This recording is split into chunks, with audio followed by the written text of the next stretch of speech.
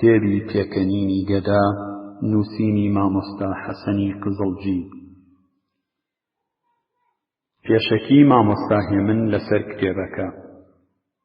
شەو درەنگانە، بێدەنگێکی بەسام ژوورە سارد و سڕ و چۆڵ و هۆڵ و نیوە تاریکەکەی داگرتووم. لە خوێندنەوەی ئەم چیرۆکانە بوومەوە لە حاڵێکدا کە کارێکی زۆریان کردووەتە سەر مێشک و دەمارم و وردە فرمێسکیان پێ هەڵوەراندووم. بە ئەسپایی دەفتەرەکەم دادەنێم، ئەسرینەکانم دەستڕمەوە، چراکە دەکوژێنمەوە، لە جێگاکەم دەخزێم و چاو لێک دەنێم، بەڵکو بتوانم سەرخەوێک بشکێنم و خەم و پەژارم بڕەوێنم. کەچی خەیاڵ هەڵم دەگرێ، دەمبا دەمبا، دەوە ناو دەوەن، ڕەوەزا و ڕەوەز، بەسەر بەفر بەسەری کوێستاناندا، بەناو دارستان و لێڕە چڕ و پڕەکاندا، بە نواڵە زەنوێر و بژوێنەکاندا، بە پێدەشت و گۆڕ و نەرمانەکاندا، بە بەستێنی چۆمی تەتەهوودا، بۆ شارە خونچیلانەکەی مامۆستا، بۆ بۆکان، بۆ بووکی شارەکانی کوردستان، بۆ کانگای ئەوین و دڵداری، بۆ مەکۆی خەبات و فیداکاری، بۆ بەرسەرای سەرداری شەهید، بۆ سەرحەوز و کانیە جوان و بەناوبانگەکەی، بۆ تەماشای بەژن و باڵا و خاڵ و میل و چاو و برۆ و کەزی و ئەگریجە و پووز و بەلەک و سەر و شەدە و شان و دەسماڵ و قەد و پشتێنی کیژە بۆکانیەکان کە دەستە دەستە و پۆل پۆل وەک مێگەلی مامز و ئاسک، بەلەنجەولار و تاسکە تاسک دێنە سەر حەوز. گۆزە سوور و نەخشاوەکانیان بەناز لە ئاو هەڵدەدەن و وێنەیان لە ئاوێنەی ڕوون و بێگەردی حەوزەکەدا جیلوەیەکی ئاسمانی هەیە کە فریشتە و پەری وەبیردێننەوە و شعور و زەوق مشت و ماڵ دەکا و هەست و خەیاڵ دەبزوێنێ. گوێم لە دەنگی ئەو منداڵە ڕەزا سووک و بزۆز و ڕووتەڵە هەڵوا فرۆشانە دەبێ کە تەبەکی هەڵوا دەگێڕن و بە هەوایەکی خۆش پێی هەڵدەڵێن و هاوار دەکەن، هەڵوای تەنتەنانی هەتا نەیخۆی نایزانی. لە جێگاکەمدا ئەمدی و ئەودی و دەکەم، بە ناهومێدیەوە هەناسەیەک هەڵدەکێشم و لەبەر خۆمەوە دەڵێم خۆزگە و هەزار خۆزگە، منیش وا پیر و کەنەفت و شەکەت و کەلەلا نەدەبووم. ئەوەندەم هێز و گوڕوتین و توانا دەما تا پڕ بە ئامێزم لەو چیرۆکانم هەڵگرتبا و بە هەموو شار و دێ و کوچە و کۆڵان و باژێڕی کوردستاندا گەڕابام و یەک بە خۆم هاوارم کردبا خەڵکینە ئەگەر شتێ لە هەڵوای تەنتەنانی شیرینتر و لە گوڵاڵەی نواڵان بە بۆن و بەرامەترتان دەوێ، وەرن بخوێننەوە تا ئاهی خۆشتان لە دڵ و دەروون بگەڕێ، بخوێننەوە تا تامەزرۆییتان بشکێ، بخوێننەوە تا خوڵ و کۆتان دامرکێ، بخوێننەوە تا کۆمەڵەکەتان بناسن و لە دەرد و ئازاری بگەن، بخوێننەوە تا پتر شاییتان بە زمانەکەتان بێ، تا نەیخوێننەوە نازانن قەڵەمی سیحراوی مامۆستا قزڵجی چ شوێنەوارێکی بە نرخ و وێنەی خەڵق قوڵقاندووە. بیری ورد و خەیاڵی بڵند و هەستی ناسکی ئەمن و سرە بلیمەتە چ نمونەیەکی ئەدەبی بەرزی داڕشتووە و پەنجەی بەهێز و ڕەنگینی ئەم هونەرمەندە گەورە لیزگەیەکی چۆنی لە دڕ و مرواری و گەوهەری نایاب بۆ هۆنیونەوە. لە موکریان باوە دەڵێن بنەماڵەی قزڵجی وەک بێتوە مراوی وان، هەر لە هێلکاتنە دەرمەلەوانن. مەبەستیان ئەوەیە ئەوی لەو بنەماڵە بێ، هەر لە منداڵیەوە زانا و پیتۆڵە. بەڕاستیش ئەو بنەماڵە بەڕێزە گەلێک پیاوی بلیمەت و زانای لێ هەڵکەوتووە کە بێ ئەوەی بۆ خۆیان ویستی بێتیان ناوبانگی زانست و هونەریان لە دونیادا بڵاو بۆتەوە. مامۆستا حەسەنی قزڵجی کە ڕۆڵەیەکی هەڵکەوتووی ئەو بنەماڵە گەورەیە کە مایەی شانازینەتەوەکەمانە، ئەو ڕێبازی باوک و باپیرەکانی نەگرت و ڕێگایەکی تری هەڵبژارد و لە باتی خزمەتی ئاین کە ڕێگای باوک و باپیرەکانی بوو خزمەتی ئەدەبی و ئەستۆی خۆی گرت. ئەویش چ ئەدەبێکی بەرزی کۆمەڵایەتی. یەکێک لە سیاسەتە شومەکانی ڕەزاخانی پەهلەوی لە ماوەی دەسەڵاتی ڕەشی فاشستی خۆیدا هەوڵی بێوچان و بێڕەحمانە بوو بۆ تواندنەوەی گەلی کورد لە کوردستانی ئێراندا. بۆ جێبەجێکردنی ئەو مەبەستە شەیتانیە دابوو شوێن و جل و بەرگ و زمان و ئەدەب و مۆسیقا و سەمای کوردی بە توندی قەدەغە کردبوو. بەڵام بەو هەموو هێزە شەیتانیەوە نەک هەر کوردی کۆڵنەدەری بۆ نەبەزی و دەڕۆستی نەهات، بەڵکو ئەو سیاسەتە و زەبر و زەنگی پۆلیسی ڕەزاخان بوو بەهۆی ڕاپەڕینێکی بەرینی فکری لە کوردستاندا. هەزاران پێچ و پشتێن و ڕانک و چۆغە و پەستەی پیاوی کورد و شەدە و هەوری و دەسماڵ و کۆڵوانی ژنی کورد دڕا و سووتا، بەڵام جلوبەرگی کوردی وەک سونەتێکی میلی هەرمایەوە. لە قوتابخانە و ئیدارە، تەنانەت لە کوچە و خیابان هەزاران کورد بە تاوانی کوردی کوتن گیران و ئازار دران و سوکایەتیان پێکرا، بەڵام زمانی کوردی وەک سەرمایی نەتەوایەتیمان هەر پارێزرا، کورد نەتواوە و ئابڕوو تکاوی و ڕیسوایی مێژوو بۆ پۆلیسی ڕەزاخان مایەوە.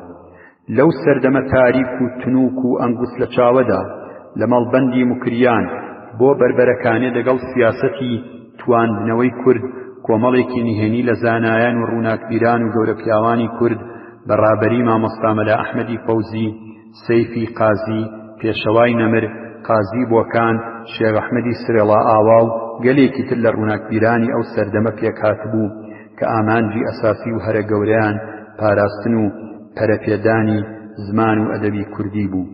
کتێب و ڕۆژنامەی کوردی کە لە عێراق بڵاو دەبوونەوە بە زەحمەت پەیدایان دەکرد و بە ئیحتیاتەوە بەسەر لاوانی بڕواپێکراودا بڵاویان دەکردنەوە تا فێری کوردی خوێندنەوە بن. ئەوان بە تایبەتی مامۆستا فەوزی دەستەیەک لاوی ڕووناکبیریان پێگەیان کە لە دوار ڕۆژدا شاعیر و نووسەری زۆر خزمەتکار و بەناوبانگیان لێ هەڵکەوت. یەکێک لە دەستپەروەردەکانی فەوزی و هاوبیرەکانی کاک حەسەنی قزڵجی خۆمانە کە هەر لەو دەمەیڕا فێری کوردی خوێندنەوە بوو. ئەوە بوو دەگەڵ سایی شومی پەهلەوی لاتوو تەمومژی نەکبەت و چارەڕەشی کورد ڕەوی وەک ئەستێرەیەکی گەشی ڕووناک و پرشنگدار لە ئاسمانی ئەدەبی کوردیدا درەوشایەوە و لاپەڕی گۆوار و ڕۆژنامە کوردیەکانی بە نووسراوە جوانەکانی ڕازاندەوە. لە زمانی کۆماری دیموکراتی کوردستاندا مامۆستا قزڵجی بێ ئەوەی سینگڕە پێشخە و خۆڕانێ یەکێک لە خۆشەویستترین و نێزیکترین دۆستانی پێشەوا قازی محەممەدی ئەدەب دۆست و هونەرپەروەر بوو.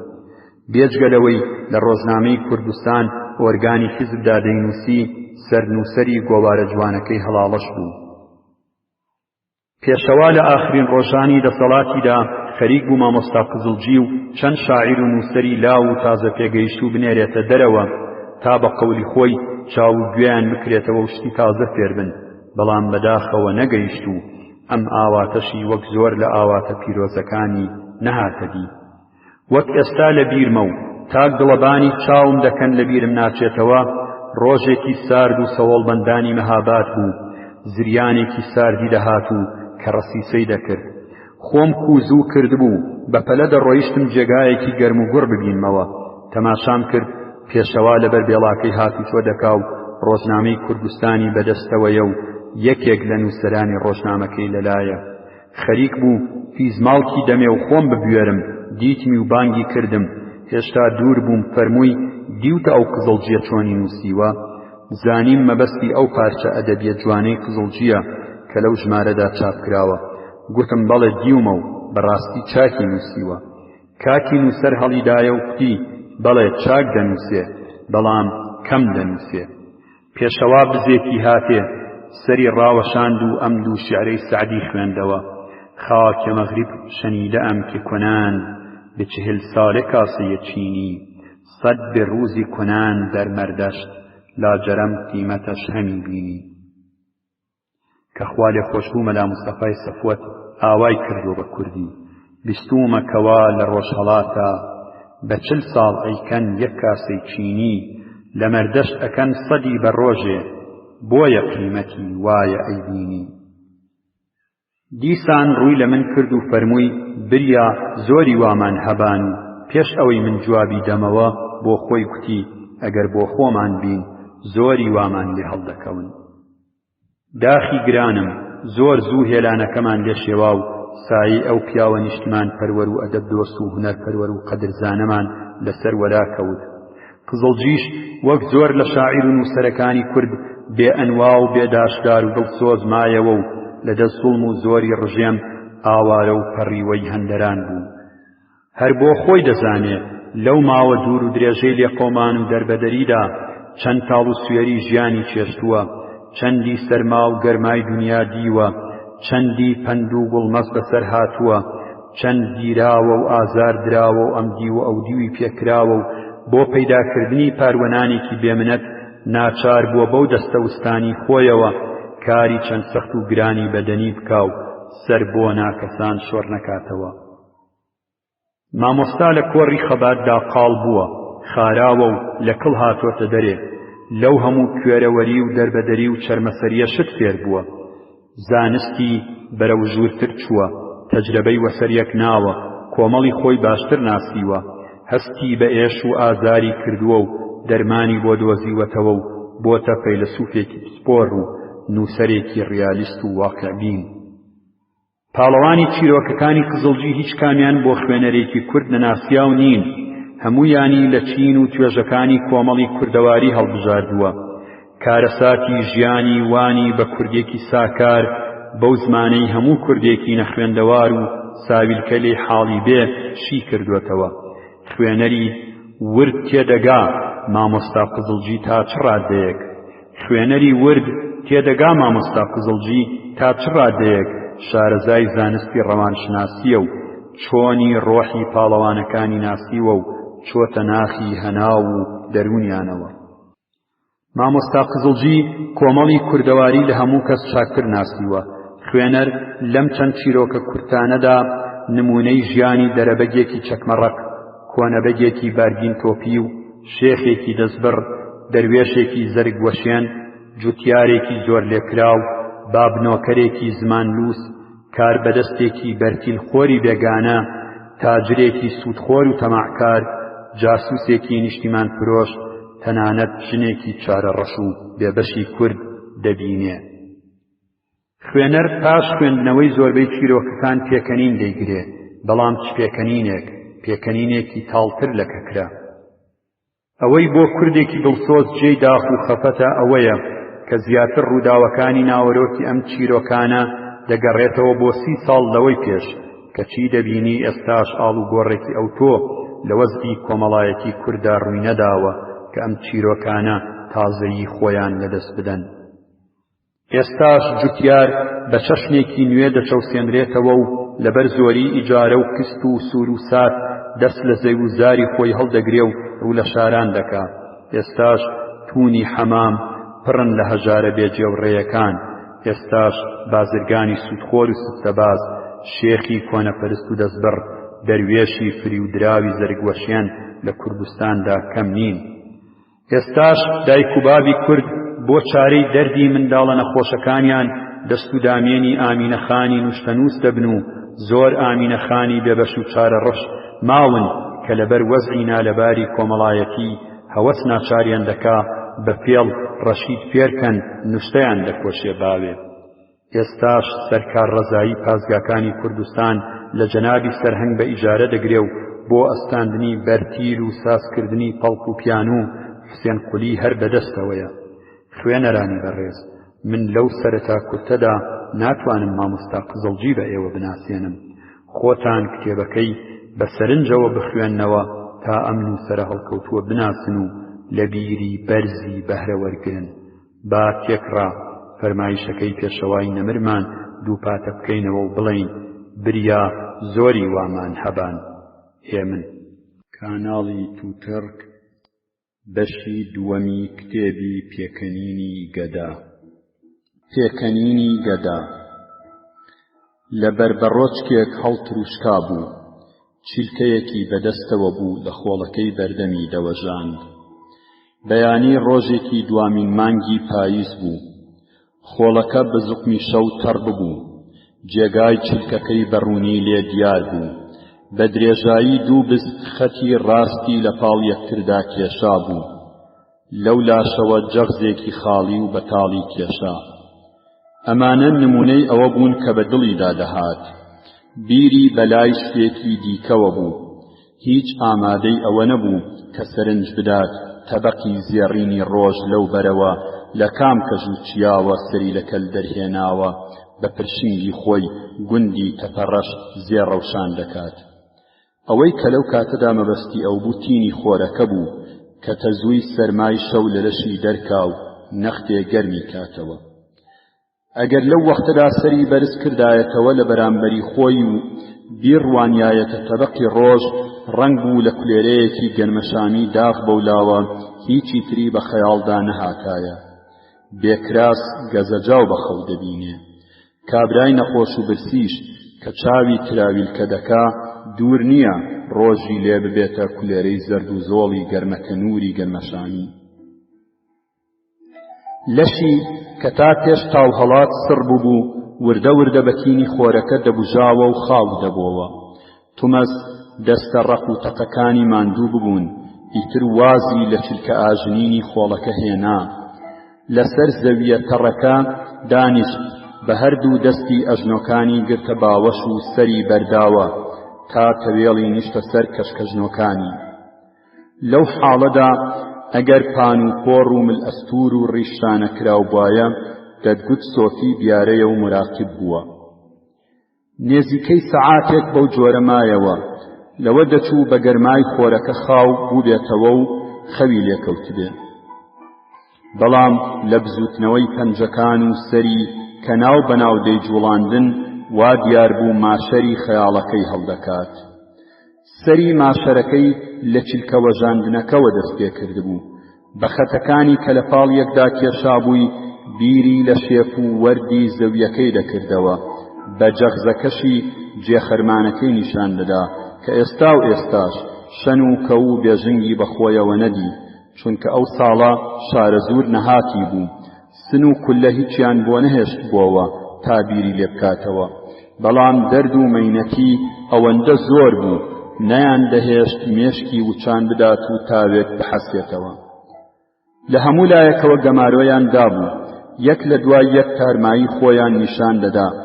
دەهاتەوە بەرچاوی چۆن خۆی و ژنەکەی تووشی سێبەڕۆ بوون و 3 مانگی ڕەبەق کەوتن، چۆن حاجی ڕەشید لە سلێمانیەوە هات و جووتەگاکەی لە جیاتی سەلەم برد و ڕۆیشت، چۆن منداڵەکەی هاوڵەی گرت و مرد، چۆن ژنەکەی لە خەفەتی منداڵەکەیان و لە برساندا بەدەم سێبەڕۆوە گیانی دەرچوو و یاسینی فریانە کەوت.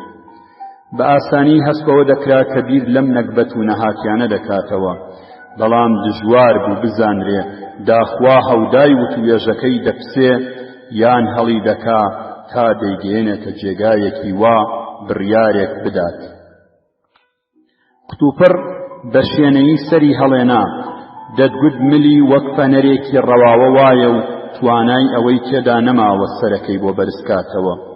وردە وردە سەری هەڵێنا تا لەسەر ئەستۆی ڕاست وێستا. ئەم جار پەنجەکانی لەبەر یەک ترازاند و دەستی ناسەر زەویەکە بەو نەخرهێزەی کە لە دەستیدا مابووەوە یارمەتی قاچەکانیدا. هەموو جنگەکانی کەوتنە قرچەقرچ تا ڕاستەوە بوو. بەلارە لارەوە چووە ماڵەوە. لە شتومەکی ناوماڵ تاقەلێفەیەکی مابووەوە. دوو بەرکۆژەی بەبەن لێ نابوو، ڕۆژانی باران و سەرمادەیدا بەشانیدا و بەرکۆژەکانی گرێ دەدا. لێفەکەیدا بەشانیدا، گاڵۆکەکەی بەدەستەوە گرت و کەوتە ڕێ. کەس نەیدەزانی تا کوێ بردەکات و دەیەوێ بچێتە کوێ، بەڵام وا دیار بوو ورەی بەرنەداوە و هێشتا دڵی لە دەست و قاچی بەهێزترە. ڕۆیشت و ڕۆیشت تا دوای ماوەیەک لە چاو ون بوو. پاش چەند ڕۆژ حەمەڕەش لە هەڵەبجە سەری هەڵدا. بەم حاڵە دەچوە ناو بازاڕ داوای کاری دەکرد، بەڵام کاری چی؟ خەڵک کرێکاری دەویست کە هەر لە بەیانیەوە تا ڕۆژ ئاوا پشوو نەدا و وەکو خولخولە هەڵخولێ. گەلێ لەوانەی بۆ کار دەگەڕان کە حەمەڕەش داوای کاری دەکرد سەریان ڕادەوەشاند و دەڕۆیشتن. لەبەر خۆیانەوە دەیانگوت کرێکاری چاکی، نۆرەی ئەوەیە لە کارەکەمدا بمری، کفن و دفنی تۆشم بەڕیشەوە ببێ. بەڕێکەوتی وایشیان هەبوو عانەیەکی دەدایە و دەیگوت باوکم تۆ ناتوانی کار بکەی، ئەوە بدە بە کولێرەیەک و واز بێنە. حەمەڕەش بە درێژایی ژیانی کوڕی ناو مەزرا و شیناوەرد بوو، بە شان و باهووی خۆی ژیا بوو. ئەو گەوزەی ئەو لە درەودا دەیوەشاند کەم پاڵە هەبوو بیوەشێنێ. ئێستا کە تووشی ڕۆژێکی ئاوا ڕەش هاتبوو وای وەڵام بدنەوە، کزە لە جەرگەوە دەهات، ئانەکانی وەرنەدەگرت و هەموو جارێ دەیگوت لالۆ من گایی ناکەم، داوای کار دەکەم. بەڵام ئاگری برسێتی کە بڵێ سەیسەند ئازا و خوێڕی وەکو یەک دەسووتێنێ، کە زانی کەس بەکرێی ناگرێ ناچار چەند ئانەیەکی وەرگرت و دووسێ کولێرەی کڕی. لە بندیوارێک دانیشت، برسایەتی ئەوەندە زۆری بۆ هێنابوو تا بڵێ یەک و دوو کولێرەکانی ماشتەوە. پشوویەکی دا و لەبەر خۆیەوە وتی وا باشە جێگایەک بدۆزمەوە شەو تێیدا بحەوێمەوە، ئەگینا بەم سەرمای دەمە و زستانە لە کۆڵانان و لە بن دیواران ڕەق دەبمەوە. هەستا بێ ئەوەی بزانێ بۆ کوێ دەچێ. لەو کۆڵانەوە ڕۆیشت بۆ کۆڵانێکی دیکە. هێندێک بەوێدا گەڕا و ڕووی کردە کۆڵانی سێهەم. لەوێ تەماشای کرد و کەڵێکی ئەستور بە هەوادا دەچێ. گوتی هەرچیەک بێ ئەوە ئاگرێکی گەورەیە، وا چاکە بچم شەو لە پەنایدا بحاوێمەوە. وەکو شوێنگەڕێکی چاک شوێنی دووکەڵی هەڵگرت تا دۆزیەوە. دووکەڵەکە لە کونێکی ڕەشی گەورەی وەکو ئەشکەوت دەهاتە دەرێ. خۆی کرد بە کونەکەدا. لە ناو چڕە دووکەڵدا تارمایی کابرایەکی دی پەیتا پەیتا ئاگرەکەی خۆش دەکرد. سڵاو و ماندوونەبوونی لێ کرد و پرسی لالۆ ئەم ئاگرە چیەوە بێ و چان هەرخۆشیەکەی؟ ئاگر خۆشکەر گوتی براکەم ئەمە توونی حەمامە، کاری من ئەوەیە ئەم توونە تاودەم. حەمەڕەش گوتی لالۆ وەرە پیاوەتی بکە لە ڕێی خوا، جێم کەرەوە شەو لێرا بحاوێمەوە، با لە سەرمانە ڕەق نەبمەوە. تونچی وتی برالە توونی حەمام پاڕانەوەی بۆ چییە؟ وەرە هۆ لەو کوش بنەوە پاڵکەوە. حەمەڕەش لەگەڵ تونچی ڕێککەوت.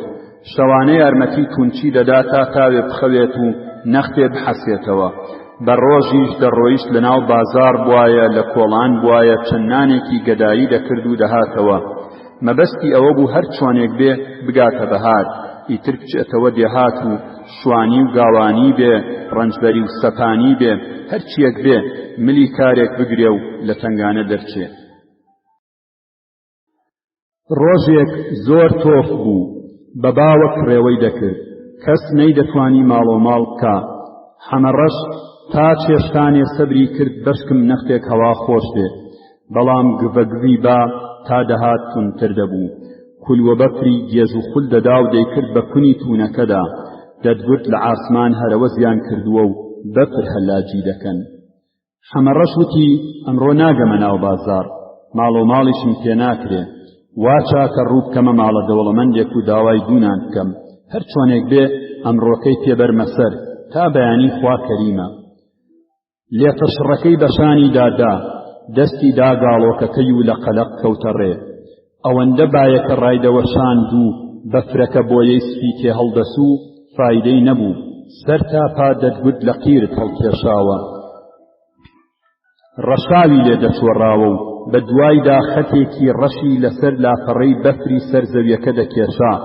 بەڵام لەو وەختەدا کێ هەبوو ئەوەندە ورد بێ ئەم خەتە بخوێنێتەوە و بەسەرهاتی ئەو تێبگا. لەو لاوەی هێندێ خانووی کوڕین و کشومات، کۆشکێکی تەرز و بەرزی بەرچاو کەوت لە ناو حەوشەیەکی گەورەدا لە چەند لاوە لە بانەکانی دووکەڵ هەڵدەستا و لەگەڵ کڕێوە و ڕەشەبا شەڕی دەکرد. وا دیار بوو هۆدەکان سۆبەیان تێدا ئایسا و گەرم و گوڕ بوون. پەنجەرەکانی پەردەی سپیان پێوە بوو، بەڵام دەبیندرا بەم چلەی زستانە گوڵیشیان لێیە. حەمەڕەش بیرێکی کردەوە و گوتی ێژن لەو دنیا بەهەشت هەست، کەچی ئەمانە هەر ئیسەوان لە بەهەشتا. ڕۆیشت تا گەیشتە بەر قاپی حەوشەکە. دەرگاکە ئەوەندە سەوز و جوان بوو نەیوێرا بەدەست لێیدا، چونکە دەستی ڕەش و دووکەڵاوی بوو. دەترسا قاپیەکە پیسکات و بەگژیدا بچن. ڕوانیە دەوروبەری خۆی دارێک بەردێک بدۆزێتەوە پێی لە قاپیەکە بدا.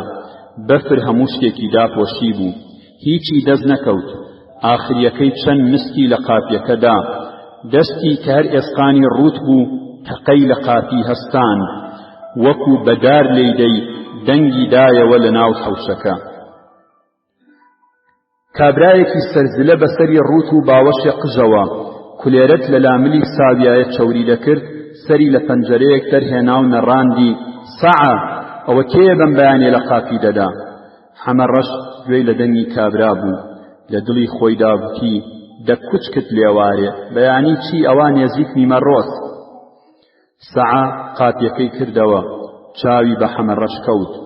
لە وەڵامی کابرادا گوتی بەگم بێژم چی؟ داوەڵێ ڕەشە وا دیارە گەدایە. حەمەڕەش کوتی خێرۆمەند خوا نەیبڕێ فرە برسیمە دوونانم بدەنێ. سەعەقی ژاندی بەسەریدا بڕۆ بەڕێی خۆتەوە کابرا خانم لە ماڵ نییە چۆتە حەمام. حەمەڕەش سەرنجی بەژن و باڵای سەعیدا لێوە چرچەکانی تا لای بناگوێی لێک ڕەوینەوە و شەویلاکەکانی لەبەر یەک ترازان. ئەگەر ئینسانێکی ساغ و تێر و تەسەل بوایە زوو دەزانرا خەریکە پێبکەنێ. بە دەنگێکی کوتوب چڕەوە وتی کوڕە جوان خاسەکە. خاسیان وتووە هەرکەس گوێز لە هەمانەی خۆی ئەژمێرێ. تۆ گوێت پێوە نەبوو من داوای نانم کرد. خانمی چی؟ من برسیمە شتێکم گەرەکە بیخۆم شتێکم گەرەک نییە گەمەی تەکا بکەم. بەشی سێیەمی کتێبی پێکەنینی گەدا. عادەتی بازار. لە بەغدا کە لە حەیدەرخانەوە بە جادەی ڕەشیددا بەرەو بابوشەرجی دەڕۆیشتی هەوڵین مەیدان ناوی ساحەتولئەمین بوو. لەو مەیدانەوە جادەیەکی کورت بەبەر خانی حاجی قەدووریدا دەپەڕیەوە بۆ ئەو بەری دەجلە بەویشیان دەگوت شاریعولئەمین. پێش ئەوە بگەیتە خانی حاجی قەدووری کۆڵانێک لەو جادەوە دەچووە بازاڕی مسگەرەکان. ئەو کۆڵانە ئەوەندە تەنگ بوو ئەگەر حەماڵ بە کۆڵە تووتنەوە پێیدا دەڕۆیشت ڕێگە دەبڕا. هەر ئەوەندە بوو هۆڕن لێ نەدەدراو پۆلیسی هاتوچۆ نەوێستا بوو. دەنا دەبوو بوێستی تا قەتاری حەماڵ تێدەپەڕێ. ئەو حەماڵانە فەردە تووتنەکانیان دەبردە خانی عەبدولقادری خەفاف یا سەراف بە هەر جۆر. تۆ نە حەماڵی نەتووتن کرد کابرا سەراف یان خەفاف بۆ تۆ فەرقی نییە. ئێمەش وەکو حەماڵەکان پێی دەڵێن عەبدولقادر ئەفەندی تا لەم چەقیڕێیەدا بەدەست ناوەکەیەوە گیر نەخۆین. بەغدا وەکو پیوازی توێتوێ وایە ئەوەی بەبەرچاوەوەیە توێی سەرەوەیە و شارەزابوونی ئاسانە. جادەیە و ئەمبەرە و ئەوبەری مەغازەیە. لەسەر مەغازەکانەوە یانەی حەکیم و ددانساز و پارێزەر و شتی لەم بابەتەن. تابلۆیان لەسەر دەرگاکانیان وەکو تەپکە بۆ موشتەری ناوەتەوە. هەر کامێک لەوانەش گڵۆڵەیەک ڕاز و نهێنی خۆی هەیە. ئەمە ڕواڵەتی بەغدا یا توێکڵی سەرەوەی ئەو پیوازەیە. ئەگەر بتوانی بەنێوان ئەو توێکڵانەدا خۆ بگەیەنیتە ناوەرۆکەکەی شتی زۆر سەیر دەبینی. دوور نییە ئاخرەکەی ڕێت بکەوێتە خەزێنەکەی عەلی بابا. ناوەرۆکی ئەو پیوازەش ڕواڵەتێکی هەیە کە ناوی بازاڕە. بازار هەمووی سیپە و حەشارە بە تەنیشتێکەوە. لە هەر حەشارێکدا ڕاوکەرێک دەستی داوەتە چەکی نیوگەز یا تەڵەی تەرازووی ناوەتەوە و خۆی مادداوە. نێچیر وەک لافا و لەم سەرەوە بە ساخی دێن و لەو سەرەوە کە دەردەچن هیوایان هەیە نیوگەز گیرفانی دڕیوە و هیواشیان هەیە کیسەکەی بە تەڵەوە بووە. ئەمە هێشتا شتێکی زۆر سەمەرە نییە. ناوبەناو لە نێو ئەو سیپە و حەشارانەدا درزێک قەڵشتێک هەیە. ئەگەر خۆت باریک بکەیتەوە بە درزێک لەو درزانەدا بڕۆی دەگەیتە شتی زۆر سەیر و سەمەرە کە پێیان دەڵێن خان. مشکی سەر خەزێنە بەناوبانگە. دەڵێن مشک کونێکی پێچەڵپڵوچی درێژی تاریک هەڵدەکەنێ ئاڵتون دەدزێ و لە قوژبنێکی کونەکەیدا کۆی دەکاتەوە شەوانە گاڵتەیان پێدەکا و کەیفی پێدێ. ئەو خانانەش کونەمشکی سەر خەزێنن. خانی عەبدولقادر ئەفەندی یەکێ بوو لەو کونەمشکانە. قاپیەکەی بچووک بوو. حەماڵەکان پەردەتوتن و کەتیرە و مازوو و خوری و شتی وایان لە بەردەرگاکە دادەنا و دایانهێنا ژوورەوە. لە قاپیەکەوە تا ژوورێ داڵانێکی 2-3 میتری بوو. دەڵێن ژوور چونکە ناوێکی دیکەنیە پێی بڵێن. لەوە دەچوو ئەسڵەن حەوش بوو بێت. کەی و چ وەختێک سەری گیراوە نازانین. ئێستا وا لە قاتی دووهەم بانێکی قایمی بەسەرەوەیە و ئەم حەوشەی کردووەتە هۆڵ. لە حەواشەوە عەبدولقادر ئەفەندی سنووری مڵکی خۆی دیاری کردووە. تەنانەت هەتاویش بە خۆڕایی ناتوانێت ڕێککەوێتە ئەوێ. لە سوچێکی ئەم هۆڵە قەپانێکی گەورە وەکو تەڵە نراوەتەوە. لە لای قاپیەکەوە جێگایەک هەیە پێش ئەوە کە حەوشەکە بانی بخرێتە سەر هەیوان بووە. ئیدارەی عەبدولقادر ئەفەندی لەوەیە. 2 قەنەفەی لێدانراوە مێزێکیان لە نێواندایە. وا دیارە ئەوانەش هاوتەمەنی خانەکەن. بەڵام شەربەی ئاو و پەرداخەکە بێگومان لەو قەنەفانە گەنجترن. لە تەنیشت ئەو کۆنە هەیوانەوە قاپیەکی قورس و قایم هەیە هەمیشە داخراوە و کلیلەکەی لە گیرفانی عەبدولقادر ئەفەندیدایە. ئەو قاپیە وەکو زاکری خانچی دەیگوت دەچێتە سەرداب یانی ژێرخانێکی گەورە کە 3 سندوقی پۆڵای لێیە. ڕۆژی هەوڵ کە مانگی بە 4 دینار لای ئەفەندی دامەزرام ئەرکی ڕۆژانی منی دیاری کرد. مەخارجی ڕۆژانی ماڵەوە لەو دەفتەرە بنووسە. چەند فەردەتوتن دێ و چەند دەشدەڕوا لەو دەفتەرە بینووسە. لە ژوورەکانی قاتی دووهەم لەگەڵ زاکر گونیەکان بژمێرن. تازە بە جیاو کۆنەی ساخ بە جیاو دڕاو بە جیا دانێن و لەو دەفتەرە بیان نووسە. ئیشەکانی تریش خۆم بە ڕۆژە لێرەم پێت دەڵێن. مەخارجی ماڵەوە ڕۆژی هەوڵ فرێ 50 فلس، گۆشت 150 فلس، نان 60 فلس، تەماتە و سەوزی 30 فلس، جەریدە 10 فلس. ڕۆژی دووهەم شووتی 50 فلس، ئەوانی دیکە وەک خۆیان. ڕۆژی سێهەم لە جیاتی شووتی کاڵک. ئاخری مانگ ئەفەندی گوتی کوا دەفتەری ماڵەوە؟ وتم ئەوەتە. وتی حسابی هەموو ڕۆژێکت نووسیوە؟ وتم نەخێر قوربان چی بنووسم؟ هەموو ڕۆژێ 300 فلسە. ئەوە ئێستا دەنووسم مەخارجی ئەم مانگە 9 دینار. وتی کاکە ئەمە دەڵێ چی؟ گوترە نییە ئەمە تیجارەتە. جا بەچپەوە وتی کچەکەشم لە ماڵەوە دەینووسێ سەری مانگ بەرامبەریان دەکا بەڵکو زاکر فڕوفێڵی کردبێ. وتم ئەفەندی عەیبە لە 300 فلس فڕوفێڵی چی دەکرێت؟ وتی کاکە تۆ نیقاش مەکە ئەمە تیجارەتە. وتم باشە ئەفەندی باشە. ڕۆژێک لەگەڵ زاکر چەند سەعات بوونیمان جیا دەکردەوە. گەرومان پڕ بوو لە تەپوتۆز. لە تینوانە دەهاژاین. گوتم زاکر چۆ 2 پیپسی کۆلا بکڕە با لە تینوانە نەخینکەین. زاکر زۆری بەلاوە سیر بوو. لە بیچمی وا دەردەکەوت کە لە مێژووی ئەو خانەدا هەوڵین جارەشتی وا دەبیسێ. وتم بۆچی واقت وڕماوە؟ ئەوە 32 فلس ڕاکە زوو وەرەوە. دانیشتبووین پیپسی کۆلامان دەخواردەوە. ئەفەندی پەیدا بوو. بێ ئەوە سڵاو بکات بە ڕوویەکی گرژەوە هات دانیشت. زاکر پیپسی کۆلاکەی بەجێ هێشت و چوە گیان بوونیەکان. خۆم بەوەوە شەکەت نەکرد. ئەفەندی بۆچی ڕووگرژە؟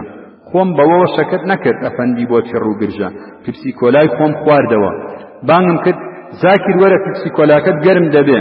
ئەفەندی دەمی وەک مەشکەی کۆن تەقی و نەڕاندی کاکە ئەمە خانە خۆ گازینۆ نییە.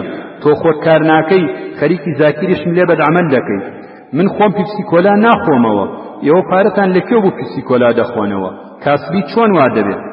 وتم ئەفەندی خۆ بوونیەکانمان نەگوشیوە پیپسی کۆلای لە چۆ ڕابێتەوە.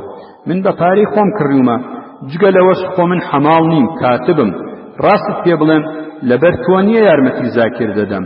بەزەیم بەودا دێتەوە. ئەفەندی وتی بەزەیی چی؟ زاکر خان چییە؟ دەبێ کاری خۆی بکات. تۆ وا دیارە بە کاری بازار نایت. وا بزانم بۆنی یەعیش و یەسقوت لە مێشکت دێ. یەعیش بژی یەسقوت بڕوخێ. واتە پیاوێکی سیاسیت. وتم نەوەڵڵا ئەفەندی من کابرایەکی کاسبم لەو کوردستانەوە هاتووم سرم لەم بەزمانە دەرناچێت. ئەگەر ڕازینیت دەڕۆم. ئەوەندەی بیر کەوتەوە کە 6 دینار لە کاتبەکەی پێشوو کەمتر بە من دەدا. خاو بۆوە وتی باوکم برام تۆ غەریبی دەمەوێت فێری کاسبی ببی. عەقڵی خوێندەواری لەسرت دەرکە. ڕۆژی 32 فلس پیپسی کۆلا مانگی دەکاتە نزیکەی دینارێ. خۆی کەرەوە پاش چەند ساڵی تر بیکەرە دەسمایە و کاسبی پێوە بکە بۆ خۆت دەبیە پیاو. ئێمەش هەروامان کردووە. تا ئەو کاتە بە وردی سەرنجی سەرودوێلاکی ئەفەندیم نەدابوو. بەڕاستی مشکی سەر خەزێنم بیرکەوتەوە. سەرێکی گرمۆڵە، 2 چاوی بچکۆلە و زیت، لوتێکی باریک، دەمێکی درێژ، پێستێکی وەک کۆنە مەشکە، لەسەر قەنەفەکە قوت ببۆوە و خێرا دەیڕوانیە من، دەیڕوانیە قاپیەکە، دەرگای ژێرخانەکە، جاروبار لە شوشەکانی پیپسی کۆلا مۆڕ دەبۆوە. تێگەیشتم کە شوشەکان وەک مەرگەموش ئازاری دەدەن. هەڵم گرتن و چوون بۆ لای زاکر. ئەوەندەی هەوڵمدا زاکر پیپسی کۆلای نەخواردەوە. سپی هەڵگەڕابوو. خێرا گونی دەژمار. وتم کوڕەوە بۆچی دەترسی؟ خۆ دنیا سەری بە پوش نەگیراوە. بەدەنگی بەرز تا ئەفەندی گوێی لێبێ وتی ئەفەندی ڕاست دەکا ئێمە کاسبین نابێ هەڵە خەرجی بکەین. لە پاشان بەچپە کوتی ئەم کابرایە دەرمکە لە هیچ خانێڕام ناگرن. یا دەڵێن دەستپیسە یا سەرسەریە. کارێکی دیکەش نازانم. مناڵەکانم لە برسا دەمرن. تۆزێکی پێچوو ئەفەندی بانگی کرد وەرن. هاتی نەخوارەوە. مام سەعدون و چەند کەسی تر لە دهۆکەوە کە تیرایان هێنابوو. وتی ئەفەندی وتی کاکە تۆ چۆ دانیشە بیان نووسە. زاکر وەرە بیان کێشە. زاکر فەردەی کە تیرەی دەخستە سەر قەپانەکە و ئەفەندی خۆی تەماشای دەکرد. بنووسە 48 کیلۆ، بنووسە 40 کیلۆ، 32 کیلۆ، 46 کیلۆ. دوای کڕە و هەرایەکی زۆر نرخیان بڕی کیلۆی بە 200 فلس. هەمووی بوو بە چەند کیلۆ؟ وتم 166 کیلۆ. وتی 4 جێگایە، 8 کیلۆی لێ فڕێدا. مام سەعدون وتی عەبدولقادر ئەفەندی چۆن 8 کیلۆ؟ ئەم کیسانە یەکی کیلۆیەکیش نابن. وتی کاکە ئەمە عادەتی بازاڕە، ئێرە بەغدایە بەغداد. 6 کیلۆی تەپوتۆز و خاک و خۆڵ لێ فڕێدا. مام سەعدون وتی کورە پیاوی چاک بە، کە تیرە دەڵێی جەواهیراتە، تەپوتۆزی چی؟ ئەفەندی وتی کاکە ئەمە دەڵێی چی؟ چەند جارت پێ بڵم، عادەتی بازاڕە. بەڵێ دەمێنێتەوە 152 کیلۆ. ئێستا بیکە بە باتمان، ئەبێتە 10 باتمان و 2 کیلۆ. نا وانییە، کەمتر دەکات. بۆچی وانییە؟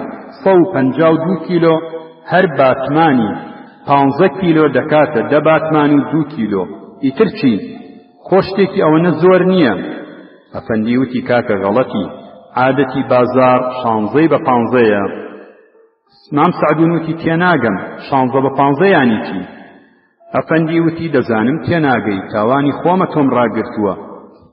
ببوورە من وتم 16 بە 15 یانی چی؟ ئەفەندی وتی تێناگەم، تاوانی خۆمە تۆم ڕاگرتووە. 16 کیلۆ دەژمێرن و دەڵێن ئەمە 15 دای دەنێن بە باتمانێک.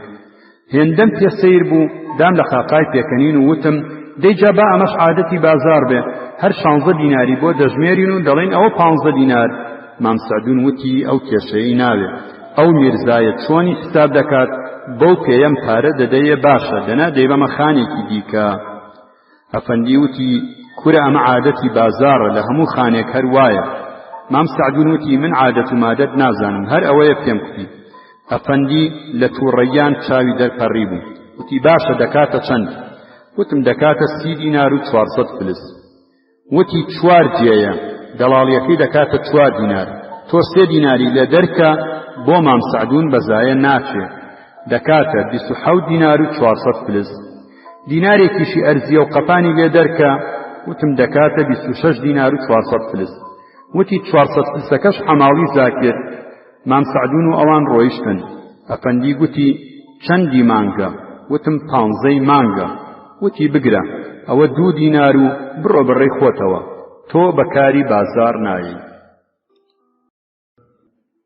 بەشی چوارەمی کتێبی پێکەنینی گەدا.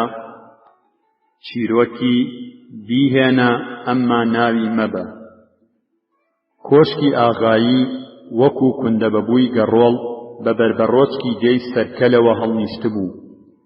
لە هێندێ جێ پاسارەی بانەکان کەوتبوونە خوارەوە، لە هێندێ جێشدا چۆڕابوون. دەتگوت دەمی گزیری پیرە، لەبەر کڕووساندنەوەی ئێسقانی پاشخوان و چەقەی زۆری چەند ساڵە لەگەڵ بێگارچیەکان ددانی تاقوواز کەوتووە و ئەوی ماویشەتەوە خوار و خێش بووە. لە مێژ بوو پلوسکەکان بەر ببوونەوە و چاییان پێلێنرا بوو. سۆڵاوگەی باران کەندڕی خستبووە دیوارەکان و دەمیان لە گوندی سەرکەلدا پچڕی بوو. دەتگوت قەستیانە ئەو چەند ماڵە ڕەعیەتەش کە لە دێدا ماون بە گاوگوێر و شیناوەردەوە قوت بدەن. بەردەکان سەریان لە سواغەکان دەرهێنا بوو، ددانیان لە ڕیچەوە بردبوو. لەوە دەچوون نیازیان وابێ خۆیان لە بەندی دیوارەکان ڕزگار بکەن. بەشی دەرەوەی قەڵا، دیوەخان و پێشخانە، تەوێڵە و کادێن هێشتا هەر بە پێوە بوون. دیواریان بە دەورەوە و بانیان بەسەرەوە مابوو، بەڵام نە لە تەوێڵە حیلەی ئەسکوماین دەهاتوو، نە کایەن سپیایی کای تێدا دیار بوو.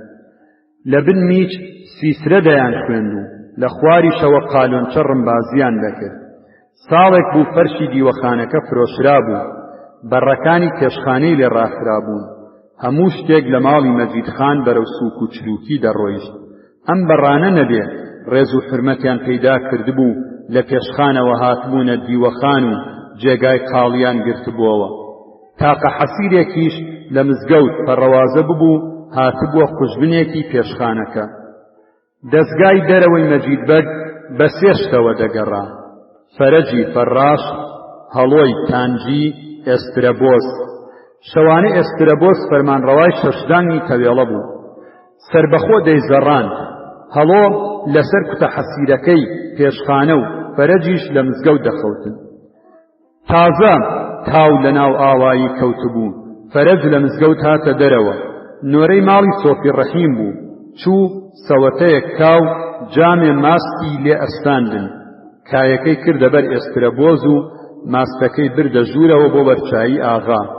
هاتەوە لە گوێسوانەی کایەنەکە 5-6 لقیدار دەرهێنا و هورەی دیوەخانەکەی داخست. هەڵۆی لەسەر حەسیرەکە دەرکرد و لە جێگاکەی دانیشت. تاوێکی پێچوو مەجیدبەگ پەیدا بوو. بە کاوەخۆ هەنگاوی هەڵدەهێنا. لەگەڵ هەموو هەنگاوێک کەوشەکانی قاچیان دەپۆستەوە. هەردوو دەستی نابووە کەلەکەی. ڕەسمی ئاغایەتی بەجێدەهێنا و لە شنەبای ساردیش شاردبوونیەوە. مەجیدبەگ هاتە ژوورەوە. لە پەنا کوورەکە دانیشت. فەرەج وەک دەست بۆ ژیشک بەرێ سەرینێکی تووتی گەورەی چڵکن کە بەرگەکەی لە دووسێجێ دڕابوو لای پەنجەرەکەوە لە جێگای دوێنێ ئێوارەی ئاغا دانرابوو بە ئەسپایی هەڵی گرت و هێنای لە پشت ئاغایەوە داینا. مەجیدبەگ پاڵی دایەوە وتی چۆنان دێنە. فەرەج تاوێکی پێچوو سینیەکی گەورەی هێنا 2 نان و پیاڵەیەک ماست و 3 ئیسکان چای لەسەر بوو. لە بەردەم ئاغا داینا و چووە پێشخانە. مەجیدبەگ بەدەم و توێژەوە چەند پاروی نان و ماست خوارد و 2 ئیسیکانی چا خواردەوە. چاوی بڕی بووە سینیەکە و کەوتبووە دەریای خەیاڵاتەوە. دەستی شارەزای بەر پشتێنەکەی بوو. لە خۆیەوە قوتووە سیغارەکەی دەرهێنا. سیغارێکی پێچاوە و بە ئاگری کوورەکە دایگرساند. پزیسکێک ئاگر پەڕیە پشتی دەستی. وریا بۆەوە و بانگی کرد وەرە لایدا. فەرەج هات سینیەکەی لابرد. مەجیدبەگ ناو بەناو مژێکی لە سیغارەکەی دەدا و بە وردی دێڕوانیە میچی دیوەخانەکە. تۆڕ و ڕایەڵەی جاڵجاڵۆکەی نەدەدی. فکری دوورتر ڕۆیشت بوو. لەبەر خۆیەوە دەیبژار 1 2 3 تا گەیشتە 30. فەرەج وای دەزانی ماڵە ڕۆیشتوەکان دەژمێرێ. لە پێشخانەوە هەڵیدایە نەخێر ئاغا 25. مەجیدبەگ ئەوەندە نوقمی خەیاڵات بوو گوێی لە فەرەج نەبوو. مژێکی دیکەی لە سیغارەکەدا. دووکەڵ نەهاتە دەمی. قونچکە سیغارەکەی فت کرد. دارجگەرەکەی چەقاندە بەر پشتێنی و هاتە دەرەوە. بۆڕە و کۆڕەی گاوگوێر وریای کردەوە. تەماشای کردەوە ماڵێکی دیکەش خەریکی کۆچکردنە. تاوێ دووتی داژەند و لە پاشان لەبەر خۆیەوە وتی بە گۆڕی بابیەوە با بڕوە. داری خانوەکەی بە شیمانیەکی کوورەکە ئەکا. مەجیدبەگ ڕۆیشتە ماڵەوە. سینیەکە بە 3 ئیسکان و پیاڵەیەکی خاڵیەوە لەوێ دانرابوو. خەیاڵاتەکەی دیوەخان سەری لێداوە. وتی ئەرێ خانم تۆ پێم ناڵێ ئەم سینیە بۆچی وایە؟ زارا خانم وتی سینی چیەتی چۆنە؟ مەجیدبەگ وتی کچێ ئەوە دەڵێ چی؟ بڕوانە ئەوەنە گەورەیە گێرەی لەسەر بگێڕە. لە دیوەخان تەماشام دەکرد. نانەکانیش بە حاڵ لە قوژبنێکە دیار بوون. دیوەخانەکەش دەڵێ وشترخانە. ئەوەنە بەرز و گەورەیە 3 ئاڵوداری تێدایە. زارا خانم وتی جا بۆ ناڵێ ئەویش لەبەر یەک ڕەویوەتەوە؟ مەجیدبەگ وتی بەڵێ ئەسڵەن هەموو شتێک لەبەر یەک ڕەویوەتەوە. کەوشەکانیشم ئەوە بە حاڵ بە پێمەوە گیر دەبن. بڕوانە کەواکەی بەرم دەڵێ عەبایە دوانی وەک منی تیاجێ دەبێتەوە. زارا خانم وتی کورە قسەی چاککە ئەبڕوومان دەچێ. مەجیدبەگ وتی چۆن بڕوا ناکەی؟ تۆش هەر وای دەڵێ کیژۆڵەی کراسی دایک و لەبەر کردووە. زارا خانم هەناسەیەکی هێڵ کێشا و وتی ئەو ڕەعیەتە بێوەفا و ناپیاوانە بەجێیان هێشتین. لە دێیەکی چۆڵ و هۆڵدا هەر چاکەشێتیش نابین. سەییدی زەمبیل ئاور لە عەمر و ماڵیان بەردات. میمکە پیرۆز ژنی لالۆ ڕەحمان کە بۆ خواحافیزی هات بۆ لای خانم گوتی ئەی ڕۆ خانم گیان تو خوا بۆ دوعای شەڕ لە هاوماڵەکان دەکەی؟ ئەوانیش وەک تۆ ڕۆڵەی شیرینیان هەیە. میمکە پیرۆز زارا خانم وتی میمکە پیرۆز ئەی تخوا ئەوە پیاوەتی لەگەڵ ئێمەی دەکەن. ئەوە وەفا و ئەمەکە دێیەکەتان چۆڵ کرد و ئێمەتان بە تاقی تەنیا بەجێهێشت. میمکە پیرۆز وتی خانمی گیان بڵێن چی؟ ئەوەی لای خواوە بێ خۆشە ئاخر چی بکەین بەخوا ئەرکتان زۆر قورسە تا پێمان کرا خزمەتمان کردن ئێستاش لە پەڕوپۆ کەوتوین ناشکری نەبێ دێیەکە نەکبەت گرتوویەتی دەڵێن بەشکم خوا لە جێیەکی دیکە دەرویەکی بە خێرمان لێ بکاتەوە نەکبەت بەرمان بدا خانم لە قسەکانی مینکە پیرۆز خوا نەکبەت دەروی خێر فکرێکی بەدڵدا هات و وتی مینکە پیرۆز بەدڵیەوە مەگرە لەگەڵ تۆم نەبوو ئێوە ڕەعیەتێکی باش بوو تا توانیتان لەگەڵمان مانەوە بە خێرچن خێرتان بێتەڕێ مینکە پیرۆز وتی خانم گیان دەم خۆش قەت دوعای شەڕ لە خەڵک مەکەن ئێوە نەجیمزادەن ودمی باش نییە خانم وتی بەخێرچی مینکە پیرۆز بەخێرچی کارتان ڕاست بێ مینکە پیرۆز ڕۆیشت زارا خانم قیژاندی بەسەر مەجید بەگدا دەک عەمرت نەمێنێت سەر سەپۆلەی بێدەم و پلو دەستەوستانە تۆ کەی پیاوی منیش نەکبەت گرتمی چارەم لە چارەی تۆ نووسرا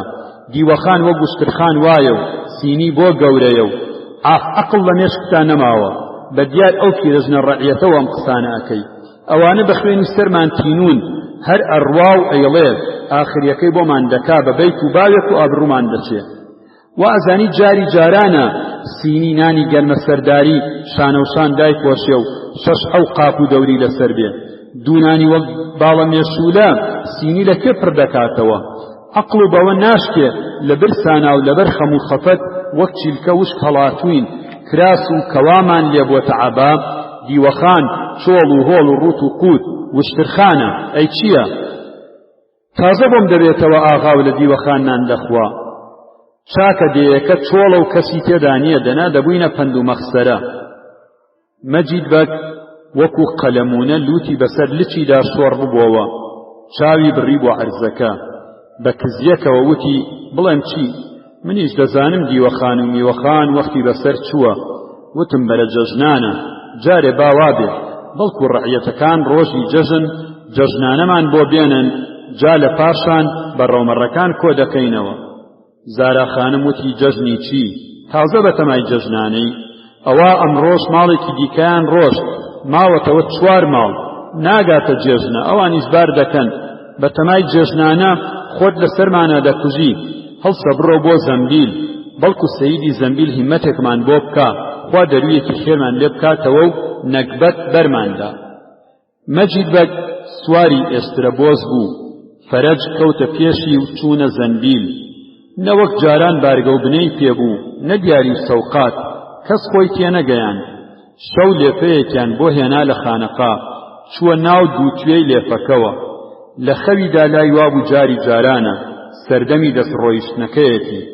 خەبەری بووەوە بەدەم خەوەوە بانگی کرد کێ لەوێیە فەرەج وتی بەڵێ ئاغا ئاغا وتی شتێکم پێدا دەساردە فەرەج وتی هیچ نییە جلی ئێسترەکە نەبێ ئاغا وتی بێدەنگ بە سەگ بات کاوێکی دیکەی پێچوو سەرما زۆری بۆ هێنا بانگی کرد فەرەج شتێکم پێدادە زۆرم سەرمایە فەرەج وتی هەرج لە ئێسترەکە هەیە هیچی دیکە نییە مەجید بەگ وتی وست بەکەرە چاوی چووە خەو لە خەویدا زارا خانم لێی بەدەمدا هاتووە گەزارە دەکێشێ و ئەوی بەسەر زاریدا دێ پێی دەڵێ داچڵەکە لەسەر مانا دەلەرزی وتی فەرەج زۆرم سەرمایە عیلاجم بکە فەرەج وتی ئاغا بەم شەوە کێ چاوی لێیە قەی چییەکە با جلی ئەسرەکەت پیا بدەم مەجید بەگ وتی باشە بیهێنە ئەمما ناوی مەبە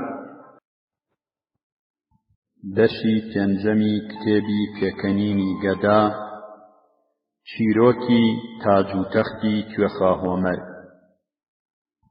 چەند ساڵ پێش شەڕی دووهەمی جیهانی هەر لە بەیانیەوە ڕۆژێک لە بازاڕی مەهاباد سەودا و کڕین و فرۆشتن وێستا دوکاندارەکان کە هەموو شتێک بە گەزی خۆیان دەپێون و هەموو شتێک بە سەنگ و تەرازوی خۆیان دەکێشن تا گەز و تەرازویان لە کاردا بێ بە تەنگی چەوەنین دنیا ژێرە و ژوور بێ هەر ئەوان فرۆشیان ببێ پەتیان ناکەوێ ئەو ڕۆژە نیوگەز وەکو مقاشی هاوین لەولاوە کەوتبوو تەرازوش مریشکە بە کورکت تێدا بنایەتەوە قوتوپڕ چپەچ بکەوتە بازار یەک لە یەکی دەپرسی چ باسە کرمان جەمڕۆ بۆ دەرمانیش دەست ناکەوێ زۆری پێنەچوو زانرا سەرباز دەوری شاری گرتووە، سوخرەیە، ماین، ئەس، وشتر، گوێدرێژ، هەرچی بەکاری سواری و باری بێت بە سوخرە دەگیرێ.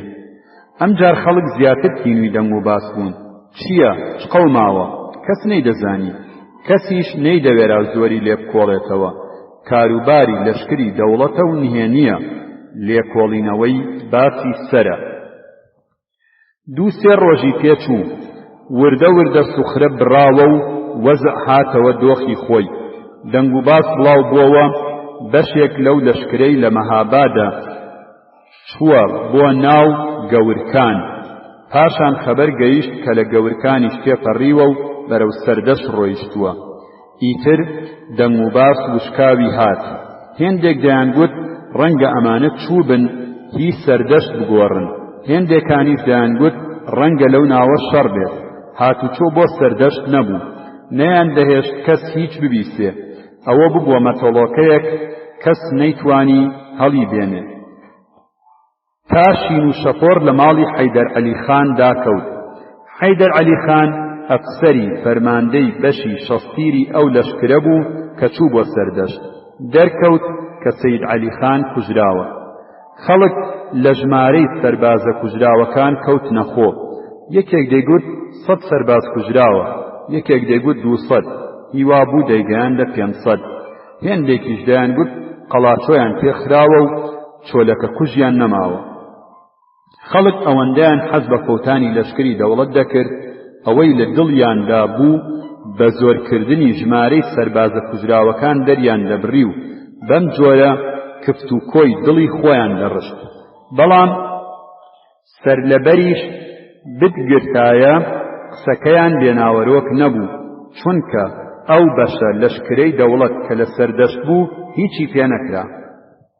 دەوڵەت نەیدەویست وەکو جاران کە لە هەر لایەکی کوردستانی ئێران جوڵانەوەیەک ببوایە تفەنگی بە عەلی ئاغای حاجی ئێلخانی و قەرەنی ئاغای مامەش و چەند سەرۆک عەشیرەتی خۆفرۆشی دیکە کۆ دەکردەوە و جوڵانەوەکانی کوردی بە کوردەکان دەخنکان.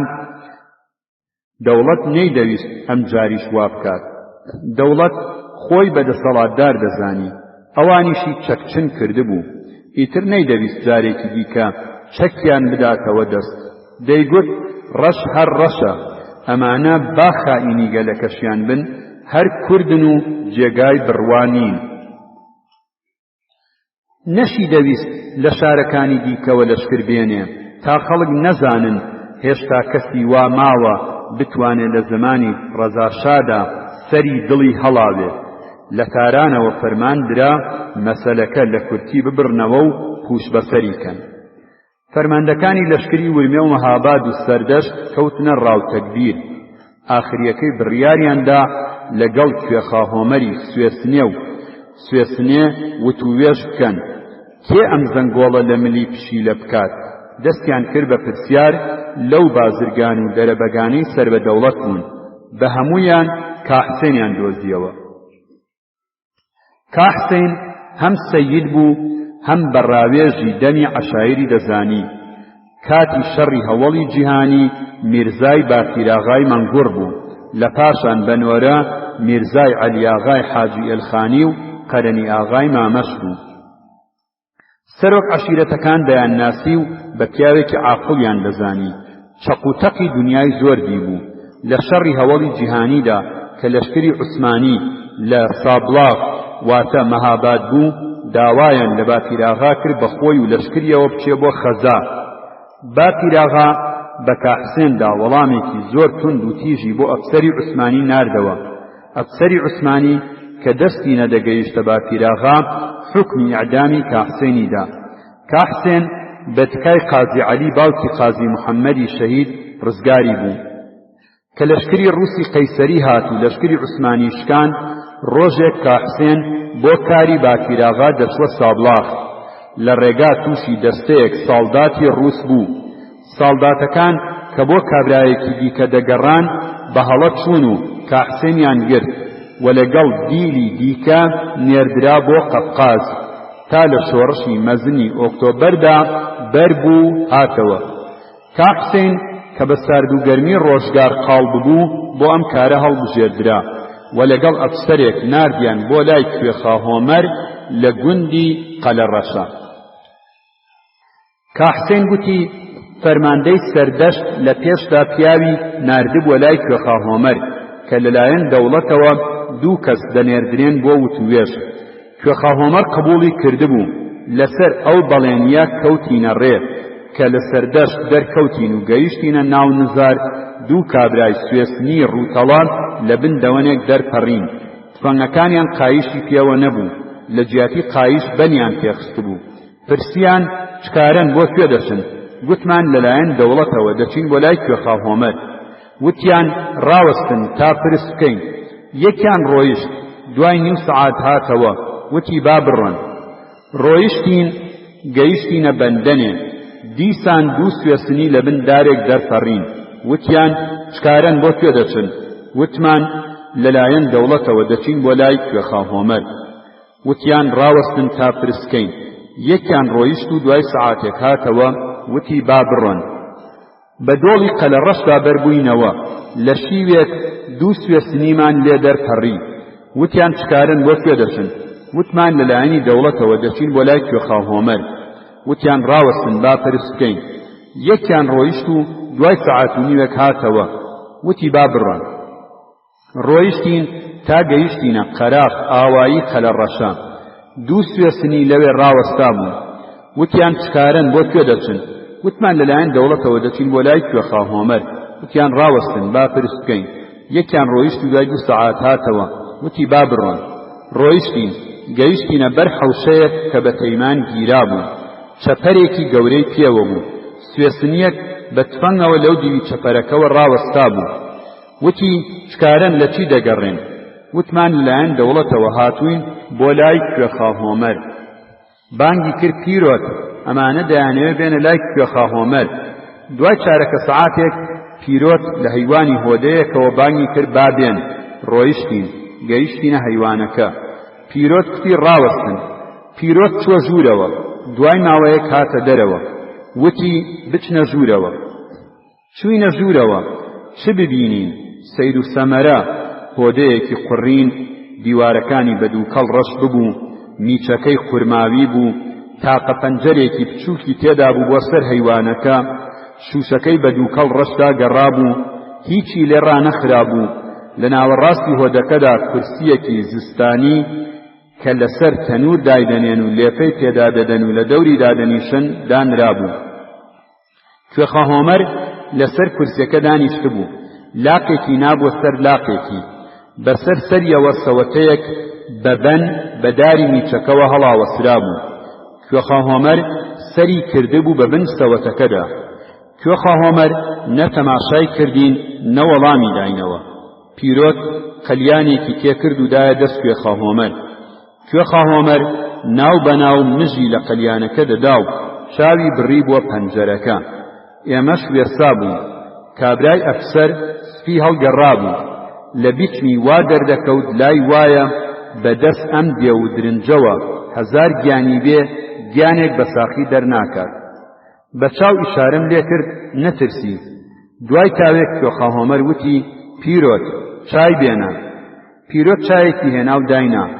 کوێخا هۆمەر ناوبەناو مژێکی لە قەلیانەکە دەدا و قومێکی لە چایەکە دەخواردەوە. کە لە قەلیان چایەکە بۆوە ڕووی کردە ئێمە و کوتی ئێوە کێن؟ دەڵێن چی؟ کوتم کوێخا هۆمەر ئەمە ڕەسم و باوی کوردەواری نییە، لە هەموو ماڵێک ڕێز و فرمەت لە میوان دەگرن، ئێمە میوانی توین. وتی بەڵێ کە دەستان ناڕوات ئەم قسانە دەکەن، ئێستا قسەتان چییە بیڵێن؟ وتم لە پێشدا پیاویان ناردبووە لات قبوڵت کردبوو ئێمە بین، ئەوا لەلایەن دەوڵەتەوە هاتوون قسە لەگەڵ بکەین. وتی چۆن هاتن؟ وتمان لە سەردەشت کەوتینە ڕێو ئاوا گەیشتوینەتە ئێرە لای تۆ. وتی نا بە وردی بۆم گێڕنەوە. تووشی کێ هاتن؟ چیان لێ پرسین؟ بە وردی هەموم بۆ گێڕایەوە، چەند جار ڕایان گرتین، چەندە برسی و توونی بووین. وتی لێرە لەم هۆدەیەدا چۆن؟ گوتم وەڵامی سڵاوت نەداینەوە، ماندوو نەبوونیت نەکردین، لەو ساوە تا ئێستا بە پێوە ڕادگرتوین. وتی لێرە لەم هۆدەیەدا چۆن؟ وتم وەڵامی سڵاوت نەداینەوە، ماندوو نەبوونی نەکردین، لەو ساوە تا ئێستا بە پێوە ڕادگرتووین. وتی قسەی چیم لەگەڵ دەکەن؟ ئەمە وەڵامەکەتانە، کردەوەی پیاوەکانی دەوڵەتەکەتان لە سەردەشت لەگەڵ ئێمە ئاوایە. بە شایەکەتان بڵێن کردەوەی پیاوەکانی باش دەکاو وەکو ئینسانان دەبزوونەوە، ئەوە باشە. ئەگەر هەر لەسەر ئەم بێویژدانیەش دەڕۆن، ئەوە ئەو تاج و تەختی هەیە، منیش ئەمە ئیشارەی بۆ سەوەتەکە کرد، ئەمە تاج و ئەمەش ئیشارەی بۆ کورسیەکە کرد، وتی ئەمەش تەختم. دەسا دەست لە دەست و قەوەت لەخوا.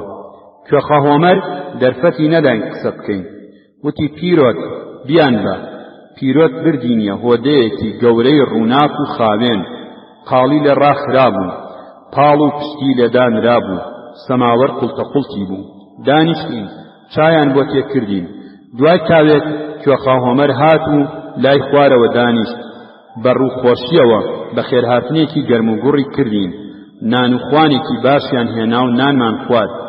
وتم دەی کوێخا هۆمەر، ئێستا با قسان بکەین. وتی قسەی چی؟ قسە هەزارە یەکی بەکارە. من وەڵامی ئێوەم دایەوە، تۆ پیاوێکی عاقڵی، بڕوا ناکەم پێنەگەیشتبی. ماڵاواییمان لێ کرد. کوێخا هۆمەر زۆر بە حورمەتەوە بەڕێی کردین. هاتمەوە، سەرلەشکرم تێگەیان تاوانی ژاندرمەیە، سوێسنیەکانی ئەوەندە هەراسان کردووە ناچار بوون بە گشت دەوڵەتا بچن. دەوڵەت قەدەغەی کرد ژاندارم بە خاکی سوێسنیدا بچێ. بۆ کاروباری ئەوێ دایرەیەکیان دانا بە ناوی دایرەی ئینتیزاماتی عەشایری. کابرایەکیان کردە سەرۆکی ئەو دایرەیە بە ناوی سەرهەنگ پزیشکیان. سەربازەکانی پزیشکیانیش پاش 1-2 ساڵ وردە وردە چوونەوە سەر بێویژدانیەکەی ژاندارم تا ڕژێمی ڕەزاشار ڕووخا. ڕۆژێک لە ڕۆژەکانی هاوینی ساڵی 1941 زاینی پزیشکیان و سەربازەکانی وەکو سڵقی ڕوت بە توێی کراس و دەرپێ هاتنەوە مەهاباد و لەوێوە ڕۆیشتنەوە بۆ پایتەختی شاهنشاهی. بەشی شەشەمی کتێبی پێکەنینی گەدا، چیرۆکی ئاغا وەجاخی ڕۆشنە. ڕەشید ئاغا لە تەمەنی لاوێتیدا بوو. چەند ساڵێک بوو ببووە ئاغا، ئەویش وەک گای حاکم لە تەڕی دەیخوارد و لە وشکی دەخەوت. لەوەتەی پێگەیشت بوو شەو خەریکی قومار و ڕۆژ خەریکی ڕاوشکار بوو. تاقە هونەرێکی کە بووی ئەوە بوو لە زمانی تانجی دەزانی. ڕەشید ئاغا هەو ڕستی هەوریشم و قەلادەی زیوت لە ئەستۆ دەکەم، دەست و پەنجەت لە خانە دەگرم، جلی تورمەت بۆ دەکەم. تاوس وەکو ژاندارمەیە کە تازە چەند کوردی گرتبێ و ئافرینی لێکرابێ و ئەفسەرەکەی بانگی کات، یا وەک جنەوەرزێرێکی کە بەناو دڕک و داڵدا بە دوای تاقەمانگاونگۆکەیدا ڕابکات، بە خۆشبەزی و خێرایی بازی دەبرد بۆ لای ڕەشید ئاغا. خشتەی پێی نەدەبیسترا، بە قەلادەی زیوین و جلی تورمەوە بە دەوروبەری ئاغادا دەهات و دەچوو کلکە سوتەی دەکرد. خۆی دەکێشاوە و دەیپروسکان، یانی ئامادەی ڕاو تێبەربوونم. ئاغا و تانجی شتاوپشت لەگەڵ یەک هاتبوونە خوارەوە. هەرچەند لە دوو ڕەگەزی جیاواز بوون، بەڵام سەبارەت بە پێشینەی مێژوویی بێتەرجمان لە یەکتر تێدەگەیشتن. هێوارەی ڕۆژێکی دەمەوزستان بوو. لە هەیوانی دیوەخانی گوندی نۆبار ڕەشید ئاغا و تاوس بە دیار نۆکەرەکانەوە بە زمانی حاڵ ئەو قسانەیان دەکرد. نۆکەرەکانی ڕەشید ئاغا کە زۆربەیان لەگەڵ نۆبار و دیوەخان و ئەسپ و تاژی لە ئاغای ڕەحمەتی بە میرات مابوونەوە، لە هەراوایی ناودەست و باریکی دەست و پاشو و خۆشبەزی تاوس واقیان وڕما بوو. هیوادار بوون خۆیان و ئاغایان بێگۆشت نەکات. یەک لە دوای یەک پیرۆزبایی تاوسیان لە ڕەشید ئاغا دەکرد. لە پاشان کوێخا عەوڵا هەڵی دایە و کوتی بە گۆڕێکی ئاغای ڕەحمەتی تێچووە، ئەو تاژیە دزیەتیە، ئەگینا ئەم هەڵۆیە و دوو تەغارگەنمیان نەوتووە. ڕەشید ئاغا وتی دەچەغەبە دەویت باب، عقلت بۆ لە کار کردم دیارە ئەگەر حەمەوەیس لە برسا قۆڕێزکی نەهاتایە بۆ دوو تەغارگەنم لێرەوە نەدەچوە تیلەکۆ بە شەوی ئەنگوستە چاو سنگی خۆی بە گولەوە نێت و تاوس بۆ من بدزێ 2 ساڵی تەواوە ناوبانی تاوسم بیستووە لە عافمان بۆی دەگەڕام لەسەر زەوی دەسم کەوت ئەگەر زۆرت بەخیلی بە حەمەوەیس دێم 2 تەغارگەنمی دەستکەوتووە نەچوە بچێ ڕستت دەکەم و تێت بەردەدەم کە کەروێشکت کوشت 2 تەغارگەنم بە تۆش دەدەم کوێخا وڵاوتی دە باشە ئاغا تۆ لەسەر کەروێشکی خۆت نی من تەماڵێکت بۆ دەدۆزمەوە کەیفت لێیە لە لاندا بە زیندوی دەیگرم حەز دەکەی تاوسی تێبەردە ڕەشید ئاغاوتی دەبڕۆ تەماڵ بدۆزەرەوە کوێخا وڵاوتی ئاغا ئەوەندەم لێ بوەستە گەرداڵێک بەفر ببارێ بزانە 2 تەغارگەنمەکە حەڵاڵ دەکەم یان نە لەو کاتەدا تاوس ڕەشید ئاغای تێگەیان کە ئارەزووی ڕاوی هەیە بە بەردەمی ئاغادا 3-4 بازی برد بە حاڵ نوکی پەنجەی لە زەوی دەخشا ڕەشید ئاغا ڕووی کردە تاوس دەک لەبەر قەڵەم بازت مرم ئەمجا ڕووی کردە کوێخا عەوڵا بەسەری مارف ئاغا سبەینێ تا چێشتانێ تەماڵێک نەدۆزیەوە گەسکت بەسەر بارەوە دەنێم کە دۆزیشتەوە جگە لە 2 تەغارگەنم ئەو ڕانکوچۆغەی بەریشم هی تۆیە دەبڕۆ بزانم چ دەکەی کوێخا عەوڵاوتی ئاغا سوێندەکەت بە گوڵ بێ لە بەفری نەباری و تەماڵت لەکوێ بۆ بدۆزمەوە ئەوەندەم سەبر لێ بگرە بەفر ئەرسفی بکات چ ئەو حەلە چاوم لێ بکە ڕەشید ئاغا وتی ئەو قسانەی پێ ناوێ باسی تەماڵت کرد دەبێ بیدۆزیتەوە دەنا دەتکەمە تەماڵ و سەگت تێبەردەدەم بایز یەکێ لە نۆکەرەکان کە بەڕیس لە بن دیواری حەیوانەکە بە دیار ئاغاوە وەستابوون لەبەر خۆیەوە وتی ئەوڵا خۆی بەدەم ڕاست دەزانێ دەبڕۆ بەم ڕەشانگە تەماڵ بدۆزەرەوە جافر یەکێکی دیکە لە نۆکەرەکان وتی ئەوەندە گەوجە پێی وایە کەروێشکیش ڕەعیەتە چێ لە ماڵەوە بە شەق بیهێنێتە بێگار ئێمەش دەتوانین ڕەعیەت بە شەق ئەم دیو بکەین دەبڕۆ تەماڵ بدۆزەرەوە بە زمانی خۆت پێوە بووین مام سەلیم کە بە حاڵ کەڵبەی لە نمدا مابوو وەختی خۆی گەورە نۆکەری مارف ئاغای باوکی ڕەشید ئاغا بوو بە پڵتەپڵت لەبەر خۆیەوە دەستی پێکرد دەک کوێر بم ئاغا ئاوا دەبێت دەمەویست لەسا ئاغای ڕەحمەتی بوایە و ئەم چەلەحانەیە دەگەڵ بکردایە چما کای لە پێسی سەری نەداخنی ڕەشید ئاغا کە بەبەر سەفی نۆکەرەکاندا پیادەی دەکرد گوێی لەم قسەیە بوو چووە پێستی باوکیەوە وتی مام سەلیم سبەینەکانی وەڕۆم لێ ڕاوەستە جا قسەی ئاغای خۆت تاقیکەرەوە بزانە چۆن دەیکەمە تەماڵ کوێخا عەوڵا هەرچەند باب نۆکەر نەبوو وەکو مام سەلیم چاوی بە پاشخوانی ئاغای ڕەحمەتی نەپشتوت بوو بەڵام دەتگوت لە ژێر چەکشی شەیتان دەرپەڕیوە لە فڕوفێڵی ئاغا نۆکەریدا وەستا بوو دەیزانی عەقڵی ئاغا تا کوێبەر دەکات تەکبیری خۆی کردبوو ئەمما دەیویست ڕەشید ئاغا پتر شێلگیرکە تا 2 تەغارگەنمەکەی دەستکەوێت ڕووی کردە میرزا اسماعیلی ئاغا کە لەولاوە وەستا بوو کتێبێکی چڵتنی بەدەستەوە بوو وتی مام میرزا بۆم بڕوانە ئەو کتێبە جار ڕبەیەکت لە گەنمەکە دەدەمێ میرزا اسماعیل وتی دەبڕۆ مرد و دمرێ ئێستاکە لە قەندیلیش بەفر نەکەوتووە قاموسیش تەماڵ ناگرێ بۆت بڕوان مەکتێبی چی کوێخا عەوڵا وتی بەسەری ئەو ئاغایە ڕبەگەنمێکت لە کیس چوو ڕەشید ئاغا وتی ئاهاها لە سبەینەی نەهاتوو لە تەماڵی نەدۆزراوەوە لە گەنمی وەرنەگیرا و داخ دەباتە دڵی میرزا نۆکەرەکان وتیان بەڵێ ئاغا جوانی دەفەرمێ ئاهاهاها کوێخا عەوڵا دەیەویست بۆ پێکەنینی ئاغا زیاتر سەر بکاتە سەر میرزا وتی باشە مەڕوانە کتێبە چڵکنەکەت بەسەری ئەو ئاغایە چاو بەگەنم ناکەوێ میرزا وتی کورە باوکم برام دەوەن بە ئاشی چم پێ دەکەی تۆ خۆت تەماعی ماسی ناو دەریا کەوتوۆتە سەری واز لە من بێنە ڕەشید ئاغا وتی من عەوڵا دەزانم من عەوڵا دەناسم بەڕبەگەنمێکیش باوکی دەفرۆشێ میرزا کە داخی عەوڵای لە دڵدا بوو وتی شکر باوکی نەماوە ئەگینا بێگەنمیش دەیهێنایە سەما کوێخا عەوڵا تێگەیشت مەبەستی میرزا ئەوەیە باوکی عەوڵا ڕەعیەت بوو ئەگەر بمایە ئەویشی بە دەردی ڕەعیەتەکانی دیکە دەبرد وتی من نمەک بە حەرام نیم ئاغام چۆنی پێخۆش بێوا دەکەم میرزا کە زانی قسە دەگاتە ناسکی وتی ئاغا حەز دەکات تەماڵی بۆ بدۆزیتەوە. کوێخا عەوڵاوتی باشە، بەڵام بەو شەرتە تۆ دەم لە گۆشتەکەی نەدەی. مام سەلیم وتی هەتی وە عەوڵا تۆ شێتی لە بەفری نەباری و لە تەماڵی نەبوو، لە ڕاوی نەکراو، لە تاژی تێبەر نەدراو، لە کەروێشکی نەکوزراو، لە چێشتی لێنەنراو، میرزا دەم لە گۆشتی چی نەدا. میرزا وتی بەخوا بڵێم چی سەرم لەم قسانە دەرناچێت. کوێخا عەوڵاوتی ڕاستەکە هەر سەری لەوە دەردەچێ بۆ ڕەعیەتەکان بپارڕێتەوە و تکایان بۆ بکە. ئەوەندەی قاقەز و ماقەز خوێندووە کە ئەو هات شوێ شاری کردووە، قسەی ئێمەی پێ هیچە. میرزا وتی تۆ بڕۆ تەماڵ بدۆزەرەوە و واز لە من و قاقەز و ماقەزم بێنە، هەر شتە وەختی خۆی هەیە. ئێستا جارێ ئەوە وەختی تەماڵ و ڕاوە. ڕەشید ئاغا بەدەم ڕێگای ژوورەوە.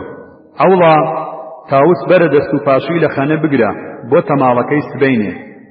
کوێخا عەوڵا وتی بەڵێ ئاغا. بەیانی دوای نان و چای خواردن ڕەشید ئاغا وتی عەوڵا. کوێخا عەوڵا کە لە پێشخانە لەگەڵ نۆکەرەکان خەریکی پاشخوان خواردن بوو، پاروەکەی بە خڕی قوتدا. بەڵێ بەڵێ ئاغا. ڕەشید ئاغا وتی دەست و پاشووی تاوست لە خەنە گرت؟ عەوڵا وتی بەڵێ ئاغا. ڕەشید ئاغا وتی قسەی خۆم لەبیر نەچۆتەوە، تەماڵت دۆزیەوە؟ عەوڵا وتی بەڵێ ئاغا. ڕەشید ئاغا وتی وڵاغان بێنن با بچین بۆ ڕاو. تاوست لەبەر ئەسپی ڕەشید ئاغاوە سەمای دەکرد. لە بناری تەرەغە ڕاودا بەسرا کە گەیشتنە شیوەڵێک. عەوڵا لەپڕ هەڵی کێشا تەماڵ. خوڵامی سەری ئاغای خۆمم، ئەوە تەماڵە. ڕەشید ئاغا تاژی تێبەردا، بەڵام کەروێشک هەڵ نەستا. عەوڵا وتی ئاغا ئەوە بەلان کەوتووە، واتە لە ناو لانەکەدا خۆی ماداوە. با بچم هەڵی ئەسپێنم. ڕکێتی لێدا و چوە پێشەوە. دابەزی و گورجێک پەتی ملی کەروێشکی داڕنی و فڕێدا دەرەوە. ڕەشید ئاغا تاوسی دووبارە تێبەردا. وتی ها بیگرە تاوس ها، دەری نەکەی ها، لەسەری منت کەوێ. تاوس یەک دوو سەری تێدا هات و کەروێشکی هەڵگرت. عەوڵا بەغار چوو، کەروێشکی لەدەم تاژی سەندەوە و بە پاشکۆیەوە هەڵی واسی. کە گەڕانەوە عەوڵا چاوی پێکەوت برایمە شەل لەسەرمانە دەلەرزێ، کەچی لەبەر دەرکی مزگەوت لەگەڵ میرزا وێساوە و قسەی بۆ دەکات. کوێخا عەوڵا بەپەلە برایمەوە هێشتا نەڕۆیشتووی؟ برایم وتی بۆ کوێ؟ تۆ هیچ بە من وتووە؟ کوێخا عەوڵا وتی پێم نەگوتی، ئەوا گوتم ڕاکە بچۆ بۆ کان، تەنەکەیەک نەوت بێنە بۆ ماڵی ئاغا، زوو وەرەوە بۆ ئێوارە فریایکە. شەو لە دیوەخان بەدەم خواردنی گۆشتی کەروێشکەوە باسی ڕاو و تاریفی تاوس بوو. ڕەشید ئاغا وتی مام سەلیم چۆنم تەماڵ بە عەوڵا پەیا کرد، خۆ ئێستا ئاغایەتی دەزانم. مام سەلیم وتی ئەوەندەی گەڵ بەسەر ئاغای ڕەحمەتیەوەیە، سەد ئەوەندە عومری تۆ بێ، شکر ئاغاوە جاخی ڕۆشنە. میرزا بزەی دەهاتێ. بەڵێ ئاغاوە جاخی ڕوونە. ڕەشید ئاغا وتی مام سەلیم بەیانی 2 تەغارگەنم بدە بە عەوڵا، ڕانک و چۆغەکانیشی بۆ دەنێرم. شەو دیوەخان چۆڵ بوو. عەوڵا دەڕۆیشتە ماڵەوە. لایدا دەرکی ماڵی برایمە شەل و بانگی کردە دەرەوە.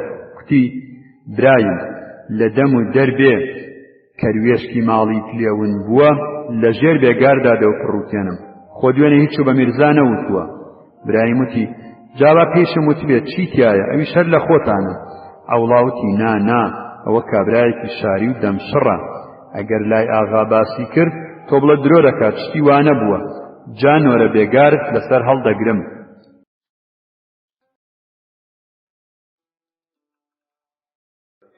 بەشی حەوتەمی کتێبی پێکەنینی گەدا، چیرۆکی سەرپیترە. حاجی عەلی دەوڵەمەندێکی قورس بوو، بازاڕی ئەوەندە گەرم بوو نەیدەپەرژا سەری خۆی بخورێنێ. کاری بەوە باش بوو کە وەکو بەزاز و چەقاڵ و وردەفرۆش نەبوو، ئەگینا هەر فریانە دەکەوت. ئێستاش کە بە تاو لنگەبار شتی دەفرۆشت بە تەنیا پێڕانە دەگەیشت. میرزا ساڵحی خزمی خۆی مانگی بە 7 دینار و نیو گرت بوو کە دەفتەریشی بۆ بگرێ، هاتوچۆی بانکی بۆ بکە پارەی لای بەقاڵ و بەزازەکانیشی بۆ کۆبکاتەوە. حاجی هەرچەند سەری زۆر قاڵ بوو، بەڵام خوا هەڵناگرێ لەگەڵ ئەوەشی سەری بچوایە نوێژی نەدەچوو. ڕۆژووی ڕەمەزانیش ئەوا هیچ. پیاوێکی وریا و عاقڵ بوو، حسابی دنیا و قیامەتی خۆی باش دەزانی. زۆر چاکلێکی دابووەوە ڕەمەزان هەم زیارەتە و هەم تیجارەت. خواشی لێ ڕازی دەبێ و ژەمی سینەوە ڕۆژ دەگەڕێتەوە. خوانەکە دوور لە گیانی حاجی، خۆ قسە لەوە نییە پیاو هەر دەبێ ڕوت و نەدار بێ تا دەست پێوە بگرێ. پیاوەکە بازرگان بوو، ئەهلی بازار بوو. بازاڕیش جێگای دەفتەر و حیسابە. سەرمایە هەرچەند زۆریش بێ کە لێکی دەیتەوە هەر فلسفلسە کەوتوەتە سەریەک. هەموو فلسێک لە دەفتەردا جێگای خۆی هەیە. بۆ ماڵی حاجی بۆ مەخارج و دەرچوونە زۆرەوە سینی وە ڕۆژە بەلانی کەمەوە دەیکردە 15 دینار. ئەمە پارەیەکی کەم نەبوو. کرێی 2 مانگی میرزا ساڵحی لە کۆڵ دەکەوت، یا دەیتوانی 5-6 جار بۆ سەودا و مامەڵە پێی بچێتە بەغدا. بە کورتی ڕۆژووی ڕەمەزان لە هەموو بارێکەوە بە قازانج تەواو دەبوو. حاجی مانگی ڕەمەزانی بە ڕێکوتێکی گرتبوو، تەراویحی شەوەکانیش سەرباری. لە مەلای بیستبوو هەر کەس شکرانە بژێر بێ خوا بۆی زیاد دەکات. جا بۆیە هەموو شەوێ بەدەم تەراویحەکەوە ئەوەندەی زمانی هێزی تێدا بوو شکری خودای دەکرد. خواش لێی قبوڵ کردبوو، ڕۆژ بە ڕۆژ بەسەری داڕشتبوو. ئێوارەی ڕۆژی 28 ڕەمەزان حاجی لە مزگەوت نوێژی شێوانی بە جەماعەت کرد و بەدەم ڕێگاوە وردە دوعاکانی خوێند. کە گەیشتە ماڵەوە دەمی لە ئاخرین دوعا بەتاڵ بوو. بسمیلایەکی کرد و دەستی کرد بە بەربانگکردنەوە. نۆشی گیانی بێ بەرووبووی ڕەنجی شانی خۆیەتی، وەکو سنەتە لە شیرینەوە پاقلاوەی بەنیوە جواوی خوددا و ڕیزی لێگرت 3-4 شیلەی پاقلاوە بە گەرویەوە لکاو هەناسەی سوار بوو، بە پەرداخێک ماستا و شۆردیەوە و کۆکەیەکیشی بە دوادا کرد. ڕێگا بۆ خواردنی دیکە بە تەواوی کرایەوە. پەلاماری دەوری قبوڵیدا. قبوڵیەکە بە یارمەتی بامیە و گۆشت باشتر خۆی کۆ دەکردەوە و بە ڕەحەتی بە ناو پەرژینی ڕیش و سمێڵدا خۆی دەکرد بەدەمی حاجیدا و ئاوای ئەو دیو دەبوو. ناو بەناو پەرداخێک ماستاوی دەخواردەوە. دوور لە حاجی و بەربانگەکە شفتەیەکیشی دەکردە مەزەی، وەکو وەرزێرێکی لێزان بژارێکی باشی سینیەکەی کرد.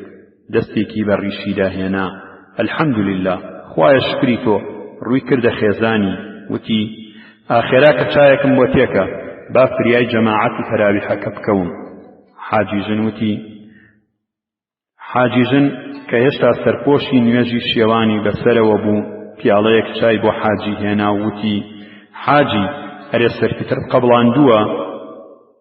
حاجی وتی یا ڕەبی خوا جەزای بەخێرت باتەوە ئافرەت، چا بووە بیرت خستمەوە، هاوار بە ماڵم، شەیتانی مەلعون بە هەموو فێڵێک خەریکە ڕەنج بە خەسارمان کە، وەختا بوو نوێژ و ڕۆژۆکەمان بە خۆڕایی بچێ. دەڵێی چی؟ با سەرفترەکە بدەین بە میرزا. حاجیژن وتی میرزا ساڵح پیاوی خۆتە، جگەلەوە مەعاشیشی هەیە، لەکوێ سەرفترەی پێشێ؟ حاجی وتی قوربەسەرە ژنێک و 3 مناڵی هەیە، بۆچی پێی ناشێ؟ چەند شەو لەمەوە پێشمەلا لە مزگەوت دەیگوت خێر و حەسەنات بۆ خزم باشە، میرزا ساڵح خزمی خۆشمانە. حاجیژن وتی دەیجا 1-2 دیناری جەژنانە بدەرێ، هەم خێرە و هەم پیاوەتی، سەرفترەکەش بدە بە مستحەقێک. حاجی وتی تۆ بەم دەستڵاویە لە جێگای من بوایەی، نە من دەبووم بە حاجی عەلی، نە تۆش بە حاجیژن. من هەمیشە میرزا ساڵحم لەبیر بووە، چاکەشم لەگەڵ کردووە، دەڵێم ئەمەشی لە زیادی بدەینێ. حاجیژن وتی باشە وا بکە، من مانیعی خێری تۆ نابم. حاجی ڕووی کردە کوڕە گەورەکەی، ئەو ڕەحمان ئاڕاکە میرزا ساڵح بانکە. میرزا ساڵح هات، بە دەنگێکی نیوە نووساوی خەفتاویەوە سڵاوێکی کرد و لای خوارەوە دانیشت. حاجی کە لەبەر جەماعەتەکەی بە پەلە بوو لەلایەک ڕووی کرد لە میرزا ساڵح و وتی دەمەوێت سەرفترێ ئەمساڵ بدەم بە تۆ. لەلایەکی دیکەشەوە بانگی کردە حاجیژن فاتێ ئاخێراکە نێزیکەی 2 هۆقە گەنم بێنە. حاجیژن وتی گەنممان نییە، هەر برنج لە ماڵەوە هەیە، برنج دەبێ؟ حاجی وتی فەرقی چییە؟ ئەویش زەوادە. خێراکە دوو هۆقە برنج بێنە. میرزا ساڵح وتی ناعیلاج نەبوومایە وەرم نەدەگرت، پیاو کە ناچار بوو خێر و سەدەقەش قبوڵ دەکا. حاجی وتی دوور لە تۆ میرزا، تۆ خوێندەواری شتی وا مەڵێ، عیلاجی چی؟ ساغ و سەلیمی، مانگی 7 دینار و نیو مەعاشتە، شکری خوا بکە. برنجیان هێنا. حاجی میرزا ساڵحی بان کردە پێشەوە، وتی ئەوە ئەو برنجەم دا بە تۆ لە سەرفترەی ئەمساڵدا کە خوا لەسەر منی فەرز کردووە. میرزا ساڵح وتی ئەوە قبوڵم کرد و دامەوە بە خۆت بە قەرز. برنجەکە 7 جار لە سەرفترەی حاجی و حاجی ژن و 3 کوڕەکە و 2 کچەکەیان لە بینی حاجی و میرزادا دەستا و دەستی کرد. حاجی هەستا بڕوا بۆ جەماعەت، بەسەر پێوە کوتی سەرفترە بە زیادەوەی دانەی باشترە، بۆ میرزا ساڵحیش بەزایە ناچێ، دای دەنین هەر سەرەی بە ڕوبعێک، دەکاتە 2 دینار چارەک یەکەم. حاجی چوو بە جەماعەت. میرزا ساڵح خەریک و بڕوا. حاجی ژن بە زۆر گێڕایەوە و چایەکی بۆ تێکرد. حاجی ژن ئەحواڵی منداڵەکانی میرزا ساڵحی دەپرسی. میرزا ساڵح شاش و واش وەڵامی حاجی ژنی دەداوە. زیاتر بیری لە پارەی سەرفترەکە دەکردەوە، چۆنی خەرج کات، بەشی کاسە جێژنەش بکاو، جێژنانەیەکیش بۆ ژنەکەی و منداڵەکانی بکڕێ. چایەکی خواردەوە، ماڵاوایی کرد و ڕۆیشت. بەیانی میرزا ساڵح وەکو هەموو خەڵکی بازار دەڵێن محەلەکەی کردەوە، گەسکی دا و دەفتەر و شتی خۆی ئامادە کرد و دانیشت. تاوێکی پێچوو حاجی پەیدا بوو. حاجی وتی میرزا تا زووە سەرمان قاڵ نەبووە دەستدەرە قەڵەمەکەت، با حسابی خۆمان بکەین. میرزا وتی حسابی چی؟ حاجی وتی چۆن حسابی چی؟ تۆ 2 دینار چارەک یەکەمت لای من هەیە. میرزا وتی باشە، ئیتر ئەمە حسابی دەوێ؟ حاجی وتی تۆ دەڵێی ئەمڕۆ هاتوویتە بازار، چۆن حسابی ناوێ؟ هەموو شتێک حسابی دەوێ، برامان برایی و کیسەمان جیایی. میرزا وتی باشە دەی فەرموو، ئەمە قەڵەم و کاغەز. حاجی وتی بنووسە 2 دینار چارەک یەکەم. میرزا وتی ئەوان نووسیم. حاجی وتی دەی من چیم لای تۆ هەیە؟ میرزا وتی وەڵڵا نازانم، لەبیرم نییە تۆ هیچت بەلای منەوە ببێ. حاجی وتی تۆ لەبیرم نییە، من لەبیرمە. زستانی قۆنەرەکانی دڕابوو، دوکانەکەت پیسە کرد، جووتێ قۆندەرەم دایەی، قەی ناکە، با لەبەر تۆ بە دینارێکی دانین، بنووسە دینارێک. میرزا وتی بۆچی بە چەنی کڕی بوو، وا بە کۆنیش بە دینارێکی لەسەر من حساب دەکەی؟ حاجی وتی کاکی خۆم، تۆ ئەهلی بازاڕی، لە بازار قسە لەوە نییە بە چەند دەکڕاوە، قسە لە نرخی ڕۆژە، کۆنی چی و شتی چی. تا قزستانێک لە پێم کردبوو، هێشتا تازە و نوێ بوو. میرزا وتی دەباشە، ئەوە نووسیم دینارێک.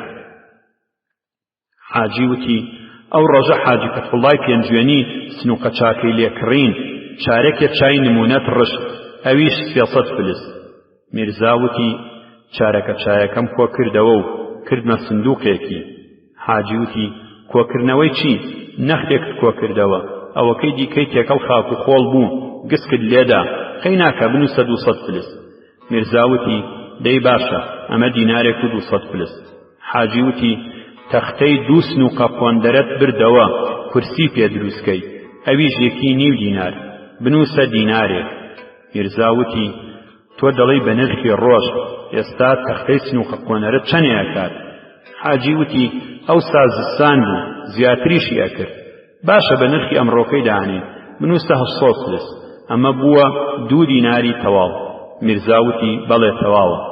حاجی وتی تۆ دینارێک و 750 فلس پارەی سەرفترت لای من هەیە، ئەوە لە 2 دینارەکە دەرکە، تۆ ڕوبعێکت دەکەوێتە سەر، ئەویش جێژنانەی ئەم جەژنت بێ، ئیتر بێ حیساب. میرزا بە زەردەخەنەیەکەوە وتی جا بۆچی بۆ ڕوبع دینارە سەرفترەی ساڵێکی دیکەم لێ سەلەم ناکەی؟ حاجی وتی حیسابی ساڵێکی دیکە وەختی خۆی دەکەین، ئێستا چۆن بێ جەژنانە و بەدەستی بەتاڵ دێڵم لە محەل دەرکەوی.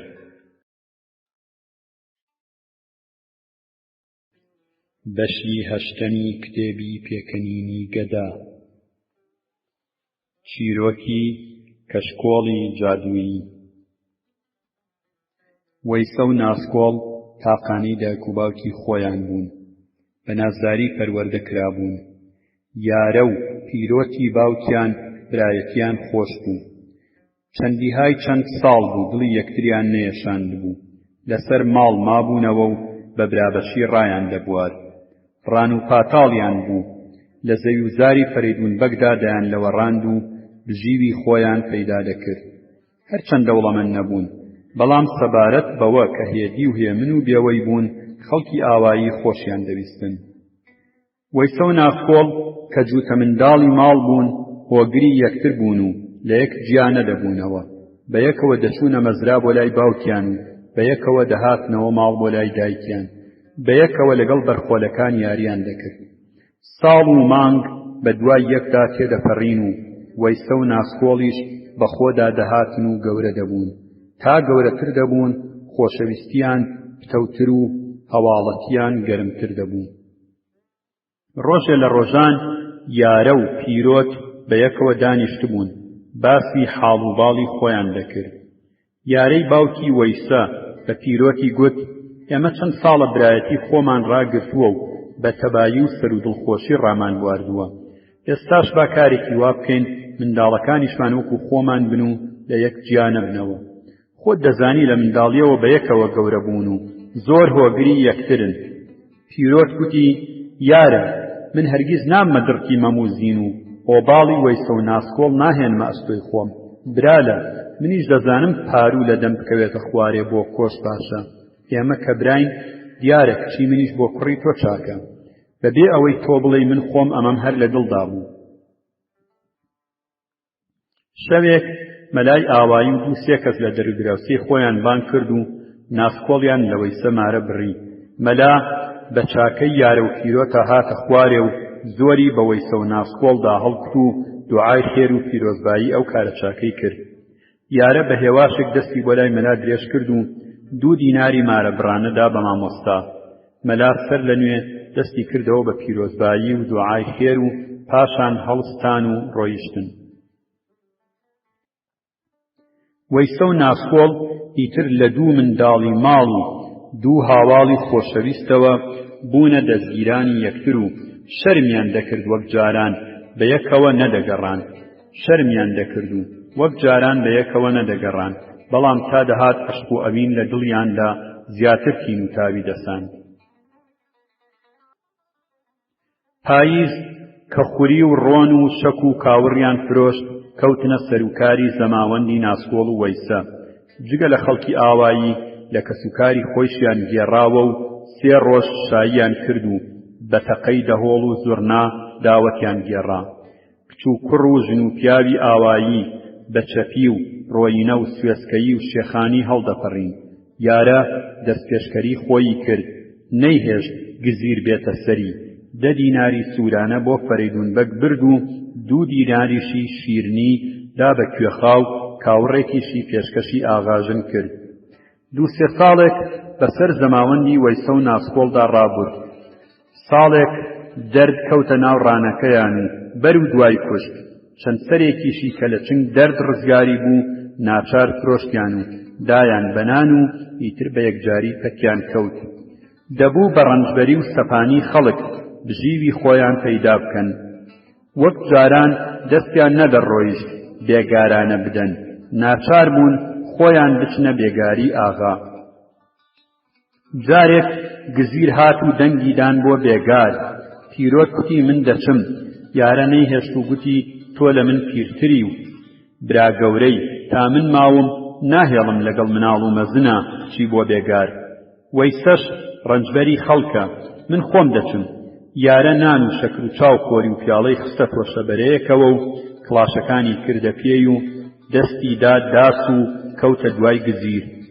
کاتێک گەیشتە ناو بێگارچیەکان و دیتی هەموو هەرزەکار و پڕ و کاڵن و کەسی لە تەمەنی ئەویان پێدانیە، زۆر بەزەیی بە خۆیان داهات و لە دڵی خۆیدا وتوویرەی ئەوەی دەکرد کە ئەگەر نەهاتی سواری شانیان نەبوایە و هەژار نەکەوتنایە، یان بێگارانەیان ئەدا یا دەیتوانی وەیسە بنێرێت. هەر چۆنێک بوو کەوتنە بەندەن و ڕوویان کردە کەماجاڕی فەریدونبەگ. کەما جارڕەکە بە هەورازێکی زۆر سەخت و کوڕ و تەڵانێکی ڕژد و بەردەڵانەوە بوو. لای خواروشیان هەڵدێر و زەرد و ماه بوو، بەریان لە کەماکەندن گرت. یارە کەوتوبووە لای ڕەوەزەبەردێکەوە و جگە لە ماندوویی و شەکەتی وتوبیرەش زۆری بۆ دەهێنا و دڵتەنگی دەکرد. یارە کەوتوبووە لای ڕەوەزەبەردێکەوە و جگە لە ماندوویی و شەکەتی وتوبیرەش زۆری بۆ دەهێنا و دڵتەنگی دەکرد. کوڕ و کاڵ دەنگی یەکتریان دەدا وەک گرەوکاری دەیانویست لە یەکتر پێشکەون. یارەی هەژار پیر و بێهێز بوو، لەگەڵیان دەرنەئەچوو، لەلایەکی شەوە لەوە ئەترسا کە سەرکارەکەیان قسەیەکی سووکی پێ بڵێ. ناچار ئەویش کەوتوبووە پەلە و تەکانی دەدا، چاویشی کز و پڕوش بوو، باش ڕێی بەدی نەدەکرد. لە ناکاو لە ڕەوەزەبەردەکە قاچی خلیسکا و هەڵدێرا. کاتێک چوونە سەری بێهۆش کەوتبوو. ئێوارە بە دارەتەرم بردیانەوە ماڵەوە. یارەی بەدبەخت پشتی شکا بوو. چەند ڕۆژێک بە ئێش و ئازارەوە ژیا و مرد. خەڵکی ئاوایی سەرخۆشیکەری دێهاتی دەوروبەر سەریان تێکردن. شین و شایی دەستەوایە. ئەمڕۆ لەمانە سبەینێش لەوان، ئەبێ پیاو بە تەنگ خزم و هاوماڵەوە بێت.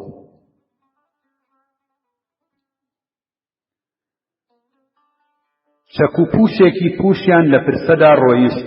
ئەمجار پیرۆتیش هەرچەند وەیسە تەقەلای دەدا نەهێڵێ کار بکام، کەڵکی نەدەگرت و بۆ پیریەوە تەکانی لە خۆی دەدا و ئیشی دەکرد، تا ئەویش لە خەم و خەفەتی براکەی و بێخۆراکی و کەم حەسانەوەیی ئاخری نەخۆش کەوت و چەند ڕۆژێک لەسەر جێگا بوو. ئەوەندەی خێر و سەدەقەیان بۆ بەخشیەوە و نوشتە و دوعایان بۆ کرد، سوودی نەدا و لە دنیا دەرچوو. وەیسا بە تاقی تەنیا مایەوە. دەبوو ئەرکی ئاغاز بگرێتە ئەستۆی و ناسکۆڵ و دایک و خەسوویشی بەخێوکە. ئەم قڕبەسەرە هەر کردەی ئەوە بوو بردەی شەیتان. ئەم قڕبەسەرە هەر کردەی ئەو بوو بردەی شەیتان. تانانی پەیدا دەکرد شەکروچا نەبوو، تا چەوری و بەرەچێشی دەست ئەخست جلوبەرگ نەبوو. سەری لێشەوە خۆشی نەیدەزانی چ بکە. ئەمانەش گشتی لەوێ بوەستێ، هەر تاوناتاوێکیش دەنگیان دەدا بۆ بێگار و هەرەوەز.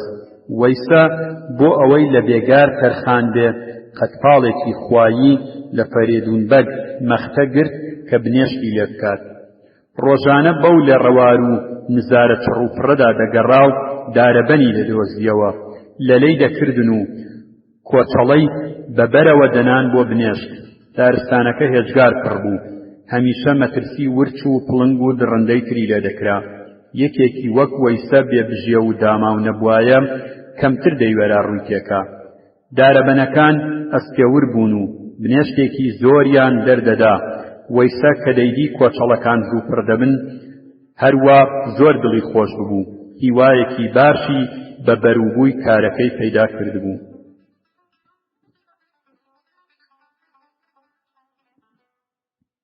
ڕۆژێک ئیش و کاری خۆی خێرا تەواو کرد.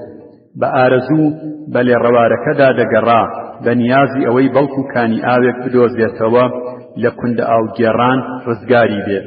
بە کەژەکەدا فرە هەڵگەڕا و تەواو لە ڕێباز و ئاوەدانی دوور کەوتبووەوە. نزار لەوێ زۆر پڕ و داری تەنبوو ئەستور و کۆنەساڵی فرە بوو. لە شیوەڵێکدا کنگەل و زەل و قەرەم دیاریدا. بەرداو بەرد و بندار و بندار بۆی چوو تا گەیشتە پێشەوە. تەماشای کرد ئاوێکی کەمە، لەسەرەوە دێتە خوارێ. زانی کە دوور یا نزیک کوێرەکانیەک لەو ناوەدا هەیە. بەرەو ژوور هەڵکشا تا گەیشتە بندار بەڕوویەکی زۆر ئەستور و کۆنەساڵ کە بە لکوپۆپی خۆی سێبەری لە مەودایەکی هەراو کردبوو. ڕابواردنی ساڵانی زۆر شوێنیان کردبووە دڵی پیرەدار و کلۆرێکی گەورەی پێکەوتبوو. لە بندار بەڕوەکە کانیەکی بچووکی لێبوو، بەڵام تابڵێی ئاوەکەی ڕون و سارد بوو. لێی دانیشت و نەختێ بەری کانیەکەی خاوێن کردەوە و دەست و دەموچاوی شوشت و دوو سێ مسکی ئاو خواردەوە و لە حاستی خۆی پاڵیدا بە بەردێکەوە تۆزێ بحەسێتەوە کە سەری هەڵبڕی تەماشای کرد ئەواستی پاڵێک و هێندێک کەلوپەل لە بەرامبەریەوە لە ناو کلۆری دارەکەدا دیارە. گوتی ڕەنگە ئەوانە شینی چارە ڕەشێکی وەک من بن، وا چاکە چاوەڕوانی بکەم تا دێتەوە. هەر باشە لەم نزارە بەسامەدا هاواڵێکم بۆ پەیدا بووە. ماوەیەک چاوەڕوانی کرد لە لابەلای دارەکانەوە کابرایەکی ڕیسپی ناوچەوان پاک دیاریدا. وردە وردە هاتە پێشەوە. وەیسە لەبەری هەستا و سڵاوی لێ کرد. ئەویش زۆر بە ڕووخۆشیەوە وەڵامی دایەوە و چاک و خۆشی لەگەڵ کرد. وەیسە پرسی مامە گیان ناوت چییە؟ مامەی پیرە کوتی ئینسان. وەیسا ئەم ناوەی بەلاوە سەمەرە بوو. ئیتر نەیویست لێی بپرسێ کێیە و چکارەیە و بۆچ لەوێیە. بە دەرفەتی زانی و لە دڵی خۆی داوتی هەرچیەک بێ یان پیاو چاکە یان بەلانی کەمەوە دنیا دیتووە و بەرژەوەندی زۆرە. وا باشە چارە ڕەشی خۆمی بۆ بگێڕمەوە و تەکبیرێکی پێ بکەم. کە باسی شپرزەیی خۆی بۆ کرد لالۆی پیرە بەزەیی پێدا هات و بزەیەکی هاتێ و کوتی هەروە نابێ بەڵام درەنگ و زوویی کەوتووە. بە هەر جۆر من دوو کەشکۆڵم هەیە بەشیان دەکەین، یەکیان بۆ من و ئەوی تریشیان بۆ تۆ. وەیسا زۆری سوپاس کرد و لە دڵی خۆیدا کوتی ئەمیش هەر باشە کەڵکی شتێک دەگرێت. کە لالۆی پیرە کەشکۆڵەکەی لە کەلوپەلەکەی دەرهێنا و دایە دەستی تەماشای کرد شتێکی زۆر جوانم باش نەخشاوە و کەندەکاریەکی نایابی لێ کراوە. دەرخۆنەیەکی کپی بەسەرەوەیە، ئەگەر شتی تێکرێ تەپوتۆزی لە نانیشێ. ئەم جار بە خەیاڵ شتی بۆ دەدۆزیەوە و تێیکا. ئاخری گوتی بۆ شەکر و چا باشە. کەشکۆڵی وەرگرت و گەلێک سوپاس و ماڵاوایی لالۆی پیرەی کرد و گەڕایەوە کە لێی وردبووەوە وەک شتێکی لێ نووسرابوو وایە. وەک شتێکی لێ نووسرابێ وابوو بەڵام نەیدەزانی بیخوێنێتەوە. بەینێک ڕۆیشت برسی بوو. گوتی خۆزگە ئەو کەشکۆڵە ئێستا نان و پێخۆرێکی تێدا بوایە. بەدەم ڕێوە یاری بە کەشکۆڵەکە دەکرد و سەری لابرد بزانێت چۆنە کە تەماشای کرد نان و پەنیرێکی باشی تێدایە. تاوێک سەرسام ماوتی تۆ بڵێ ئەمە وەک هەمانە بۆر نەبێ یا کەشکۆڵێکی جادوویی بێ هەرچی پیاو ئارەزوو کاکەیدا بێ. نان و پەنیرەکەی خوارد و کوتی خۆزگە پڕ وایە لە ئاوی سارد. کە دەرخۆنەکەی لابرد پڕ بوو لە ئاوی سارد. تێریشی ئاو خواردەوە. ئەم جاوتی خۆزگە سێ چوار پیاڵە چاشی تێدا بوایە. دیسان کە دەرخۆنەکەی لابرد چاشی تێدا بوو.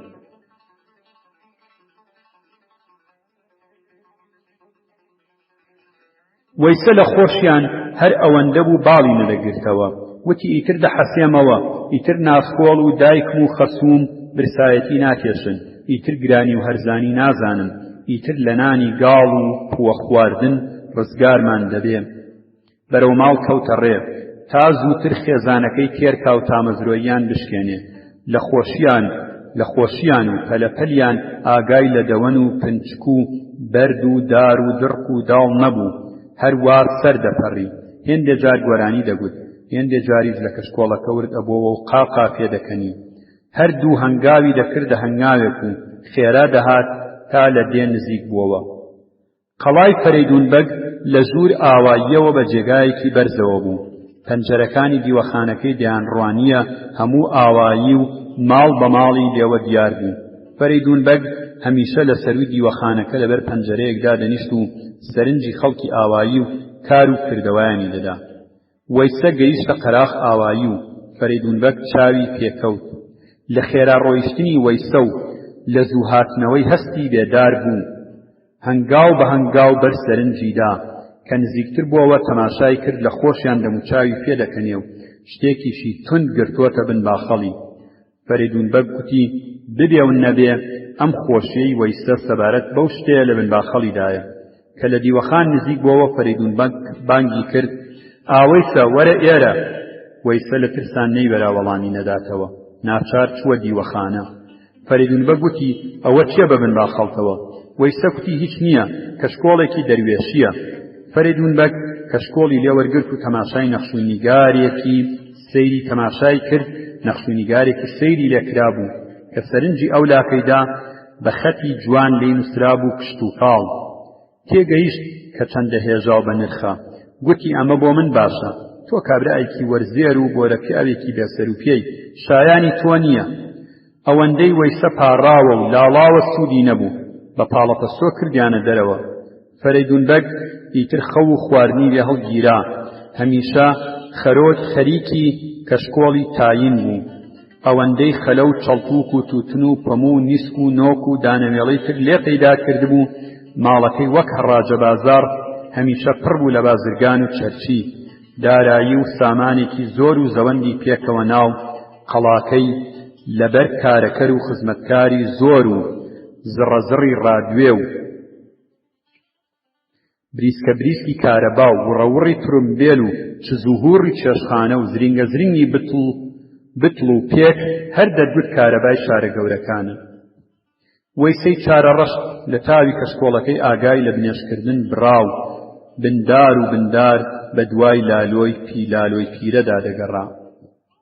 سەرکانیەکەی کردی بۆ وارگەی بەیانی و ئێوارێ، بەڵام بۆ نەکبەتی بە هیچ جۆرێک ئاسەوارێکی لە لالۆی پیرە بەدی نەکرد. ماوەیەکی زۆری بەم چاوەڕوانیەوە ڕابوار، هیچ سوودی نەبوو. ئەم جار بیرێکی لە حاڵی خۆی کردەوە و کوتی من تازە خەریکی چیم، پاش ئەوەی نەمفامی و کەشکۆڵەکەم لە کیس خۆمدا لە بنێشکردنەکە بۆ وازبێنم، ئەدی دوو ڕۆژی تر خێزانەکەم بەچی بەخێوکەم، پارەی مەختەکەی بەگ چۆن بدەم. وەیسا کە لەسەر کانیەکە ئەم بیرانەی دەکردەوە تۆزێک خۆشی هاتەوە بەر و دەموچاوی شۆرد و نەختی ئاوی خواردەوە و بەداخێکەوە سەرنجی جێگای لالۆپیرەی دا و کە چۆڵ و هۆڵ بوو، هەستا و بە هەناسە ساردی گەڕایەوە سەر ئیش و کارەکەی، بنێشتی کۆ کردەوە و کردێ مەشقاڵە و بردێ شار فرۆشتی، کە پارەکەی وەرگرت و لێکی دایەوە. هەر ئەوەندە بوو لە جیاتی مەختە بیدا بە فەریدون بەگ، لە تاوان ئەژنۆی شکاو گوتی ئەو زستانە خێزانەکەم لە برسان دەمرن. پارەکەی نا باخەڵ و بە سپرزەیی لە شار دەرکەوت. لە قەراغ شار خانوویەکی گەورەی تازە دروست دەکرا. وەیسە لە دیاری وێستا و سەیری کرێکار و وەستا و ئیشەکەیانی دەکرد و لە دڵی خۆیان دەیگوت ئەگەر بمگرن بە کرێکار ماوەیەک ئیش دەکەم و شتێک بۆ خێزانەکەم کۆ دەکەمەوە. وەیسە لەم بیرەدا بوو کە کابرای وەستا چاوی پێکەوت و بەناو بانی کرد وەیسە وەرە بۆ ئێرە. وەیسە سەری سوورما و چوە پێشەوە. وەستا گوتی وەیسە ئەوە نامناسیتەوە؟ وەیسە گوتی نەبەخوا، جا من تۆم لەکوێ دیوەتا بناسمەوە؟ وەستا گوتی من ئەو کابرایم کەشکۆڵەکەم دایەی. وەیسە ڕای کردە پێشەوە و دەستی کردە ملی و گوتی تۆ ئەو وەختە لە نزار بووی، ئێستا لە شاری و بەنایەتی دەکەی، ئەمە لەکوێ بەبیری مندا دەهات؟ وەستا گوتی ئاخر وەیسە بەرخ هەمیشە لە ژێر سەوەتەدا نابێت، ئینسان بەرەو پێش دەچێت، ئێستا حاڵ و چۆنە؟ وەیسە بە سەرهاتی خۆی بۆ گێڕایەوە و زۆری داد و بێداد کرد لەدەست فەریدون بەگ. وەستا کە جوان ببووەوە و وەک کوڕێکی فیت و خۆش دەهات و دەچوو گوتی وەیسا خەمت نەبێ، کەشکۆڵەکەی کەشم بۆ هەڵگرتووی، لێرە بوەستە تا دێمەوە.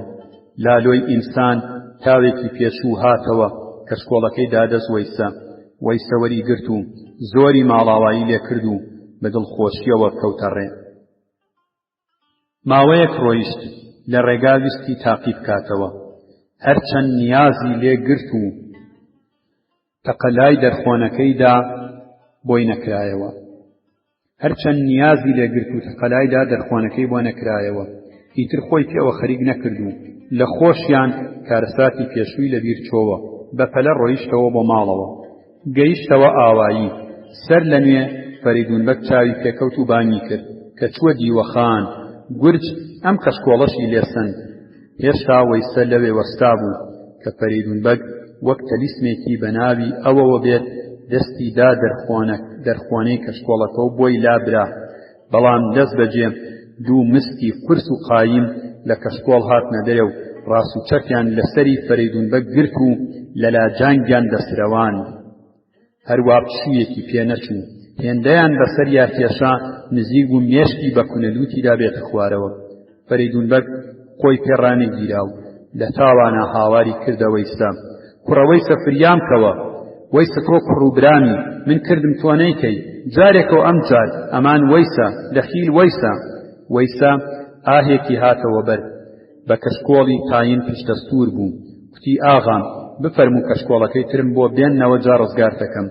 فەریدونبەگ بانگی کرد کێ لەوەیە ئاڕاکەن کەشکۆڵەکەی بۆ بێننەوە خێراکەن گیانم دەرچوو کە لەی سرم ورد و خاش بوو کورە وەیسە من ماڵی دنیام بۆ چییە گیانیشم هی تۆیە خزمەتکارێک هاتە ژوورێ و کەشکۆڵەکەی پێشووی هێنا و دایەوە دەست وەیسە کە وەیسە کەشکۆڵەکەی وەرگرت مستەکان لە جێگەی خۆیان وەستان و لە تێسرەواندنی سەر و گوێلاکی فەریدونبەگ بوونەوە فەریدونبەگ دستێ زمانی دەرکێشا بوو چاوی بە مۆڵەق وێسا بوو زرینگە زرینگ لەسەریەوە ئەهات سەرنجێکی کەشکۆڵەکەیدا بزانێت چ جادوویەکی تێدایە وا ئەم کارە ساتەی پێکرد کە تۆزێ لێی خێس بووەوە لێی نووسرا بوو زەوی بۆ وەرزێر و مەرگ بۆ دەرەبەگ ئیتر لە تاوانە وەک مار پێوەیدا کەشکۆڵی بۆ وەیسە فڕێدا و ڕای کرد ئەو ڕۆینەی ڕۆیشت نەگەڕایەوە ئیتر جارێکی دیکە کشت و کاڵ لە وەرزێر و بۆرە پیاو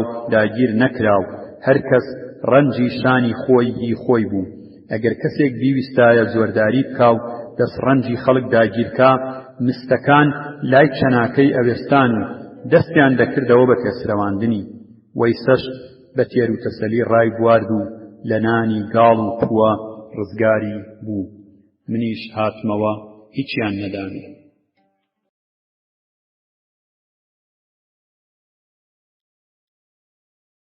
بەشی نۆهەمی کتێبی پێکەنینی گەدا چیرۆکی شەهیدی زوڵمە کتن و شۆردنی نابێ ساڵێک لە ساڵان دێوی قات و خڕی و گرانی باڵی ڕەشی بەسەر ناوچەی ژاوەرۆدا کێشا ڕەهێڵەی پەرێشانی و پەشێوی و شپرزەیی دای کرد وەرزێر لە کشت و کاڵی بەهاری و لە ڕەپستە و ئاوەنیای پاییزە مافنگی و ڕەنجە ڕۆمایەوە هەژار و نەدار و کز و کەنەفت کەوت و ژیانی تاڵ و ئاڵۆز بوو سەرەڕای ئەمانەش ئەوەندەیان بردبووە گەل و هەرەوەز وەک قسە قوتان ئەڵێن لە چوار پەلا گوێچکەی ساق بوو زگی برسی و پشتی بریندار و شان و شەپیلکی تێکشکا بوو کۆڵکێشانی زۆر و زەوەند هێز و توانای پێنەهێشت بوو برسایەتی و بێبژێوی ڕست و دەرەتانی لێبڕی بوو وەرزێر ئەوەندەی سەرنجی داوبیری کردەوە و سەری هێنا و برد نەیتوانی ڕێگای ڕزگاری و چاری چارە ڕەشی خۆی بەدی بکە لەلایەکەوە بێگار مەودای نەئەدا بەرژەوەندێک لە حاڵی خۆی بکات و لەلایەکی تریشەوە ناشارەزایی و نەزانی ڕۆژی ڕووناکی لێکرد بووە شەوە زەنگ بێبارانی و وشکە ساڵ و خەلەگران بوو بێبارانی و وشکە ساڵ و خەلەگران بوو بێکاری بوو ئیش لە حان ڕەنبەر و ئیشکەران چوو بۆ پشتی شێران ئەوەی لەو ناوەدا فرە و فراوان و کەم نرخ و هەرزان بوو تەنیا تەرم و جەندەکی هەژاران و فڕین و پەڕەوازە و ئاوەتی بوونی گیانی وەرزێران بوو ئاژاوە و پەشێوی بوو لە ناو لەشاندا گیانی سەربەهەشت توانای مانەوەی ناو جەندەکانیان نەما بوو ناچار هەڵوەدا ئەبوون و ڕایان ئەکرد بە ئاسمانە هەباسی وەرزێر پێش گیان لێتۆران چی کرد لە خاو و خێزان و سەری خۆی هەڵگرت و ڕۆیشت بە دارەدارە و لارە لارەوە ڕێگای گرتەبەر بەڵکو لە جێگایەک چارەسەری خۆی بکە بە چنگە کڕکە و پەلە کوتە و لنگە لەرزە لە چەند کەژ و کێ و چیا و هەورازا هەڵگەڕا و لە چەند شی و دۆڵ و نشێوەوە داگەڕا و لە چەند چەم و ڕووبار پەڕیەوە تا ئاخری بە هەر مەینەتێک بوو خۆی گیان لە شارێک لە شارە نزیکەکانی گەرمێن کە لە شار نزیک بووەوە شنەی هیوایەک دای لە دڵی زاماری بە خەیاڵی خۆی لایوا بوو ئیتر ئاوەدانیە و جێگای ئینسانەتی و پیاوەتی و شارستانیەتە زگی تێر و لەشی تیمار ئەکات و کە تۆزێ بژایەوە دەست ئەداتە کاروبارێک خۆشی ئەژێنێ و پارەش بۆ خاو و خێزانی ئەنێرێ و لە چنگ برسایەتی و مردن دەریان ئەهێنێ جا بە شوێنەی ئەوانیش دێنێ و لەیدا ئەنیشێ هەر یەکە خەریکی ئیش و کارێک ئەبن و لە شارستانی پڕخێر و بێر و لە وڵاتی تێر و کەسەلدا ئاسوودە و دڵنیا ئەحەسێنەوە و جارێکی تر بە بیریش ناگەڕێتەوە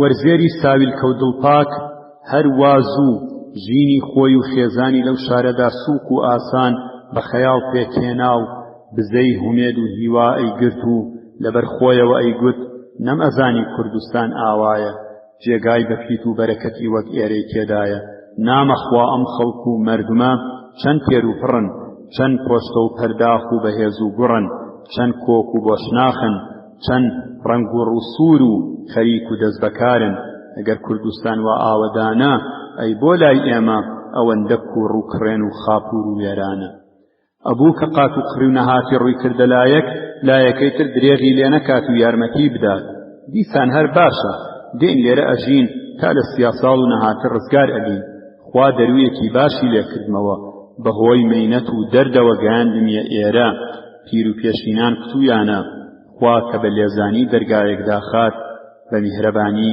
کەلێنێکی تر ئەکاتەوە ئیتر شان و قۆڵم لە بێگار ئاسوودە ئەبێت و مردووی گۆڕ و گۆڕستانیشم لە قوسەند و جمێن و جنێو ئەحەسێتەوە وەرزێر گەشایەوە و زۆری پێخۆش بوو کە ڕزگاری بووە و جەندرمە و خان و بەگ و بێگاری لە کۆڵ کەوتووە لە دڵێکی پڕ لە ئاوات و هیواوە ڕووی کردە ناو شار و هەندێک گەڕا بە جادە و بازاڕە شەرمی کرد داوای هیچ لە هیچ کەس بکات و لە ڕووی نەهات لە کوچە و کۆڵانان هەوڵی دووسێنان بدات بە زگی برسی و لە شیماند و شەکەتەوە ڕۆیشت و ڕووی کردە مزگەوت بەڵکو لەوێ دڵنەرمێ دیندارێ خاوەن ئیمانێ بە چەند فلسێ یا بە یەک دوونانێ دەستگرۆیی بکات تا شەو بحەسێتەوە و بەیانی خۆی گورچکا بۆ ئیش و کارێ تەنیا ڕۆژێکی دژوارە کە یەک دوو ژەم تێر بوو ئیتر وردە وردە ئیش ئەکات و پاری دەست ئەکەوێت و ئەبوژێتەوە و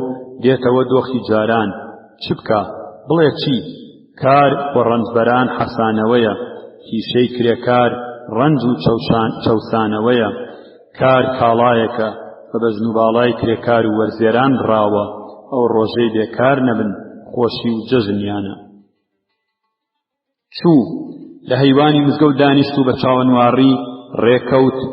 چاوەنواری ڕێکەوت کسکەی کرد زۆری نەخایان کابرایەکی چوتنەی چاومژمۆر لە دەرگای مزگەوتەکە هاتە دەرەوە لەم نەکبەت و چارە ڕەشە هاتە بەرەوە چڵکن بە تێخوڕینەوە کوتی کابرا خەڵکی کوێی وەرزێر بە خاو و خلیسک و بێهێزیەوە وەڵامی دایەوە ژاوەرۆ چڵکن کوتی خێرا کە هەستە بڕۆ وەرزێر گوتی هیچ ئەرکێکم لەسەر تۆ نییە بۆچی دەرمەکەی ئێرە مزگەوتە خانەی خوایە جێگای ئاوارە و هەژار و داماوانە لە خوا ناترسی وا تێم ئەخوڕی و ئەگوڕێنی بەسەرما و لەم خانەی خوایەوە بە سووتیەوە دەرمەنێی تۆ سەر وەکو من ماف و تێوەیەتی ئیتر بۆچی وازم لێ نایەنی تۆزێ بحەسێمەوە چڵکن وتی بامجێوریش بم پێم ناخۆش نییە و لێم لە چاو نایە کابرایەکی چارە ڕەشی وەکو تۆ لێرە بێت بەڵام لەبەر خوا ئەمەت پێ ئەڵێم کەچی دیارە ناشارەزای و نازانی قڕ بەسەر بتبینن ئەڵێن بێگانەی و ئەدگرن جاییتر ئارەزوی خۆتە وەرزێر کوتی بۆچی من و تۆ هەردووکمان کورد نین هەردووکمان وەکێک هاوڕەگەز و خوێن نین ئێرە شەر کوردستان نییە من و ئەم خەڵکەی لە ئەم شارەدان گشتمان کوردین و لە کوردستان نین ئیتر بۆچی ئەم گرن ئەم من و تۆی و دووبەرەکیە چییە ئەم جیاوازی و کینەبەریە شوورەیی نییە خۆ من نەهاتم بەشی کەس بخۆم و بمەبار بەسەر کەسەوە ئەمەوێ لێرە بحاوێمەوە و بەڕەنجی شان و کرێی دەستی خۆم بژین ئیتر سوچ تاوانم چییە لەسەر چی ئەم گرن چڵکن گوتی تێ ئەگەم و ئەمانەم وەک ڕۆژ بەلاوە ڕۆشن و ڕوونە بەڵام کێ ئەم چەند دوشمنت لێ ئەدیسێ بێسوودە ڕاکە ئەدگرن و ماوەیەک ئەدخەنە زندان و لە پاشان بەڕێت ئەکەنەوە بۆ وڵاتی خۆتان وەرزێر کە ئەمەی بیست جەرگ و هەناوی داکەوت و حەوش و حەساری مزگەوتی لێبوو بە کونە مشک جنێ و لێدان و برسێتی و بێگاری بیرکەوتەوە و زامی جێگە کۆڵ و داری زۆرداری کولایەوە ئاخێکی هەڵکێشا و چاوێکی بە ئاسمانە خشان چڕوانین و چاوپیا خشاندنێک بە قەدرایی 100 کتێب پڕ بوو لە گلەی و بناش بە دووسێتەکان هەستا و لەشی لە قاچی بار کرد لاقی لەرزی و ئەدگوت ئەڵێ ئیتر بەسە هێزم تێدا نەماوە سوام داروبەرد و ئاسن و پۆڵانیم گۆشت و ئێسقانم هەکم کەوتووە ڕاستیەکەی ئەوەیە ئیتر بە من دەرناچێ وەرزێر گوێی نەدایە بە کۆمەکی گاڵۆکەکەی وەک پەت کێشی کرد و بە دارەدار خۆی پێگەیان لە قەراخشار ئیتر لەوێ مەینەت کۆتایی هات، لاق لەرزی، لەش کەوتە زەوی، گیانی شەکەت و وەرزیش بۆ ئاسمان پڕی.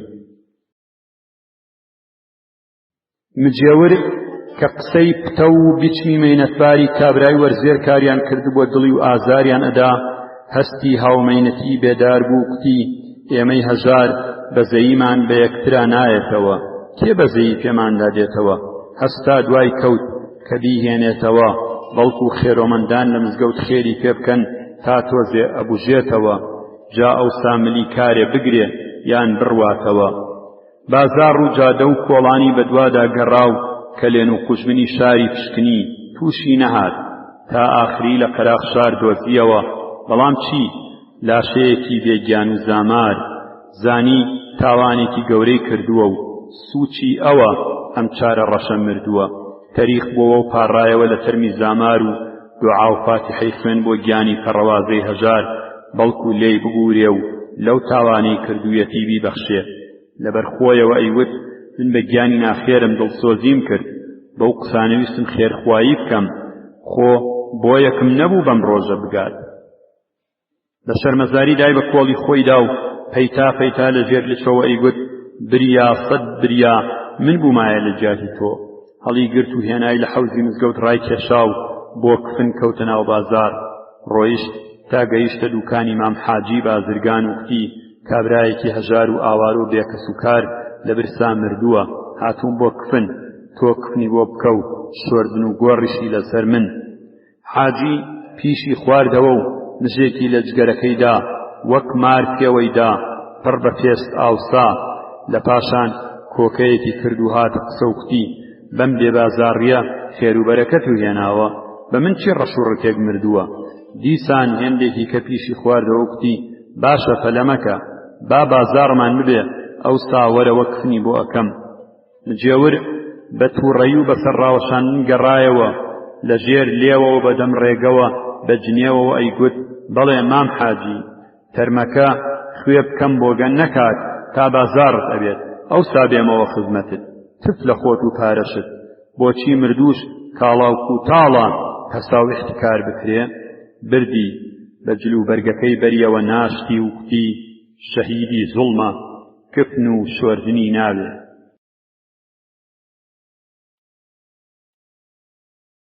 بەشی دەیەمی کتێبی پێکەنینی گەدا، نوستەکەی ئامینە خان.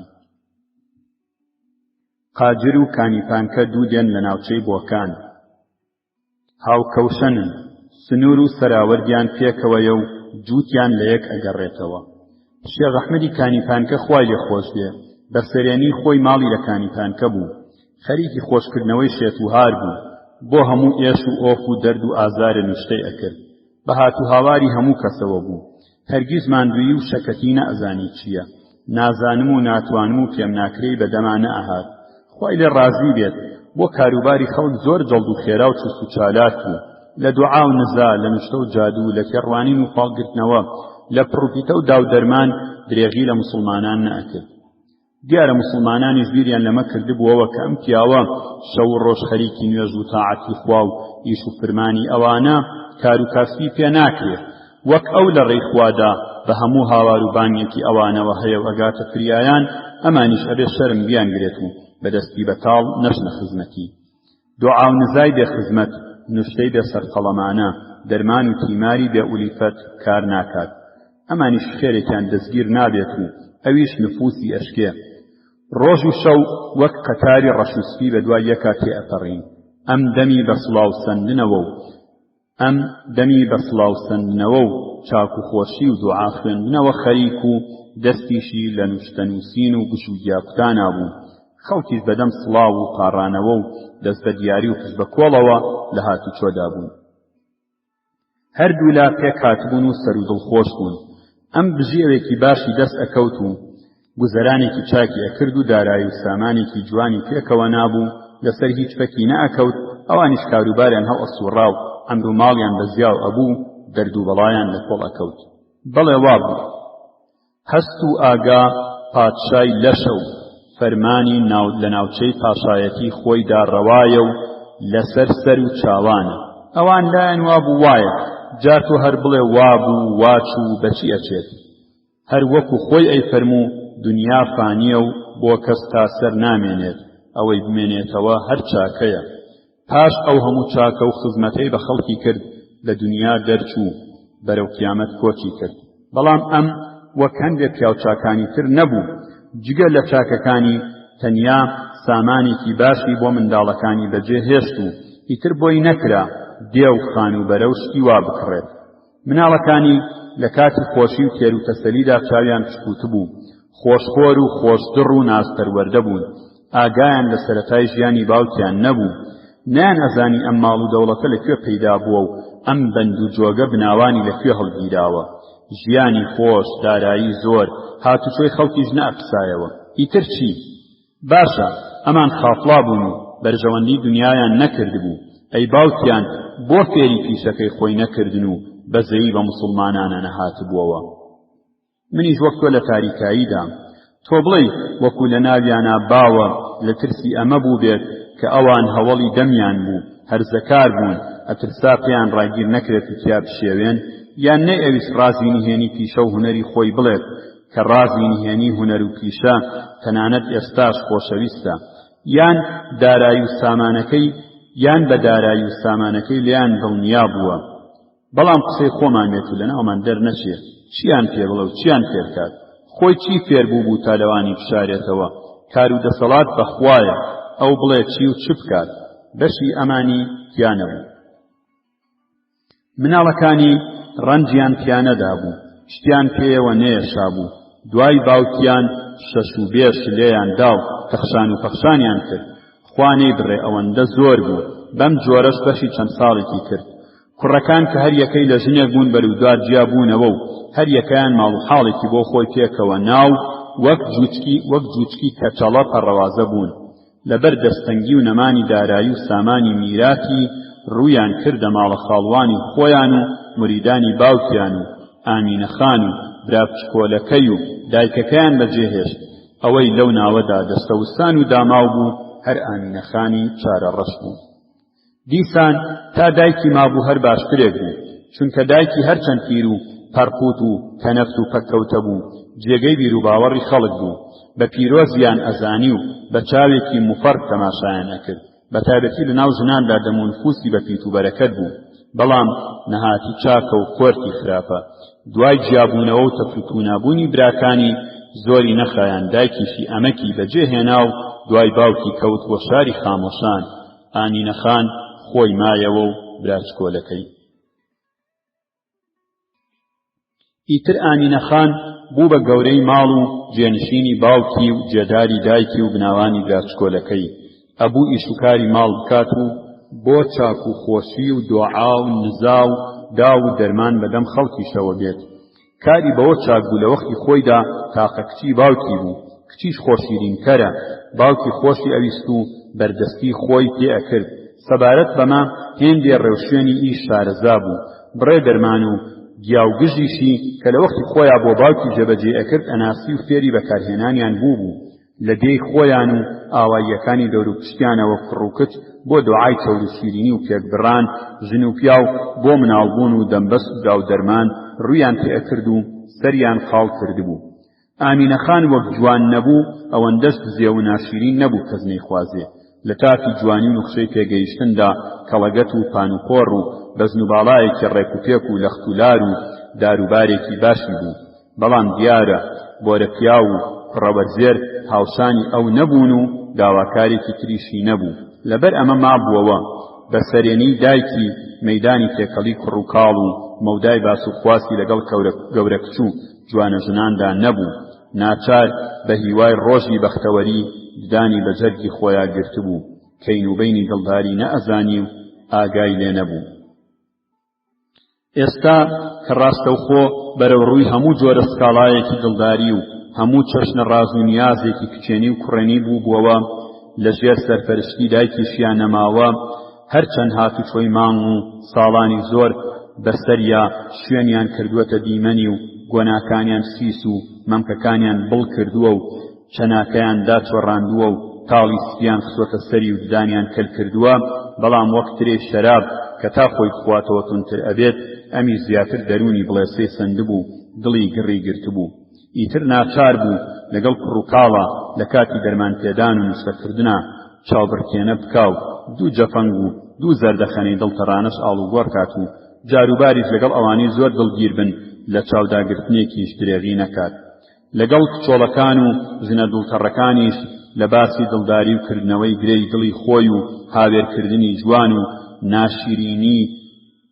ناشیرنی لاوان و هەرزەکار و کوڕکاڵی ئاوایی لەزەتێک بەرێ ئامینەخان بازاڕی گەرم بوو هەر کەسە بە خەیاڵێک و هەریەکەی بۆ کارێک چوونە لای و هەمیشە ماڵەکەی جمەی ئەهات براکانی لەوە تووڕە بوون کە خەڵکەکە سەریان کردوتە ئامینەخان و دیاری بۆ ئەبەن و خێروبێریان هەر بۆ ئەوە و ئەمانیش کەس ڕوویان تێناکات ئەمان بانە خوێندەواریش بن دەسەر و نێزەرێکی زل و ڕیشێکی پانەوە زرتەی چاویان بێت و ئافرەتێکیش لە جێگەی باوکیان دانیشێت و بازاڕی وا گەرم بێت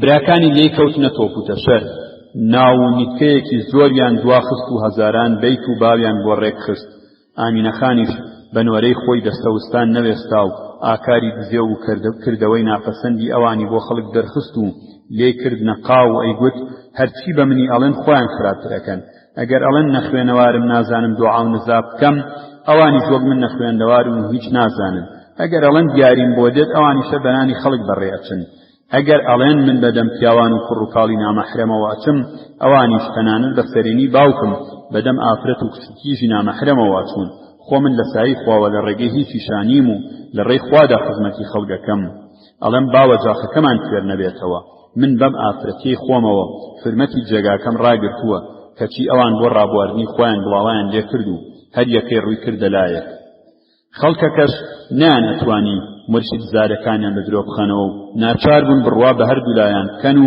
وردە وردە تێگەیشتن ئەمە بناغەی بۆشە و کێشە لەسەر لێفەی مەلایە و ئەم گێرە و کێشە و هەرا و بەزمە هەر بۆ کڕووساندنەوەی ئەوانە ئیتر لیان تەکینەوە وازیان لە هەردوو لایان هێنا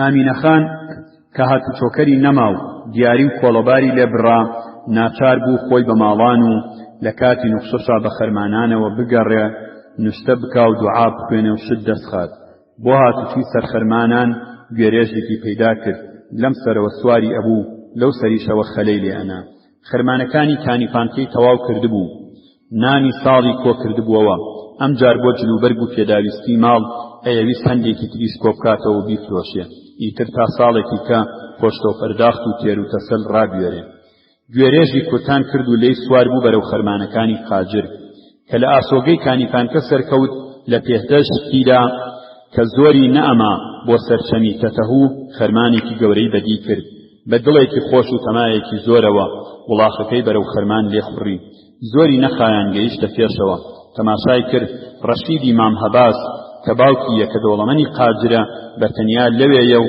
بە کاوە خۆشەن ئەکات بەڵام چەند ماڵۆسکەی گەورەی سوور کردووە ئامینەخان سڵاوێکی کرد و هێندێ دوعای لەژێر لێوە خوێند و فووی کرد بەسەر خەرمانەکەدا و پیت و بەرەکەتی تێکەوێت و بێچاوێنی بێت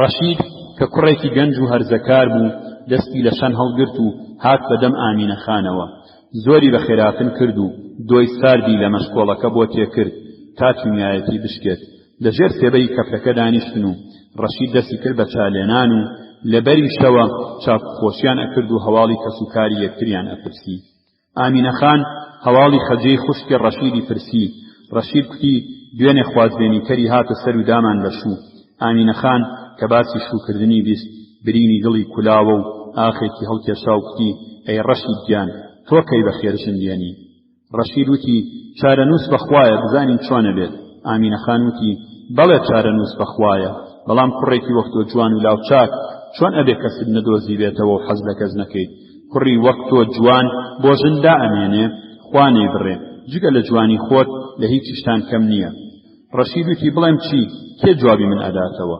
ئامینەخان بە نازێک و چاوێکی نەرمەوە وتی ئەوە ئەڵەی چی حەیف نییە ئەو چاوە جوانانەی بە تۆوەیە بەخوا خوشکی خۆیشت عاشق دەبێت ڕەشید وتی چی بێ لە تۆ نهێنی بێ حەز لە کچێکەکەم بەڵام ئەوەندەی ئەکەم و ئەکرێنم جوابم ناداتەوە ئەگەر نوشتەیەکم بۆ بکەی بۆم ساز بێ چی ئەڵێ ئەدەمێ؟ ئامینە خانوتی ڕەشید گیان سەرقەڵەمانە ئەبێ پێشەکی بدرێ گینان وشتە کار ناکات.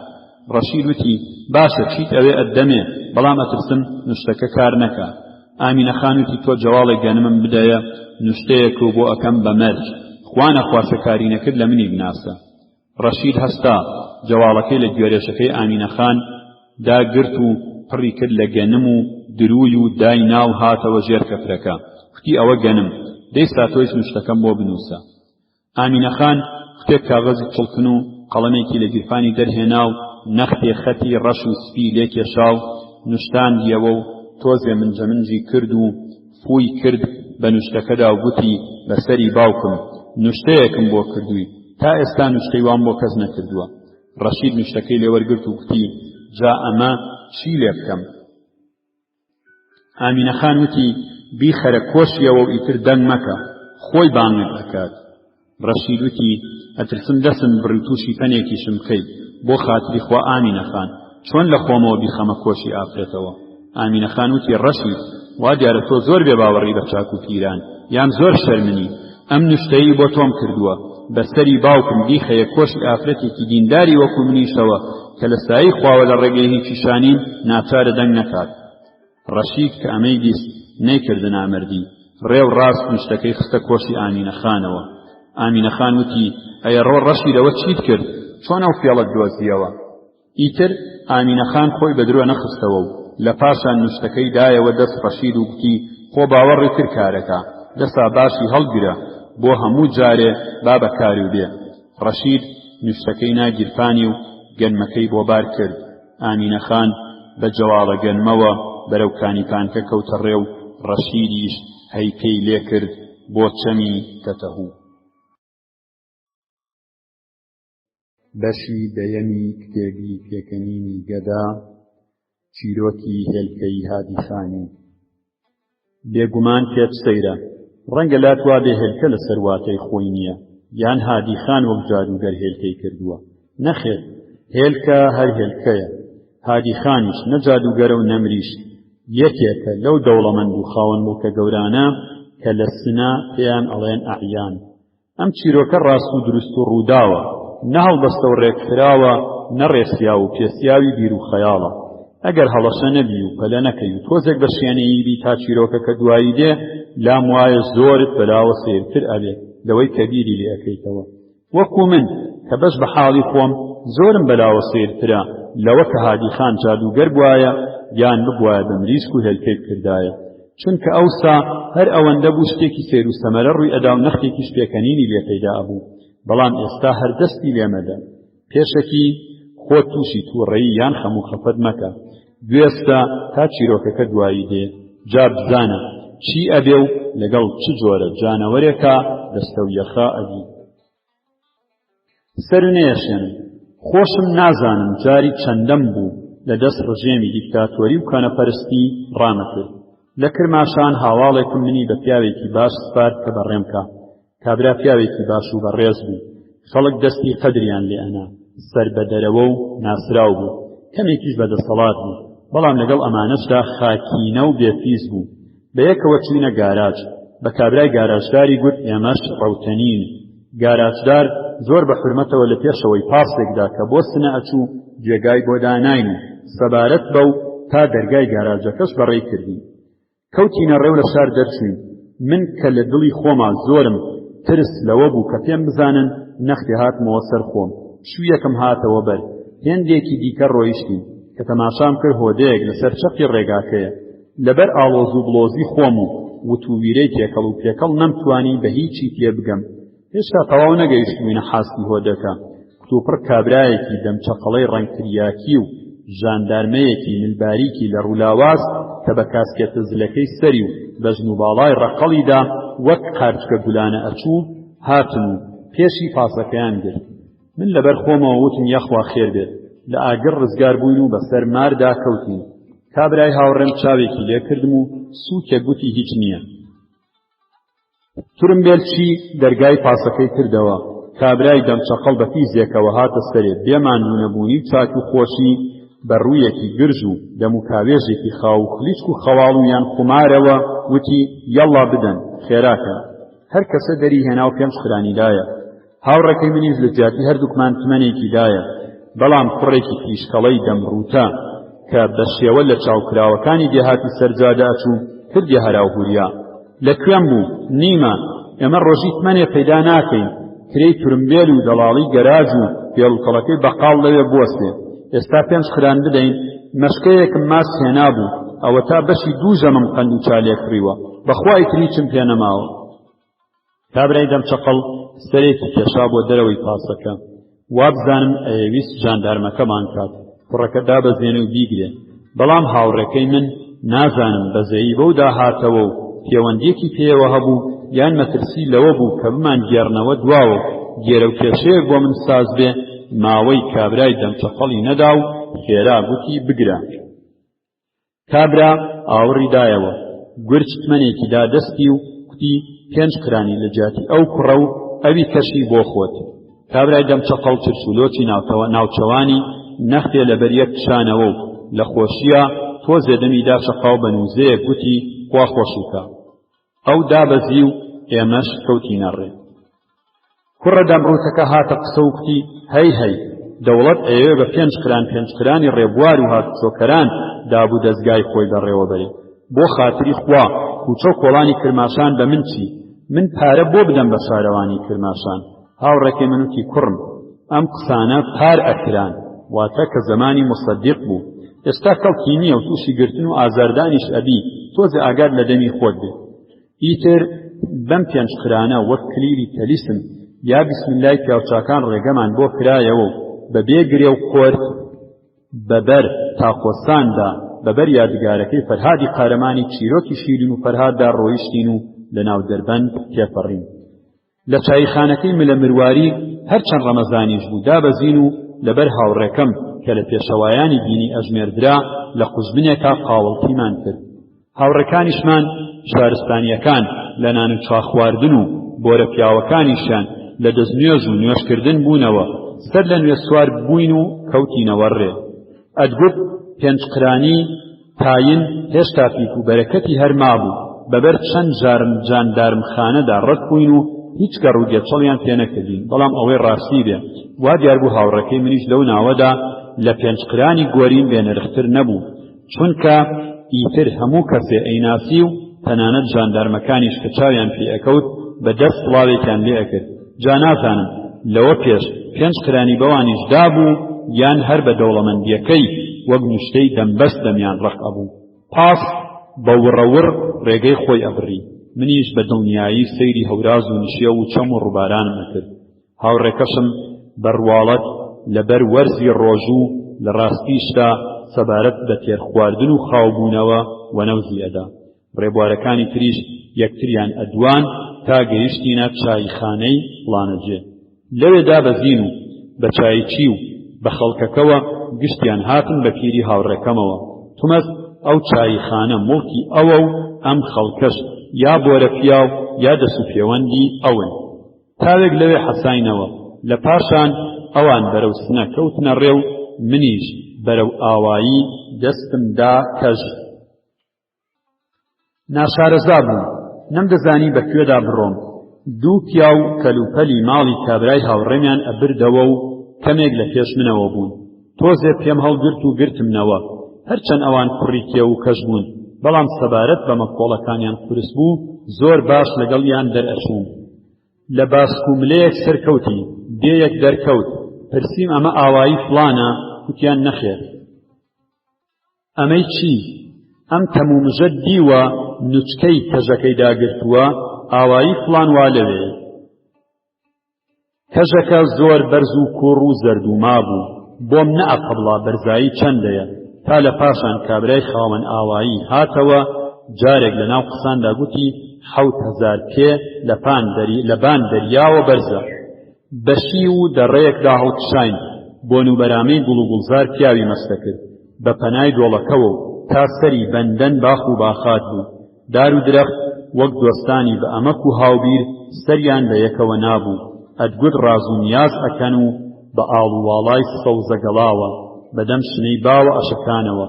ئەدگوت بە هەوای موزیکی خوڕەخوڕی ئاوەکەوە کە لە بتکەی کەژەکە ئەهاتە خوارەوە وەک دەوڵەمەند و خوداپێداوەکان لەسەر شانۆی کاباریەکان سەما ئەکەن و ئاگایان لە دەرد و مەرگی کەس نییە.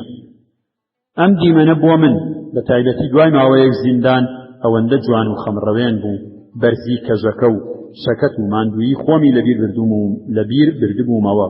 بە کاوەخۆ تێ هەڵ ئەگەڕاین تا دەمادەمی خۆرئاوا گەیشتینە ئاوایی فڵان. دوای چەند ڕۆژێک کوڕێکی سنەیش کە خزمی خانەخوێکەم بوو بە ناوی سەردانەوە هاتە ئەوێ. کوڕێکی خوێندەوار و وریا بوو. وابزانم ئەویش وەک ماسی لە تاوی ڕاوکەران قوڵاخەی دابوو. بەڕۆژ لەبەر هاتوچۆی ژاندارمە و چەرچی و وردەواڵە فرۆش کە پتریان بە پۆلیسی نهێنی ئەزانران ئەچووینە باخێکی دوور لە ئاوایی. باخەکە لە جێگەیەکی ئەجگارخۆشە هەڵکەوتبوو.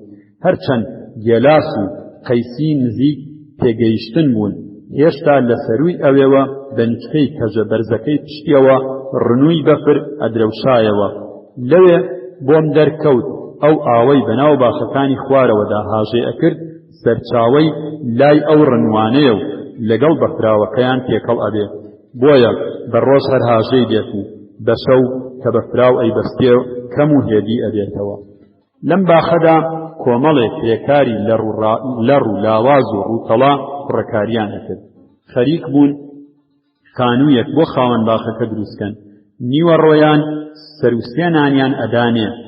هێندێ ڕۆژ دۆیشی لەگەڵ ئەبوو. لە ئەو ڕەحمانی باخەوانم پرسی ئەمانە کرێیان چەندەیە؟ کوتی ڕۆژی تمەنێک. وتم جا چۆن بەم ڕۆژە درێژانە بە تمەنێ کار ئەکەن؟ وتی هەی هوو ئەمانە کار و کاسبیان ڕەنێوهێنانی ئەم باخەیە.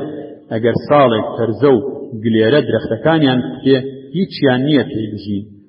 پارەکە نەهاتیان بوو. زستان پارەیان وەرگرتووە و لە پێی کاری هاویندا ڕۆژی بەتمەنێک و خۆیان پێخستووەتە بەهار. ئێستا بۆیە بەوەندە کار ئەکەن. ئەم سێنانەی ئەیشیان درێتێ پیاوەتیە. ئەو ڕەحمان کە نیوەڕۆیان ئەچووەوە ئاوایی و نان بۆ کرێکارەکان بێنێت، ئێمەش پارەمان ئەدایە شتێکمان بۆ بکڕێ. ڕۆژێ لەو ڕۆژانە دووتمەنماندایە هێلکەمان بۆ بکڕێ. ئەو ڕەحمان هاتەوە نانی لە کرێکارەکان دابەش کرد و سەرکەوت بۆ لای ئێمە. هێشتا چەند هەنگاوی مابوو بگاتە لامان. کوتی نان و ڕۆنم لە ماڵی ئاغا هێنا و بایی دووتمەن هێلکەم بۆ هاوردن. بەڵام چ هێلکە؟ هێلکەی هادیخانی. لە کوڕەسنەیەکەم پرسی هێلکەی هادیخانی چییە؟ تی بەخوا بێژم چە. ئەو ڕەحمان هاتە پێشەوە، شتومەکەکەی دانا، ئاگری کردەوە و چای لێناو، هێلکۆڕۆنێکی باشی کرد و هەرسێکمان دەستمان بە خواردنی کرد. لەسەر نان خواردن لە ئەو ڕەحمانم پرسی هێلکەی هادیخانی چۆنە؟ گوتی ئەی چاوت پیان نەکەوت چەند درشت و گەورە بوون؟ هۆوەتا بڕوانە تێکوڵەکەیان. گوتم بۆچی ئەو ڕەحمان ئێوە بە هێلکەی گەورە ئەڵێن هادیخانی؟ گوتی بەڵێ لەم چەمی گاوەرۆیەدا وا ئەڵێن. ئەمە حکایەتی هەست. گوتم ئادەی حکایەتەکەمان بۆ بگێڕەوە. ئەو ڕەحمان کە کوڕێکی ساویلکە و دەم بە پێکەنین بوو، بزەیەکی گرت و دەستی پێکرد و وتی لەو شیوەی ئەو دیومانەوە لە داوێنی عەواڵان دێیەکی ئاوەدان و گەورەی لێیە، نزیکەی 200 ماڵ ئەبێ، ناوی نشورە. ئەم دێیە جگە لە باخاتی زۆر تێڵگەی فرەشی هەیە و ئاو و هەواشی گەلێ سازگارە.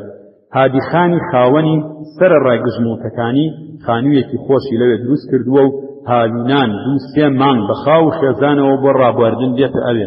پیاوێکی فرە لە چەروچنۆکە لە پیاوی دەوڵەت بەولاوە، مشکی چێشکەی نانی ناکە. خەڵکی نسوور ئەوانەی جووتبەندن وەک دێهاتی تر خەرج و پیتاک و پوشانە و ڕۆنانە و کاوڕانە و خوریانە و موانە و ڕووجانە و بێگارانەی خۆیان ئەدەن. دەغڵ و دان و شیناوەردیش ئەوە دیارە کە نیوەیی و سێیەکە. باخەکانیشیان لەم ساڵانەدا بەهۆی تاپۆوە لێکراوەتە نیوەیی. ئەوانەی ڕەشاییشن دیسان وەکو هەندەران مانگی 3 ڕۆژ بێگار ئەکەن. ئەگەر ئاژەڵیشیان ببێت ئەوە ڕۆنانە و پوشانە و کاوڕانە و خوریانەیش ئەدەن. بەڵام هادیخان زیاد لە گشت شوێنێک بە پێی ئەژمارە بۆ گشت مامرێکی سەرە 15 هێلکە لە ڕەشاییەکان ئەسێنێت. کە هادیخان ماڵی دێتە نشور گزیر ئەکەوێتە ناو ئاوایی. مامرەکان چاو ئەژمێر ئەتا سیایی ئەگرێ و ئەیبا بۆ ئاغا پاشان لە پاشان دەنگیان ئەدا هەر کەس چەندی هێلکانە لە پێدایە بیبات ڕەشایەکان کە ڕەنجبەر و وەرزێری جووتبەندەکانن خۆیان لە دەشت خەریکی کارن ژن و منداڵیان زەمبی لە هێلکە هەڵ ئەگرن و ئەیبەن بۆ ماڵی هادی خان بۆ ئەندازەگرتنی هێلکەکان کونێکی خڕی کردووەتە تەختەیەک خزمەتکارەکەی تەختەکە ئەگرێ بەدەستەوە و لەبەر چاوی هادی خان هێلکەکانی پێ ئەندازە ئەگرێ هەر هێلکەیەک بە کونەکەوە نەچوو وەری ئەگرێ و ئەوەی بە کونەکەشەوە نەوێستا نایەوێت خاوەنەکەی ناچارە بیبە بیگۆڕێتەوە بە هێلکەیەکی قەڵەو جا سەبارەت بەمە هێلکەی گەورە لەم ناوەدا ناوبانگی کردووە بە هێلکەی هادیخانی وتم ئەو ڕەحمان جا بۆ ئەیدەن کەی ئەمە لە قانوندا هەیە وتی تۆ ئێژی چی ئەی نەیدەین چیەکەی هادیخان ئەعیانە و ماڵی لە شارە و هەر خۆی حەساوە ژاندارمە ئەنێرێتە سەرمان و بە شەق ورگمانە دڕن وتم جا ئێوەش هەمووتان قسەی خۆتان بکەنە یەک و لە هادیخانیش و لە ژاندارمەکانیش لای دەوڵەت شکات بکەن وتی بەڵێ لە زمانی دکتۆر مصدیقدا ئەمەمان کرد و تەنانەت من خۆم ئێستا ئاوارەی ئەوەم دایکم هێلکانی بردبوو بە ماڵی هادیخان هێلکەکان بە کونی تەختەکەوە نەوێسا بوون کابرای خزمەتکار هەموو هێلکەکانی دابوو بە سەرسپیەکەی دایکمە ئێوارە کە لە ئیش هاتمەوە سەری شوەردبوو باسی هیچیشی نەکرد تا من تووشی گێچەڵ نەبم بەڵام دراوسەکان بۆیان گێڕامەوە منیش هەر بەو شەکەتیمان دیدیەوە دەستم داسم چوومە ماڵی هادیخان تا وەک کەما ملی هەڵبڕم خوا و ڕاستان چوو بوو بۆ سنە و لە جیاتی ئەو کابرای خزمەتکارم بەرپەل کەوت و داخی هادیخانیشم بەو ڕشت و هەتا جوڵاوە لێمدا و لە دوو سێ لاوە سەرم شکان ئیتر دنیا وەک ماستی مەییوی لێ هات باسی هێلکە لەو ناوەدا نەما تا دەوری مصدق تێرچوو دیسان سەر لە نوێ هادیخان لە جاران خراپتر زەبروزەنگی دەست پێ کردەوە و ژاندارمەی هێنا کە من بگرێ منیش بۆی دەرچووم و ئەوە تا لێرە باخەوانم بەڵام برا بچووکەکەمیان بەردەستکەوت و گرتیان ئێستا وا لە کرماشان لە زینداندایە ها نەبوو کە ئێوە هاتن منیش لە پاسەکەدا بووم کڕم لە تەک کابرای دەم سەفەڵدا کرد ئەوە چوو بوومە کرماشان سەری براکەمدا بوو وتم ئاو ڕەحمان تۆ ئەو ساوت و ماسم هێناوە بیفرۆشم وتی ئەیچە بێژم ئەیچە بێژم ئەو ڕەحمانم و بمگرن بەخوا هەر ئەوە نەبوو ماسم نەبردووە فرۆشتن ئەگینا گشت قسەکانی ترم ڕاست بوو ئەوسا کە ماسم ئەبردە فرۆشتن ئەوانم گشت بەسەر ئەهات وتم ئەو ڕەحمان وەرزێر خۆی بربەرەکانی خان و بەگو ژاندارمەی پێ ناکرێ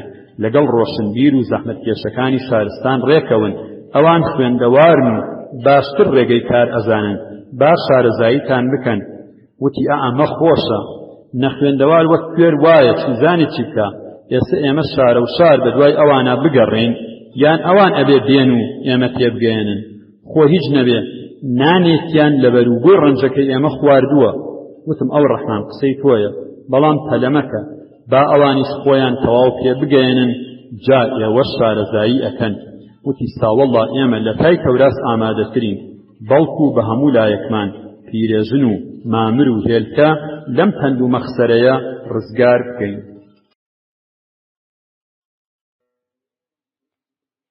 بەشی دوانزەیەمی کتێبی پێکەنینی گەدا چیرۆکی قورئان خوێندن لە جیاتی پارەی بەرتیل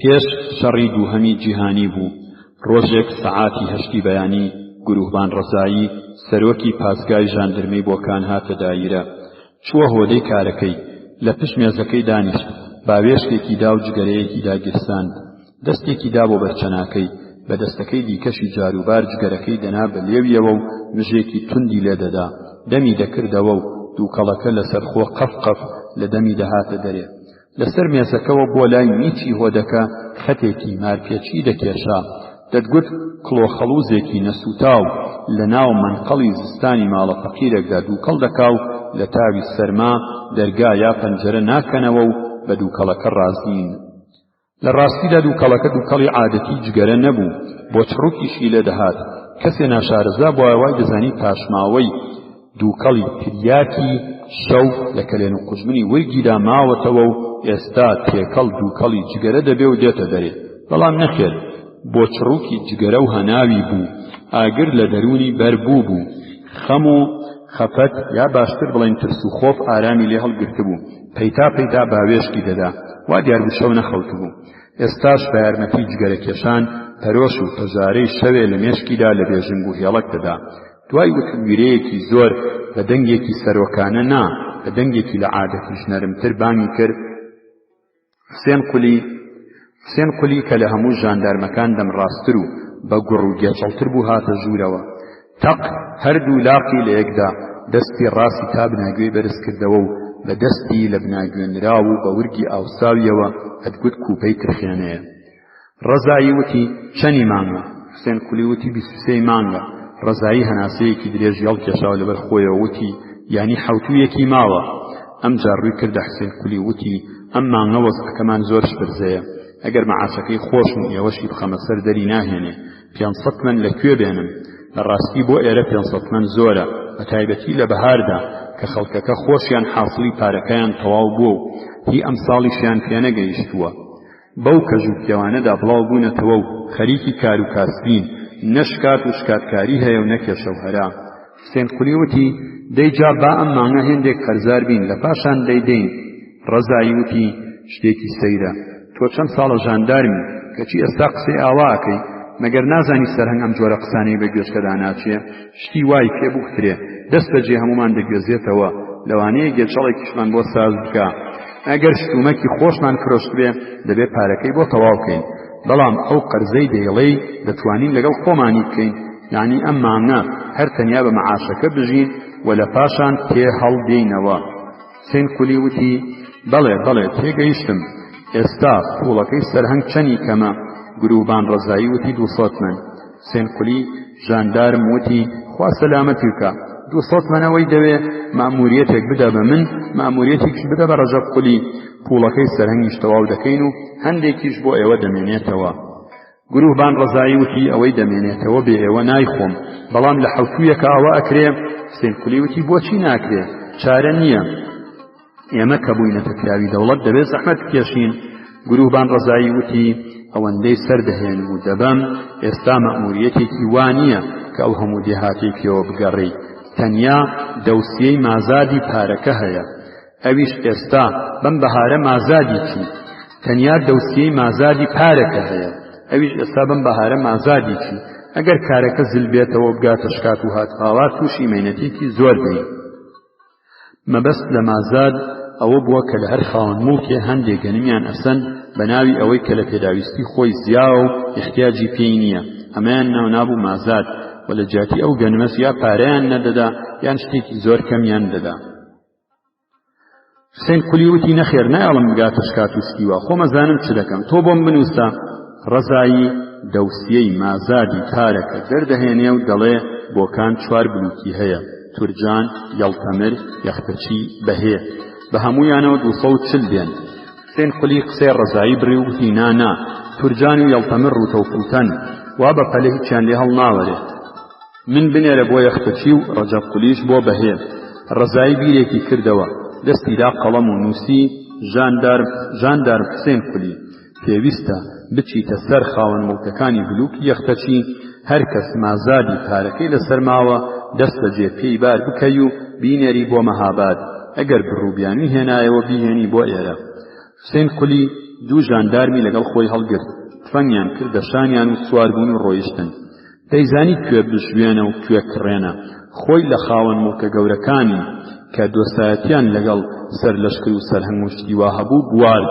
ڕووی کردە خاوەن مڵکە ناوەنجیەکان ئەوەی مازادی لەسەر مابوو 15-20 منی لێ ئەستان ئەوەی لەسەری نەمابوو دەیگوت ناوت لەگەڵ ئەوانەدا هاتووە کە نەیانداوە چۆرە بۆکان بۆ لای سەرۆکی ژاندارم بەشکم لەوێ ڕوون بێتەوە کە داوتەیانە ئەم لا ئەو لا ئاخرەکەی بە 5-6 من وازی دەهێنا کە ئەو سەفەرەی وەبەر نەخا حوسێن قولی بە 4-5 ڕۆژ 200 منی کۆ کردبووەوە کەوتوو بە کوڕوکاشی زیادی نێزیک نیوەڕۆ بوو گەیشتە گوندی کانی تۆمار لەوێ نیوەڕۆژی کرد و سەی حەسەنی خاوەن موڵکی ئاواییەکەی هەڵپێچا کە بینێرێ بۆ بۆکان سەید حەسەن لە کەمەوە حوسێن قولیش لە زۆرەوە دەستیان کرد بە سەودا لە دوای چەند لێدانێکی زۆر لەسەر دەتمان ڕێکەوتن. حوسێن قولی دەتمەنەکەی وەرگرت و بەرەو حاجی کەند کەوتە ڕێ. ئێوارە گەیشتە حاجی کەند. حەسەن ئاغای حاجی کەند کە لە دیوەخان لەگەڵ چەند کەسی میوان دانیشت بوو کە لە دوورەوە چاوی بە ژاندارمەکان کەوت دەست بەجێ میرزای بانگ کرد و وتی بچۆ بە هەر جۆرێک بێ کارێکی وا بکە بڕۆن با نەبنە مووی لوت لە میوانەکان. میرزا بە پیریانەوە چوو دەستی کرد بە سەوداکردن لەگەڵیان کە ئەو شەوەیان لێ بکڕێتەوە چەندیان بداتێ لەوێ دانەبەزن و بچنە دێیەکی دیکە. حوسێن قولی لە 20 تمەنەوە و میرزاش لە 5 تمەنەوە دەستیان پێکرد. ئەو تمەند دەهاتە خوارێ و ئەمیش تمەند دەچوە سەرێ. حوسێن قولی لە 12 تمەن پێی چەقاند. میرزا کە دیتی ئیتر فائیدەی نایەتە خوارەوە 12 تمەنی دایە. حوسێن قولی وەری گرت و نایە باخەڵی ڕکێفی لێدا و بەرەو دارگیر دەڵا کەوتە ڕێ. کە گەیشتە ئەوێ ڕۆژ ئاوا بوو لە ماڵی مامە عەلی دابەزی. هەرچەند دارگیر دەڵا کوێرە دێیەک بوو مامە عەلیش دەرک و دیوەخانێکی وای نەبوو جێگای حەسانەوە بێ، بەڵام شەودا هاتبوو ژاندارمیش دەستی شەوی نییە ناچار بوو لەوێ بمێنێتەوە. سبەینێ حوسێن قولی لە خەو هەڵستا بەبەر ماڵەکاندا ڕۆیشت بچێتە سەر حەوز و ئاوەکە دەموچاوی بشوە. گەیشتە بەر دەرگای ماڵێک دەنگی قورئان خوێندن دەهات. لەوێ ڕاوەستا بیری کردەوە لە دڵی خۆی داگوتی ئەمە هەر کەس هەیە یان مەلایەک یان حاجیەک سەییدێ شتێکی وایە دەبێ شەپکەشی لەسەردا نەبێ کەوایە شتێکی لێ هەڵدەوەرێ. فکرەکەی بە شێوە و ڕەوشی ژاندارمە ڕاست بوو چونکە دەوڵەت قانونێکی دانابوو دەبوو هەموو کەس چاکەت و پانتۆڵ لەبەر بکا و شەپکەی لەسەر نێ. جلوبەرگی کوردی کە بەرگی میلی کوردەکان بوو قەدەغە بوو هەر کەس لەبەری دابووایە بەپێی ئەو قانونە تووشی گێچەڵێکی زۆر دەهات. حوسێن قولی بێپرس و ڕاچووە ژوورەوە. مەلا کەریم کە پیاوێکی پیر و ڕیسپی و مەلای ئاوایی بوو بەیانی نوێژی کردبوو. هێشتا لەسەر بەرماڵەکە بەرەو قیبلە دانیشت بوو قورئانی دەخوێند. پورەمەنیجی ژنیشی چای لێ نابوو بە دیاریەوە دانیشت بوو تا مەلا لە قورئان خوێندن دەبێتەوە. مەلا کەریم کە دیتی بەم بەیانیە لە جیاتی خێروبێر ئەو بەڵایی لێ پەیدا بووە سپی هەڵگەڕا و قورئان خوێندنەکەی لێ تێکچوو. بە خێراتنی حوسێن قولی کرد و بە مەلاژنی وت چای تێکە. حوسێن قولی بە نیوە کوردی و نیوە تورکی وتی چای ناخۆمەوە چون ماڵی مامە عەلی خێرا خۆت سازکە دەبێ بێی بۆ بۆکان. مەلا وتی من لە ڕێی هیچدا نیم کارم بە چاک و خراپی دنیا نییە پیر و پەکەوتم بۆچی بێم بۆ بۆکان. حوسێن قولی وتی گوێ نادەیە قانونی دەوڵەت نەشەفکەت لەسەرە نەچاکەت و پانتۆڵت لەبەرە مەگەر ئەمە بێ قانونی نییە. حەمە شەریف دراوسەی مەلا کە چاوی لێبوو ژاندارم چوەتە ماڵی مەلا دەست بەجێ هات بەشکم بە هەر جۆرێک بێ مەلا لە چوی ژاندارم ڕزگارکە. حەمە شەریف ڕووی کردە حوسێن قولی وتی کورە عەیبە چیت لەم پیاوە دەوێ ئەمە لەکوێ بەردەکابێتە بۆکان وازی لێ بێنە ئینساف شتێکی باشە. حوسێن قولی وتی من ئەم قسانە نازانم پیاوی دەوڵەتم دەبێت فەرمانی دەوڵەت بەجێ بگێنم. حەمە شەریف حوسێن قولی بردە حەوشەکە یان بێ سرتەی لەگەڵ کرد و هاتنەوە ژوورەوە. حەمە شەریف وتی بە 5 تمەن ڕازیم کردووە واز بێنێ بزانن 5 تمەنەکەی بۆ پەیداکەن. مەلاژن کە ئافرەتێکی پیر و ڕق و وش بوو لە ترسانە دەلەرزی بە زەحمەت هەستا و دەستی کرد بە پشکنینی پڕ و پرێسکە. ئاخرەکەی 2 تمەنی دۆزیەوە دایە دەست حەمە شەریف و گوتی بەخوا لەمە زیاتر لە ماڵماندا نییە.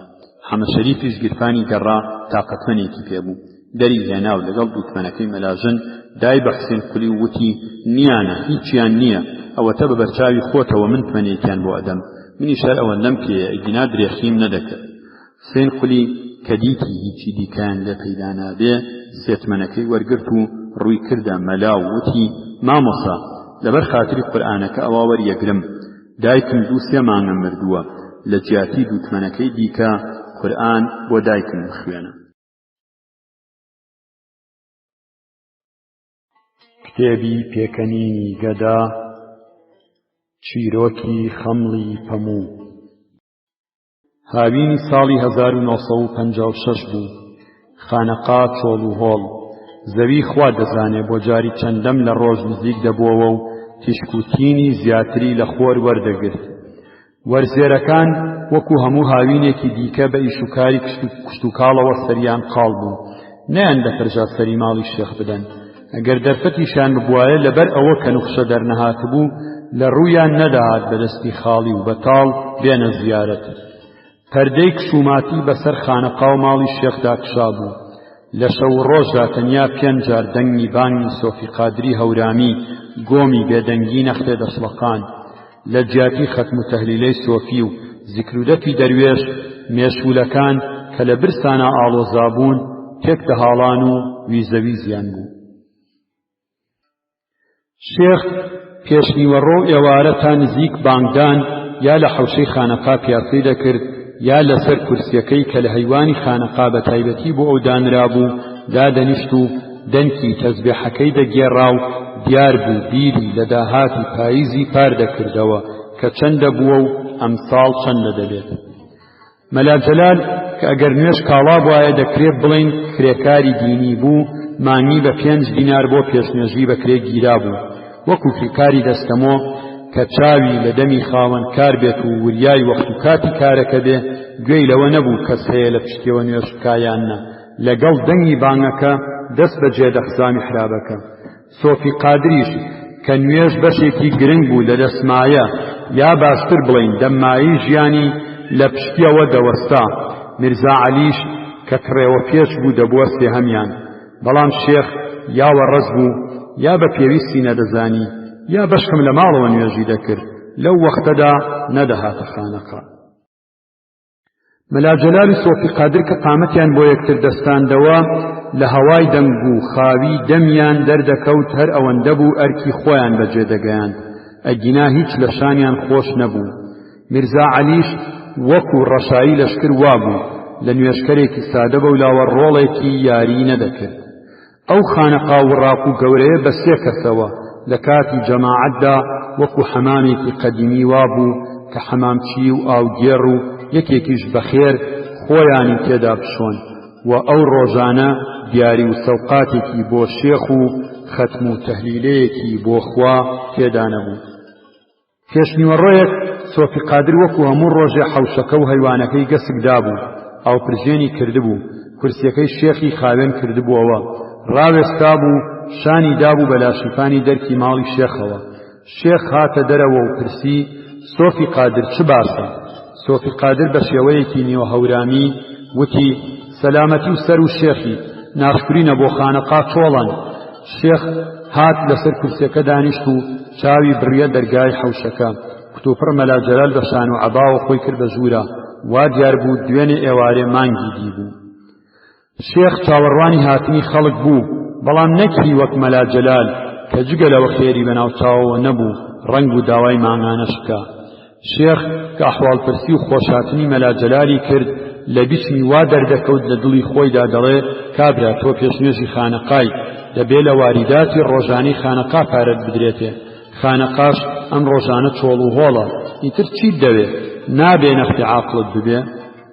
لەم کاتەدا سۆفی نامق کە چاکی کەواشۆڕەکەی کردبوو بەلادا و بە نەخوێنەکەی بەسەر دەرپێستیە چڵکنەکەیەوە تاقمانە جووتی دەکرد، ئەوەندە بە پەلە خۆی کرد بە ژووردا لە بیری چوو ئاتەکی کەواکەی داداتەوە. شێخ کە چاوی بە سۆفی نامق کەوت تەمومژی ناوچەوانی نەختێ ڕەوی بانگی کرد سۆفی نامق بەخێر بێ خێرەش کورد. سۆفی نامق وتی بەخوا قوروان مەگەر هیمەتی پیران کریام کەفێ خێری چی؟ شێخ حەقی بوو هاتنی سۆفی نامقی پێخۆش بێ، موریدێکی بە سۆز و مخلیس بوو، خزمەتی خانەقای زۆر دەکرد، هیچ کاتێ بەدەستی خاڵی نەدەهاتە زیارەت، هیچ نەبێ دینارێکی هێناوە مەلا جەلالی پێبێ دەنکەم، خۆ ئەگەر هیچیشی نەهێنابێ دیسان هەقەی ناکە، هاوینە نوخشە دەرنەهاتووە، دار ئەگەر ساڵێ بەری نەهێنا ناشێوی بڕی. سۆفی نامق سەرکەوت سڵاوی کرد و دەستی شێخی ماچ کرد. شێخ وتی سۆفی نامق بەخێر هاتی خۆشیش کورد. سۆفی نامق وتی قوروان خوا خۆشت کە لە سایەی خواوە و هیمەت و بەرەکەتی شێخەوە. شێخ وتی ماڵ و منداڵت چۆنن؟ سۆفی نامق وتی قوروان دەسەکانت ماچەکەن خزمەتکارتن. شێخ شیناوەردەکەت چۆنە نوخشە دەرنەهاتووە؟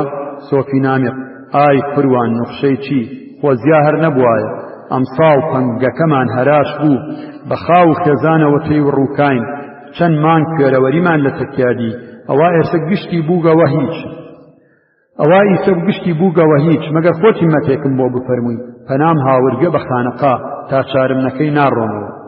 شێخ بە شێوەی دەمی سۆفی نامق وتی سۆفی نامق بێژە خوا کەریمە چی قەوماگە سۆفی نامق وتی قوروان وەکیل زۆراوبەگ هاتگە دەفتەری هاوردگە خەمڵەکەی ئەوەنە قورسە گشت پەمگەکەی بەمێک ئینجا ڕزگارم کێ ئەوە خۆم خستکە خانەقا بەخوا ئەشێ هیممەتێکم بۆ بکەیت شێخ وتی شتی وا چۆن ئەبێ ئاخر خەمڵش ڕێوشوێن و قاعیدەی خۆی هەیە سۆفی نامق وتی قوربان شلە و قولەی بەگ کوا گوێ ئەدەنا ڕێوشوێن و قاعیدە لەو کاتەدا سۆفی قادر بانگی نیوەڕۆیدا شێخ وتی خاسە سۆفی نامق خاسە ئێستا دەنێرمە لای زۆراوبەگ مەلا جەلال تۆش مەڕۆرەوە جەماعەتەکە بکەن لەگەڵ سۆفی نامق لە حجرە دانیشە لێرە قاوەڵتی بکە دوای قاوەڵتی شێخ هاتە دەرەوە وتی سۆفی نامق سۆفی ڕەشیدم ناردە خزمەت زۆراوبەگ ئێستا دێتەوە خوا کەریمە سۆفی نامق وتی ئای خوا بم کاوە سیاقە و ئای بم وە قوروانەکە و تاوێکی پێشوو سۆفی ڕەشید هاتەوە شێخ وتی ئادەی سۆفی ڕەشید زۆراوبەگ وتی چی سۆفی ڕەشید وتی قوروان چوون فەرمایشتەکەی جەنابتون بە زۆراوبەگ گوت زۆر سەلامی عەرزە کردی شێخ وتی عەلەیکە سەلام خوا کاری ڕاستکە دەی ئیشەکەی سۆفی نامق بوو بەچی سۆفی ڕەشید وتی عەرزت دەکەم چووە پێشەوە و شتێکی بە گوێچکەی شێخدا سرکاند تومەس زۆراوبەگ قوتبووی شێخ ئەوەندە ڕوونەدا بۆ مسکینانە ئاخر خۆیشی خاوەن مڵکە ئەمانە ڕوویان بکرێتەوە هیچ بە خۆیشی نادەن شێخ ڕاوێژی دەمی گۆڕا وتی ئەمانە پیاوی دنیان هەر لەسەر تەماعی خۆیانن بیریان بەلای قەبر و قیامەتەوە نییە تکای ئێمە ناگرن بچۆ بزانە بەشم لە تەک وەکیلەکەیان ڕێکەوی سۆفی نامق وتی قوروان ڕێکەوتنی چی کاورایەژی بەرازە گشت پەمگەکەی گەرەکە شێخ وتی سابێژین چی زەمانە خراپ بووە زوڵمەت دنیای داگرتووە خوا ڕەحم بە ئیمانەکەمان کە سۆفی نامق وتی بیم وە قوروانەکەت خاسە فەرمووی ئاخر زەمانە ئەمە 5 مانگی ڕەبەقە بە خۆم و بە مناڵەکانمەوە ڕەنجە دەین ئێستا گشت پەمگەکەی گەرەکە ئەی خوا هەڵی نەگری شێخ وتی بێژین چی سۆفی نامق قەزا و قەدەری خوایە سۆفی نامق وتی یا شێخ ئەمە ئەفەرمووی چی ئێستا من گشت پەمگەکەی دەمێ ئەمە چییە خەمڵی کردگە شێخ وتی عیلاج نییە سۆفی نامق زەمانەکە خراپ بووە خوا خراپتر نا سۆفی نامق وتی یا شێخ کەواسە بێژە تۆ فەرموو ئێمە میاو مەلا جەلال ویستی سۆفی نامق تێبگەێنێ کە لە ڕووی شێخدا قسەی وانەکە وتی سۆفی نامق ئەمە مانای چییە سۆفی نامق لەبەر پەرۆش و کەژارەی خۆی تێنەگەیشت مەلا جەلال مەبەستی چییە وتی مامۆسا زوو فرە زوو گەنج بوو ئەوسا گەرمیان و کێوسانمانە کرد هاوینان ئەڕۆیشتینە سەرشی و سەقز کاورایە سەقزی بوو ناوی لالو هەواس بوو ئاشنامان بوو مامەڵەمان لە تەکیا کرد ڕۆژە هاتە وارگەکەمان ڕۆن و خوری لێمان کڕی سۆزی ڕۆن و خوریەکەم بۆ بردە سەقز و میوانی بوو شەو خێزانەکەی سینی بۆ هاوردین گۆشتاوی لێ نابوو نانمان تێوڵی کتکەبۆر پەیا بوو دەستی کرد بە میاو میاو خاوەن ماڵەکە پارویەکی بۆ هاویشت گورج خۆستیەوە و دیسان وتی میاو پارویەکی تری بۆ هاویشت کتکەبۆر ئەمیشی خۆستەوە و دیسان میاو ئەوەندەی پارو بۆ هاویشت وازی لە میاو میاو نەهێنا و نەیەژنانەکەمان بخۆی لالو هەواس سینیەکەی هەڵگرت و نایە بەردەمی کتکەبۆر و کتی کەواسە تۆ فەرموو ئێمە میاو سۆفی نامق دەستی شێخی ماچ کرد و ڕۆیشت بەدەم ڕێگاوە دەیگوت هەزار قەزا و قەدەر بێ پەمگی خۆمی نادەمێ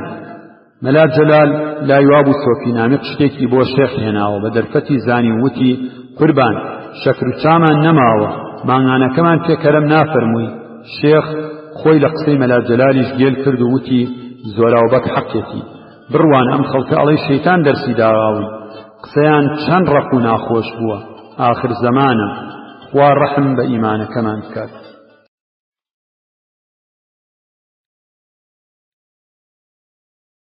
بەشی چواردەیەمی کتێبی پێکەنینی گەدا چیرۆکی نەدیداری حاجی ناخەوی مزگەوت دیسان ئەو ڕۆژەش بردبوویانە بێگار هەدایان پێنەدابوو هەر لە تاوکەوتنەوە تا ئێوارە بە درێژایی ڕۆژگاری بەهار ڕەتاندبوویان کابرای گزیر سەری زمان و بنی زمانی جنێو بوو دەمی دەتگوت چەقەنەی ئاشە پەیتا پەیتا دەینەڕاند و دەیگوڕاند. بایز کوڕێکی وریا و لەسەرخۆ بوو، زۆر باشیش بە خۆیدا دەفەرموو، بەڵام نەیدەویست دەم بنێتە دەمی کابرایەک کە لە ترسی کار و زەحمەت کێشان بۆتە پاشماوخۆری ئاغا و ئاوا بەڕووشەڵی بەسەر هاوماڵەکانیدا دەگوڕێنێ. ئەو ڕۆژەش تا ئێوارە قوڕەکاری بۆ ماڵی ئاغا کرد. ئێوارە نزیک تاوپەڕین بە دەست و قاچی قوڕاویەوە هاتە ماڵەوە. چارۆکەکەی کە قۆریەتەنەکەکە و ئیسیکان و ژێر پیاڵەکە و نەختێ شەکر و چای تێدا بوو دا دەست ژنەکەی چووە سەرکانی دەست و قاچی شۆرد و هاتەوە. خەزاڵی ژنی هێلکە و شۆرباوی لێ نابوو، بۆی تێکرد. بایز دوو سێنانی تێگوشی تا خەزاڵ خەریک بوو قۆریەکە بنێتە سەر ئاگر. بایز لە برسانە خۆیشی نەیزانی چۆن تێگوشینەکەی هەڵووشی. خەزاڵ وتی نەختێ چێش ماوە بۆ تێکەم. بایز وتی نامەوێ بۆم تێمەکە. کیسە تووتنەکەی دەرهێنا، سیغارێکی پێچاوە و دایگرساند. جاروبار مژێکی لێدەدا و چاوی بڕی بووە قۆریە ڕەش و دوو کەڵاویەکەی سەر ئاگرەکە. خەزاڵ زۆری پەرۆش بوو، سەرنجی بایزی دەدا. ئەو ئێوارەیە کزومات بوو. خەزاڵ جارێک لە دڵی خۆیدا دەیگوت ڕەنگە کابرای گزیر بە گژیدا چوو بێ. جارێکیش دەیگوت بەم ڕۆژگارە درێژە قوڕەکاری کردووە، شەکەت و ماندووە، نیازی بوو لێی بپرسێ، بەڵام پەشیمان بووەوە. کوتی هەرچیەک هەیە با هەر نەیخەمە بیری. چایەکە پێگەیشت.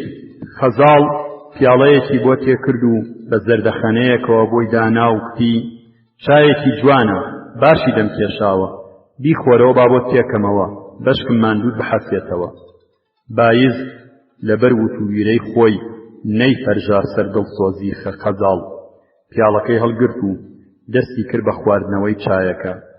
تامی چایەکە سەرنجی بۆ لای قسەکەی خەزاڵ ڕاکێشا. کوتی دەستت خۆش بێ، ڕاز دەکەی، بۆم تێکەوە با بحەسێمەوە. خەزاڵ بۆی تێکردەوە. بایز دەتگوت بەربانگی ڕەمەزان دەکاتەوە. سیغارێکی دیکەشی پێچاوە، دایگرسان. وەکو لە بیرکردنەوەیدا گەیشتی بێتە بڕیاری ئاخری مژێکی قایمی لە سیغارەکەیدا بە بزەیەکی ساردەوە کوتی خەزاڵ ئەم دێیە بەکاری ئێمە نایەت، بە بێگار دەمان پڕوکێنن، نایەڵن کار و کاسبێک بۆ خۆمان بکەین، وا چاکە سەری خۆمان هەڵگرین و بڕۆین. خەزاڵ وتی جا باشە، نیازی کوێت هەیە؟ چینە هەر کوێیەک هەر وایە، ئاغا و کوێخا و گزیر قڕیان تێکەوێ، لە هەموو دێیەک هەن. بایز وتی ئەوە دەڵێ چی؟ من لە داخی ئەمانە سەری خۆم هەڵەگرم، چ ناکەم دەچمە جێگایەک هەر ڕۆژە ناڕۆژێ گزیر بێت و دەنگدا بۆ بێگار. خەزاڵ وتی ئەی کەوایە دەچیە کوێ؟ بایز وتی دەچینە سابڵاغ. خەزاڵ وتی کوڕە بایز ئەمە چ خەیاڵەکە کەوتووەتە سەرت؟ ئێمە لە سابڵاغ چۆن بەڕێ دەچین؟ بایز وتی بۆچی بەڕێ ناچین؟ ئەم قوڕەکاریە لێرە بە بێگار دەیکەین، لەوێ بیکەین گەلێ باشتر بەڕێ دەچین. ئێستا جارێ نە مناڵمان هەیە و نە هیچ، تاقە دوو سەرخێزانی، ئەگەر کار بۆ خۆمان بکەین بە ڕێچوونی دوو سەرخێزان هەر پەیدا دەبێت. ئەوە تا لێرە ئەمە حاڵمانە، سرە ڕای بێگارەکە دایک و باوکیشمان لە چاڵ دەردێنن. خەزاڵ وتی باشە، چۆنت پێخۆشە وا بکە.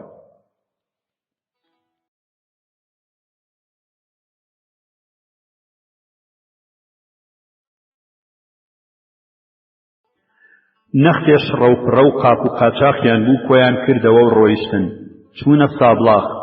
لە گەڕەکی بەرداشە کۆن هۆدەیەکیان بەکرێ گرت و دانیشتن. بایز هەموو ڕۆژێ دەچوە کرێکاری. ژیانیان لە چاو ئەو وەختە کە لە کێچاوا بوون گەلێ باشتر بوو. وردە وردە نەختێ پوڵیان پاشەکەوت کرد. بایز لە دێهاتی شاروێران شارەزا بوو. ئەم ماوەیەش لە سابڵاغ نەختێ چاوی کرابووەوە. دەستی کرد بە هاتوچووی لادێ، هێلکە و مریشک و ڕۆن و پەنیر و میوە و سەوزی و شتیوای دەکڕی، دەیهێنا سابڵاغ دەیفرۆشتەوە تا ئاخرەکەی دوکانێکی بەکرێ گرت و بووە دوکاندار. ئەم جار خانوویەکی سربەخۆشی گرت. کوڕێکی سەرڕاست بوو، فڕوفێڵی لە کرێکارەکان نەدەکرد. زۆری پێنەچوو ئاشنا و ڕۆشنایەکی زۆری پەیدا کرد.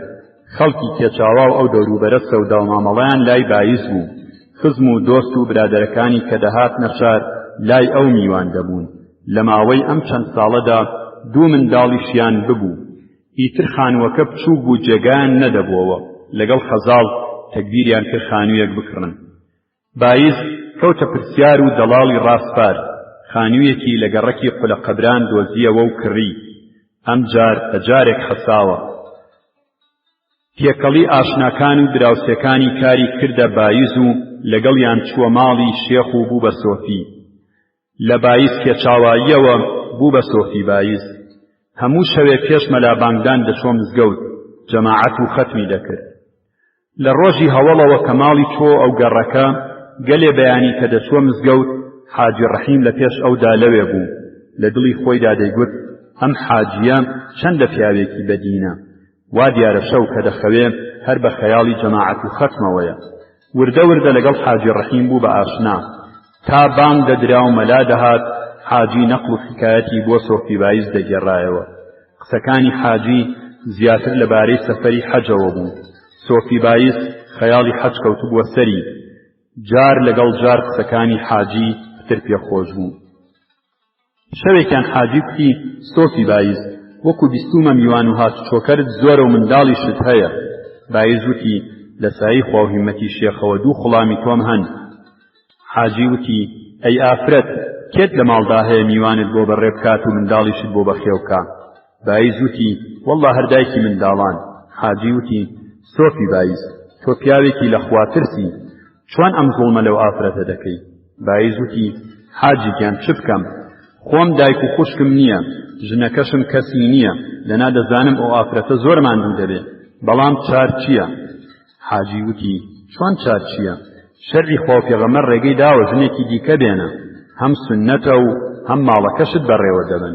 1000 نەخۆشی و سەرئێشە هەیە، یەکیان نەخۆش دەبێ ئەوی دیکەیان ئاگای لە مناڵەکانت دەبێ و میوانیشت بۆ بەڕێ دەکا، یەکیان دووگیان دەبێ ئەوی دیکەیان کار دەکا. خۆشکر حاڵیش و باشە، لەسەر بەڕێچوون پەکر ناکەوێت. بایز وتی فەرمایشتەکەت جوانە، بەڵام خێزانەکەم ئافرەتێکی زۆر باشە، زۆری کوێرەوەری لەگەڵ من دیوە، دڵم نایە دڵی بشکێنم. حاجی وتی بێقەزابی ئەو هەموو پیاوەی 2 ژن و 3 ژنیان هەیە، خۆ هەموویان ژنە هەوڵەکان خراب نەبووە، کەچی ژنی دیکەشیان هێناوە. بایز ئەم خەیاڵە نەمێشکیدا جێگیر بوو. بیری کردەوە ئافرەتێکی وا بدۆزێتەوە لەگەڵ ژنەکەشی بسازێ و بەکاری ماڵەکەشی بێ. دوای چەند ڕۆژ بیرکردنەوە ئاخری بڕیاریدا. لە حاجی ڕەحیمی پرسی ئەو شەوە تەکبیرێکی باشی بۆ من کرد. تۆ خۆت خەڵکی گەڕەکی داخۆ ئافرەتێکی باش ناناسی؟ حاجی وتی چۆن ناناسم؟ زێبای کچی حاجی کەریمی خۆمان تەواوی ئەم شارە بپشکنی ئافرەتی وا نادۆزیەوە. حاجی کەریم بنەماڵە و پیاماقوڵی گەڕەکە، پیاوێکی سەربەدەرەوەیە، لە هەموو سابلاغدا ناسراوە، پیاوێکی دەوڵەمەندە و چاوی لە ماڵی تۆ نییە، خزم و تایەفەدارە. تۆش پیاوێکی تەنیا باڵی، زۆر پێویستە پیاوێکی وات لە پشت بێ. دنیا 1000 تەنگانەی هەیە، کچەکەشی قەیرە کچە، منداڵ و کرتی نییە، زۆر باش بەکاری ماڵ بێ. بایس حاجی ڕەحیم و 2-3 پیاماقوڵی دیکەی گەڕەکی ناردە ماڵی حاجی کەریم و زێبای خواست. مارەی کرد و زەماوەندی بۆ گێڕا و گواستیەوە. زێبا چ زێبا؟ وا دیار بوو لەبەر ناحەزی مابۆوە و کەس نەیویست بوو. بۆ کاروباریش وەکو گای تەممەڵ ئاگرت لەسەر پشتی بکردایەتەوە نەدەجوڵا. خەزاڵ لەلایەک لەبەر دڵی بایز، لەلایەکیش لەبەر ئەوە زێبا تازە بووکە سرە ڕای کوێرەوەری خۆی خزمەتی ئەویشی ئەکرد. زێبا لە جیاتی ئەوەی بکەوێتە کار و هەڵسوڕان تا دەهات زیاتر بە فیز و دەعیە دەبوو، وەکو کارەکە دەیڕوانیە خەزاڵ. ئەگەر بایز کارێکی پێدەسپارد سێودووی نەدەکرد و دەیگوت خۆ من کارەکەر نیم، بە ژنە کرمانجەکەت بڵێ. وردە وردە چەنە بە چەنەی بایزیش دەوێستا، بڕۆ کرمانج لادێی گەوت، تۆ عەقڵت لەکوێ بوو؟ بایز لە ترسی حاجی کەریم و خزم و تایەفەکەی نەیدەوێرا هیچ بە زێبا بڵێ. بەڵام خەزاڵ جارز و هەراسان بوو، ئیتر گەلێ جار چێشتی لێ نەدەنا و نانی نەدەکرد. هەموو شەو ڕۆژێک شەڕ و هەرا و چەقەچەق بوو. شەوێکیان هەر لە ئێوارەوە تانیوە شەو شەڕەجوێن و چەقە و هەرای زێبا بوو لەگەڵ خەزاڵ و بایز. ئاخرەکەی بایز لێفەیەکی هەڵگرت و چووە مزگەوت بخەوێ تا سبەینێ فریای دوکان و کار و کاسبیەکەی بکەوێ کە چووە ژوورەوەی مزگەوتەکە سەرێک لە ژێر بەرماڵەوە قوت بووەوە حاجی ڕەحیم بوو بایز بە پەشێوی سڵاوێکی کرد حاجی ڕەحیم وتی عەلەیکە السەلام وەرە براکەم وەرە زۆر بەخێر بێ بایز بە کزێکەوە وەڵامی داوە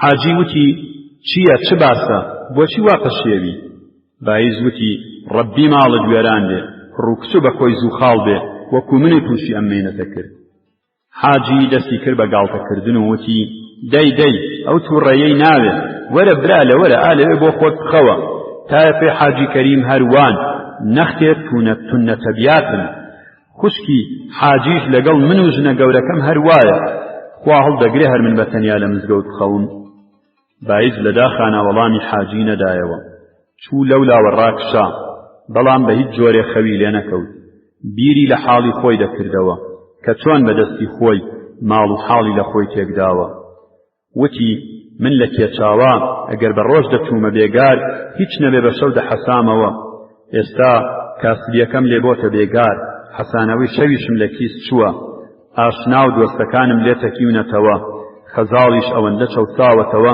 بە حاڵ گیانی لەبەرداماوە من لەدەست ئاغا ڕام کرد کەچی لێرە بەدەستی خۆم ئاغام هێناوەتە سەر خۆم حاجی ئاگای لێبوو بایز هەر ئەمدی و ئەودی دەکات و خەوی لێ ناکەوێ وتی برالە خۆت ئەوەندە سەخڵت مەکە ئێستا بخەوە بەیانی بە وردی تێم بگەێنە چیت لە قەوماوە تەکبیرێکی باش و بۆ دەکەم بایز بەدەم بۆڵەبۆڵەوە وتی وەکو تەکبیرەکەی پێشوتی ئەگەر ئەمشەو ڕۆژم لێ دەبێتەوە ئیتر نەدیداری حاجی نەخەوی مزگەوت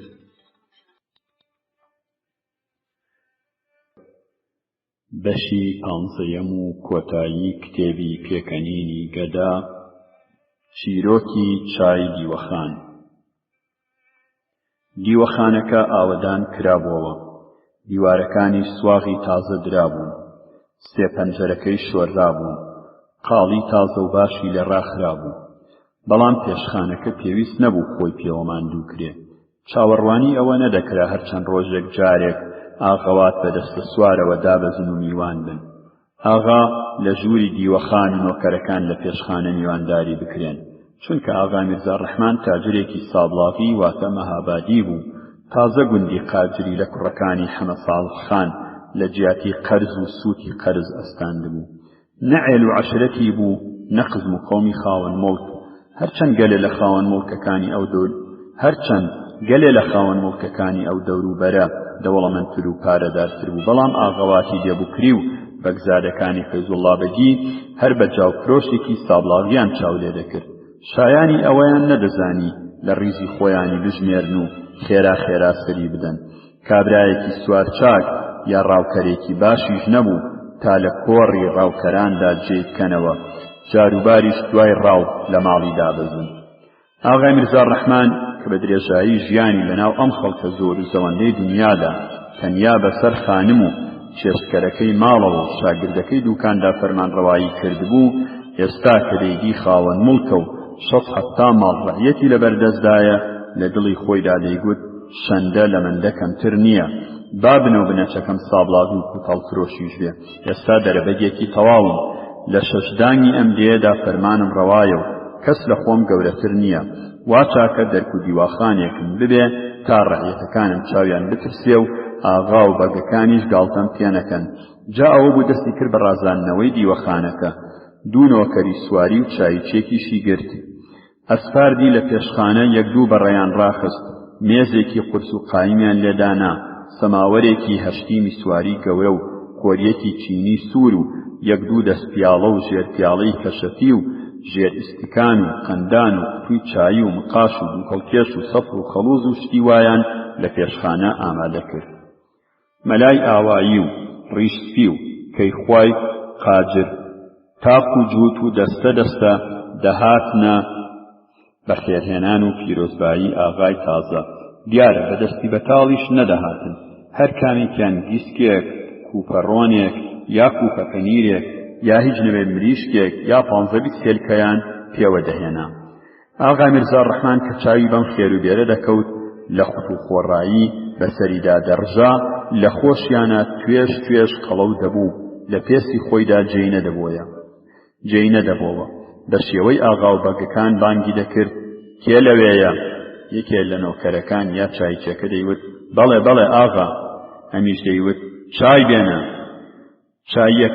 چایچێکە چای تێدەکرد، پیاڵە چاکەی دەنا سەر کەشەف و چەند کڵۆ قەندی لەسەردا دەنا.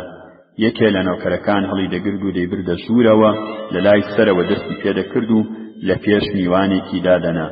دیسان دەهاتەوە پیاڵەیەکی دیکەی دەبرد. نەدەبوو وەکو چایخانە دووسێ پیاڵە بەجارێک بەرێ، چونکە ڕەسمی دیوەخانی ئاغا و بەگەکان وایە کە هەر دەبێت پیاڵە چای بەرن و داینێن.